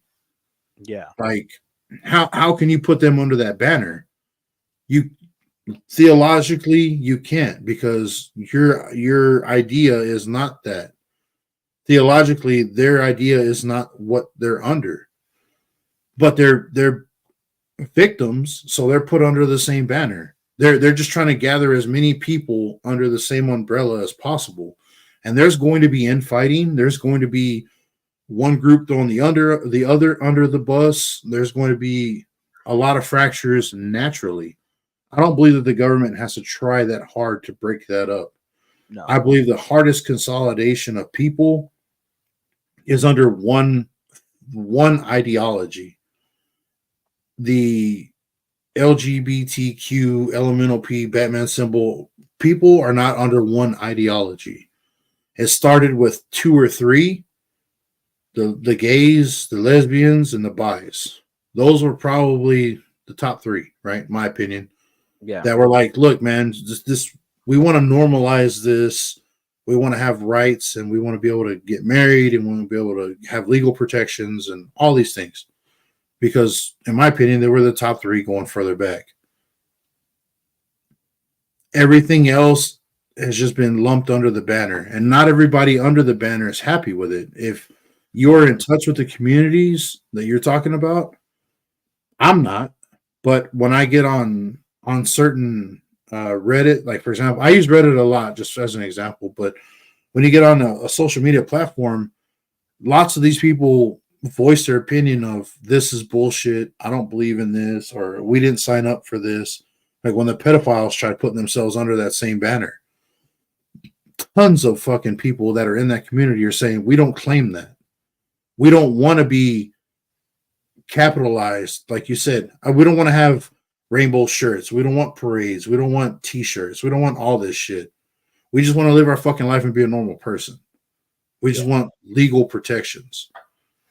I don't think the government has to step in and do any of that. I think that it's because it's a giant loose-knit group of people. There's no one ideology that they're under. That's why they're fracturing. Yeah, I'm also, I get that, and that definitely makes sense. But I'm also the person that goes, but you can't deny that, like, the government looks at that and doesn't go, man, I could see the cracks forming already. You know, it's going to tip this over. Yeah. I agree.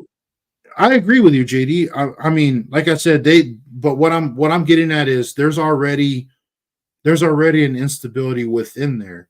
Putting 1 or 2 plants to make those cracks bigger is easy. That's fucking cake. That's cakewalk type Yeah, shit. 'cause I've definitely been in conversations where like I've had like people in the gay community talk about like trans people in the community, and then trans people in the community comparing themselves to women in the community, and then women in the community comparing about how hard time they've had it, and they compared their struggles to like the black community, and the black community compares their struggles to like the Jewish community, and the So Jewish let me community explain. Let me ask you this question. What is the one thing that all the things that we're talking about here, what do we have in common? Victim mentality. That's what it boils down to. We've been victimized. We've been marginalized. We've been overlooked. We've been all these things. I'm not saying it's not true, but at some point, that's part of the infighting that is going to happen. Is going to be, I've been through more. My people have been through more. Whoever your people are, whether it be a race or a sexuality or whatever you group yourself as, we've been through more. We're bigger victims. Therefore, we should have more say. Why? Why are you guys arguing about that? And when you're gonna say, well, we're trans people and we've been victimized and my people, I'm like, whoa, what do you mean you're my people? Well, the trans people, we've been all through history, we've been fucking discriminated against. I'm like, probably, but you know who else has been discriminated against? Like you mentioned, the blacks, the Jews, the pick a thing. Everyone in history has a story. Everyone in history has been, at some point, the majority of the world has been fucked over. Yeah. And I mean like, and that's the other thing is that and this is also just my opinion as a white cis male who grew up Fuck in all that. Anyways, it was a regular guy, yeah. but as a regular guy who grew up in Southern California, living through this part of history where we are anti male, anti white Mm-hmm. kind of world, it's been interesting to me is because I have been quote unquote victimized of just saying I'm the bad guy, I'm in the wrong because I am male, Mm-hmm. I present straight, and Mm-hmm. because I dress and talk a certain way. And because of that, I'm the bad guy. You're an oppressor, JD. I have to pay reparations for like other people, and like I have to apologize for these bad things that have happened in history in this country, even though they don't know me, they don't know my history, they don't know how long my family's been in the country. But because I am a white male, Because of your pigmentation. Is that not discrimination, JD? no, If we discriminate against a black guy because he's black, or a Mexican guy because he's brown, or a Puerto Rican because he's brown, why is it okay, or why is that acceptable, but not a white guy because he's less pigmented?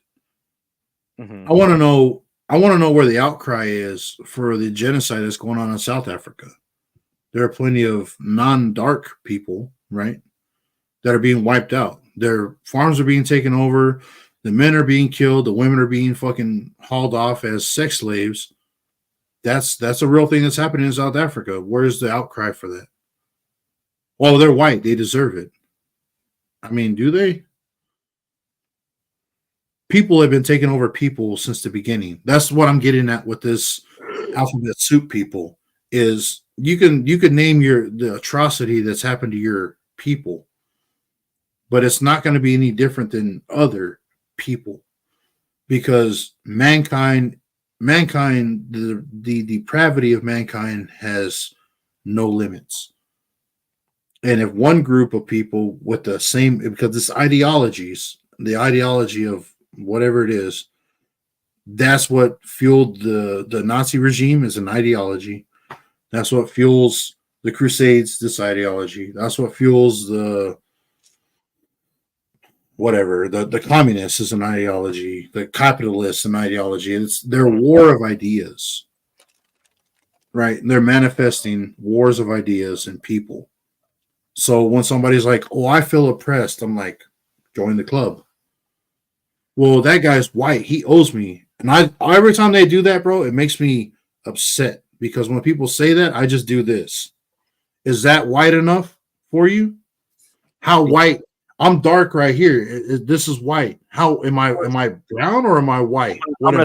I'm gonna steer this conversation really quick. We're talking about Fuck, white man. people. We're talking about white people. We're gonna talk about the king of white people. We got our homie Drewski. What's up, Drewski? This is one of the guys that bring on for this. Let me take the shot. I'm gonna take a piss. I'm just saying that, like, I don't believe. Maybe in the past, yeah, some shit went down, but bro, there were slaves of all colors, all fucking places of origin. It's you cannot pin everything down on one person. And JD, because I'm darker than you and my people came from a different place than you, that doesn't mean I'm better than you or you owe me reparations. I think that's fucking horse shit. The slate is never going to be wiped clean. Things will never be right and it'll never be okay until we all just decide, you know what, bro? Fuck it. I love you as a human being and I love everybody else as much as they let me love that person, because I don't want to get into the ideology of where I'm coming from. I'm just going to say that we're human beings and we're people. We're going through the human experience. We need to have compassion and understanding for each other as much as possible, and that's where we start to legitimately cover this shit up. And that happened in the 70s, going into the 80s, the 80s going into the 90s, and then everything fucking fell off after the Iraq War. Racism and all that shit crept back in with the Obama stuff. And I'm not saying there's a reason for it. I'm just saying that victim mentality became a fucking thing after the Iraq War. Look at all the Mel Brooks movies, all the best comedies, all the specials. Look at fucking Gene Wilder. I can look at all these old shows. Mel Brooks was a Jew that had a bunch of fucking movies that he made where people were all different race and color, religion, making fun of each other, laughing it off, and it's not that big of a deal. That's the way it should fucking be, because we're all fucking people. We all have a story. We've all been fucked over at some point. We're fucking people. We're the same. And the minute you say you can't say this about this person or you can't say this about this person because they're black, they're Asian, they're this, they're that, the minute you start drawing lines like that, we're no longer equal. Mel Brooks was a great fucking man for that. He was a fucking comedic genius. I thought he was a great dude. All the actors that played along with it are great fucking people. Is he the actor that's coming out and like saying, like speaking the truth? No, it's not Mel Brooks. It's who's Cheers. the actor that's coming out and like starting to speak truth? Is it Mel Brooks? No, it's not. I gotta take a piss. Mel Brooks. All Mel Brooks has come out and said, because he's like already in his 80s or something. But he is All he came out and said was that when they were asking him about like comedies and shows and stuff, he just said No, things are only as complex, or things are only as complicated as you make it. I think that's what he said. I gotta Well, piss. maybe it was Mel Brooks. Was it Mel Brooks? No, it was no, not Mel Brooks. It was somebody else. One of them actors that played in a lot of good movies was coming out and talking about fucking like crazy politician shit. And they're like, and they didn't like that. Who was that? Fucking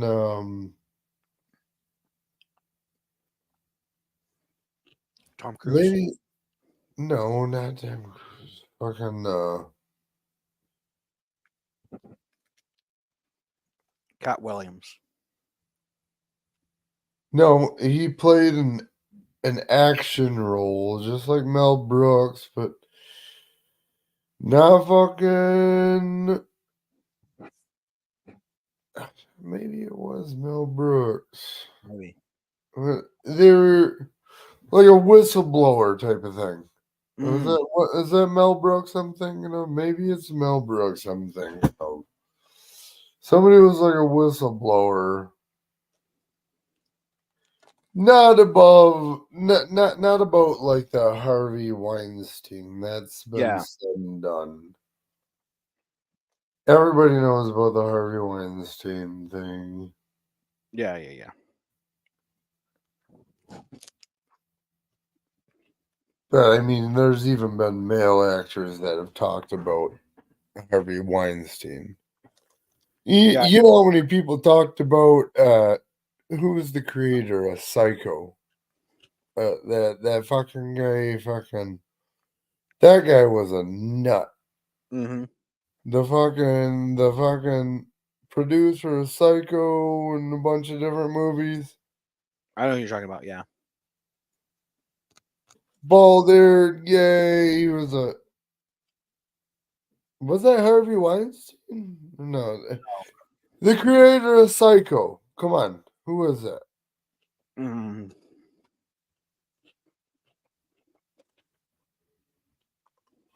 Whoever that guy was, people talked mad shit about. He Yeah, was my bad. a nutcase.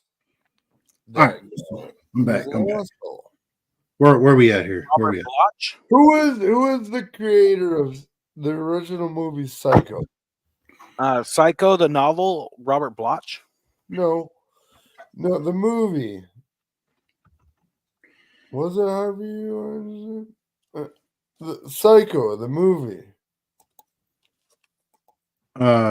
Like who directed it? Alfred Hitchcock. Hitchcock was the guy that Alfred Hitchcock made the film a lot Psycho, of but he people didn't write the book. He made the movie. director. Mhm. Apparently, this guy like abused people. Yeah, Hitchcock was a fucking He asshole. was Yeah. an asshole, dude. His Alfred restaurant in LA though is pretty good. JD's like, the guy was a piece of shit, but his restaurant's good.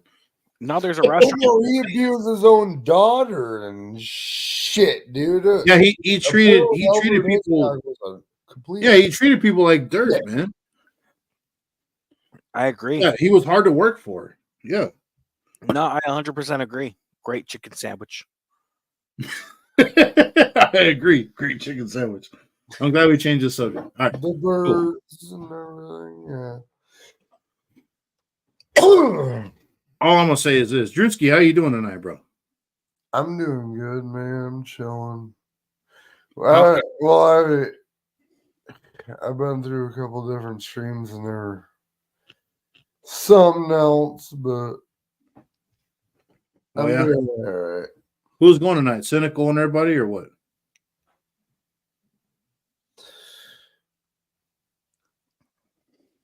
No, well, Cynical was earlier before I even got out of work. Oh, okay. And then Wally was on stream and then fucking that retard. I don't remember. I want to mention names. Somebody ended up. Oh, you already dropped names, Drewski, but yeah. And then Aaron wanted to join a stream. And I couldn't handle my brother anymore, so I came over here.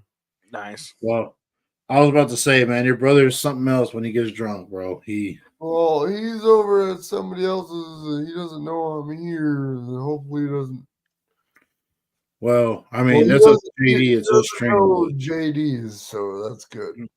Yeah, I was gonna say that's JD's stream, but your brother gets a little questionable when he's drinking sometimes. He's retarded as fuck. Yeah. He's retarded as fuck. Yeah. Well, I was just trying to be nice about it, but yeah. Yeah, and I couldn't handle his ass anymore. He's still over there at who is it? I was just wondering. I didn't know because he's at the voice impressionist. Oh, he's at Morty's, yeah. Well, it's because it's already like 4 a.m. where you are, so that's why I was wondering. Like, it's almost 4:20. Smoke them if you got them. Cheers. Well, yeah, this is what I rolled this joint because I wanted to be on a chill stream. Yeah. I rolled this joint just to come here and let's smoke. I think JD's smoking one too, right?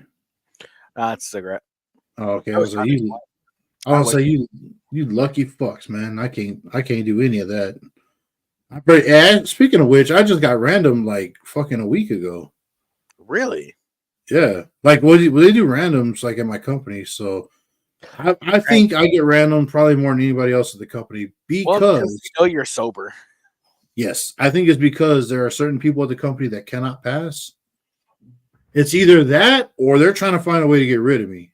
like I'm really hoping for the first one and not to get rid of me part because like they fired people that pissed hot and anyway that's another story. And I like you. JD's a cool guy, man. He's a fucking JD's chill as fuck. nice person. Thank you, Drisky. I like you a lot. You're a cool person, man. I appreciate you having me here. Yeah, JD's cool as fuck, bro. Yeah, we just been chilling, talking about random things. We talked about like Vincent Mann being accused of again fucking sexually exploiting a poor woman and his fucking homies exploiting a poor woman and raping her allegedly. We talked about a bunch of comic book shit and movies, Marvel stuff, DC stuff. Barbie. So, yeah, JD was talking about Barbie, and then we got into the fucking alphabet soup. Those people doing their thing, and then I think it's pretty much that's where we left off. Was that we covered like a lot of subjects tonight so far. Yeah, I mean we covered prepping, conspiracy theories. Hey JD, actually, on the next podcast that I'm that we're gonna do that I'm researching for is Operation Paperclip, which you know is a huge fucking subject, but that's the next one. I was gonna tell you, man, at some point if you're down, man, I'd like to fucking have you on, me, you, and Mowgli. I like to. Shit. I don't know a whole lot. I mean, I like a lot of these conspiracy, like. I don't want to make myself sound like a creep, but I'm into like a lot of that serial killer fucking files and shit, and like, I'm interested in that that kind of shit. But you guys seem like you might be in. I mean, there's not a whole lot of that unsolved mysteries type of thing.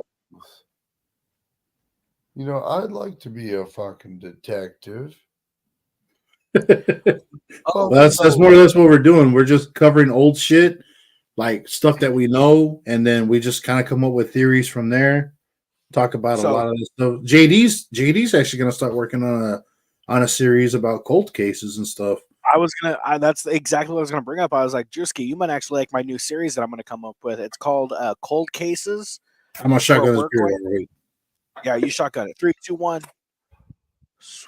Dude, that's all I watch. Like on my fucking on my when I go to sleep at night, I turn on Unsolved Mysteries because they got like all of them on YouTube, and I'll just play that. But I'll also play like a black screen because I don't like a lot of light in my shit. I go to a black screen type fucking thing. So I'll play the black, just do the black screen and just listen to it's just the audio. And I just sleep to it. Yeah. Well, you absorb information while you're sleeping? Yeah. Yeah. Well, what I want to do is I want to do a series called Cold Cases where we drink a cold case of beer while we deep dive into a cold case. So we'll bring it out. I got my conspiracy board behind me right here, which also makes me look crazy while I'm smoking a cigarette, is just being like, hear me. Photographs and like red yarn, fucking tying everything together. JD had one of those done before, bro. This shit's funny. I got my red yarn right here. That's fucking hilarious, dude. But like that's the whole thing is I want to do like deep dives on that shit where like I'll have like the post up here and we'll start like connecting dots and we're like, all right, have they considered this evidence? And like we have to try to the whole point of this cold case creating like an actual like radio show going and shit. No, it's just a podcast. Back in the 80s, we could do the fucking the touch like tone shit. Morse code and shit. Or what do they call Morse code and shit? Yeah, Morse code. We're gonna do Morse code. No, fuck that. Pick up the telephone. Come on. No, but I want to do that as like a podcast series where we Yeah. talk about it. The whole point of the series is that as we're talking about this cold case, by the end of the time that we finish our 12 to 24 cans of beer, we have to, as a group, come to a conclusion about what this case is. Is this a continuously a cold case, or can we come to a conclusion and be like, oh, it was the mailman. It was curdled mustard in the library with a candle. With a candlestick. Yeah. Well, Obviously, it was the ex-boyfriend in the kitchen with a lead pipe. We can't be drunk. Well, I like think you can obviously be wrong, but it's just it's conjecture, and people just I like come to in with be a drunk. theory and how probable is a theory. We're gonna Like be JD, like the serious. one with the 5, like the you've heard of the cold case of the 5 in Alaska, right? Oh, yes. Yeah, I know you know what I'm talking about. If you do I know what cold you're case talking stuff, where it's like 5 people, well, 4 of them were like they had like mental, not disabilities, but they had mental, cognitive issues, right? But they played basketball. They were all in high school and they were buddies and all that. And like the 5th guy was the only guy that wasn't exactly like mentally whatever. But they all went to the basketball game and all that shit. And then they were driving back to have like they were all gonna hang out and shit, and they're all gonna fucking meet up, and they were all gonna hang out and shit before this big fucking tournament.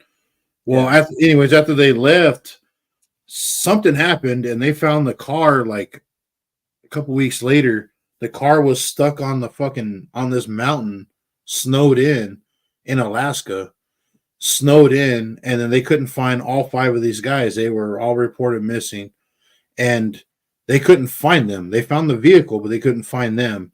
And then a month or 2 down the road, they found like one of them was dead, but carefully wrapped up in like his clothes and a blanket and a fucking sleeping bag. And they found his body in a ranger. It was like a ranger station, and they had like canned foods and stuff scattered everywhere where they were alive and surviving there and eating. They found one of the bodies, like the bones were scattered, but because he had died outside in the elements, but they found most of him. But some of the animals, like scavengers, had like torn parts of them off. Like it's a fucking crazy story, and they never found everybody. It's crazy. And then down the road, other stories have come out where they were like, well, they came down out of the mountains and went to a convenience store and got food and then went back into the mountains. Like none of it makes a lot of sense, man. It's fucking wild. Hey, Yeah. hey, listen. When it's in fucking a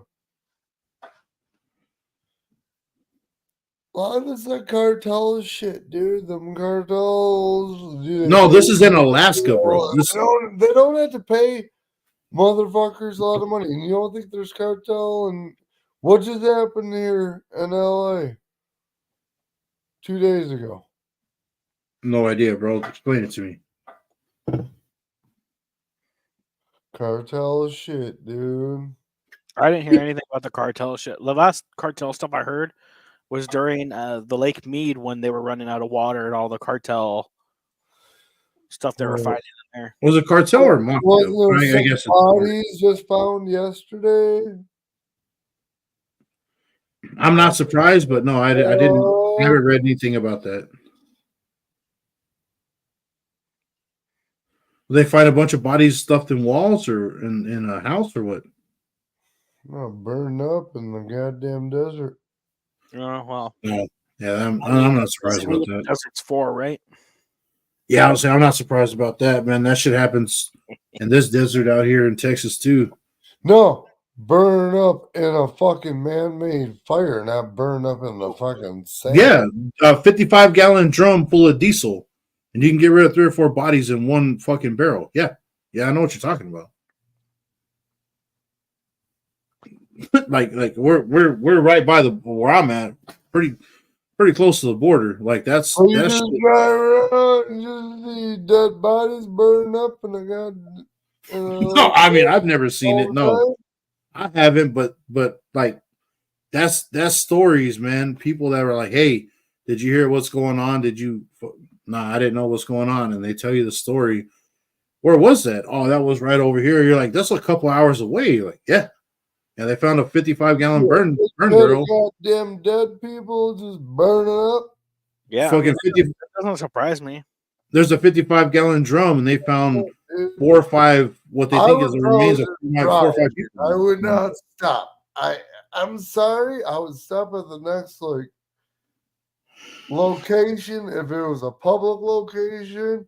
I wouldn't stop at a dead end location, but I'd just drive, and then the next like Walmart or something I went to, I'd be like, "Yo, hey, just so you know, I just drove."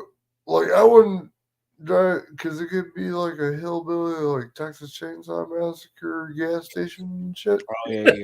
Fuck that, dude. I ain't trying, you know. I'm driving to like my next city location, Yeah. and then fucking. Well, I was seeing some of the cool cold cases we could cover is like when they pull out those cars from the lakes, Yep. like all over the U.S. I think those ones are really interesting. Yeah, but every time you bring those up, man, I think of like sorry ass fucking stories that I heard that are not cold cases. Like, what was that broad that she had both of her kids in the back seat, and she put it in drive and got out and let the car roll in. I was like, fuck that, bro. Yeah. Drive both her kids on. Like, when I hear about stuff in lakes like that, man, I understand. Like, sometimes someone's drunk or they fucking fall asleep and they. I've heard of a couple where they pull like where they pull the car out, but the person missing is in the back seat with his seatbelt on, and I'm like, that's weird. Yeah. What's the other one where there was a known, or I say known, but there was an accused person of sexual assault of a minor that had been missing for like several months, and somebody that was snorkeling, or I think they were snorkeling. They came across a body that was wrapped up in over 200 pounds of chains and thrown in a fucking lake. And his body stayed there for like 4 or 5 months because they were trying to figure out how to get his body out of there, because they said of where it was positioned, it was like a dangerous way to do it. Well, once they pulled the body, they didn't know it was this guy until later, but they were like, hey, there's a report of a dead person. They went down there and verified it. The police verified it, but they couldn't bring the body back. They were like, well, we'll have to just leave it there. Like, we know it's there. We'll have to just leave it there for the next 2 to 3 months until they were able to finally go recover it. And when they recovered it, it was the missing man who had sexually assaulted a child. So I was like, street justice, awesome. So like, there are some cool stories, like cases like that, but What do you mean you have to leave it There's a there? wild They have shit. body gear that can fucking go down in some cold ass shit. What do you? This is a lake. Yeah, it's a lake. That's what I was saying. Like, So why what couldn't do they you recover the mean body? they said they were just gonna have to leave it there? Yeah, they couldn't. They didn't recover the body for months. I think it was in wintertime when they found it. What person did, or what reason did you say?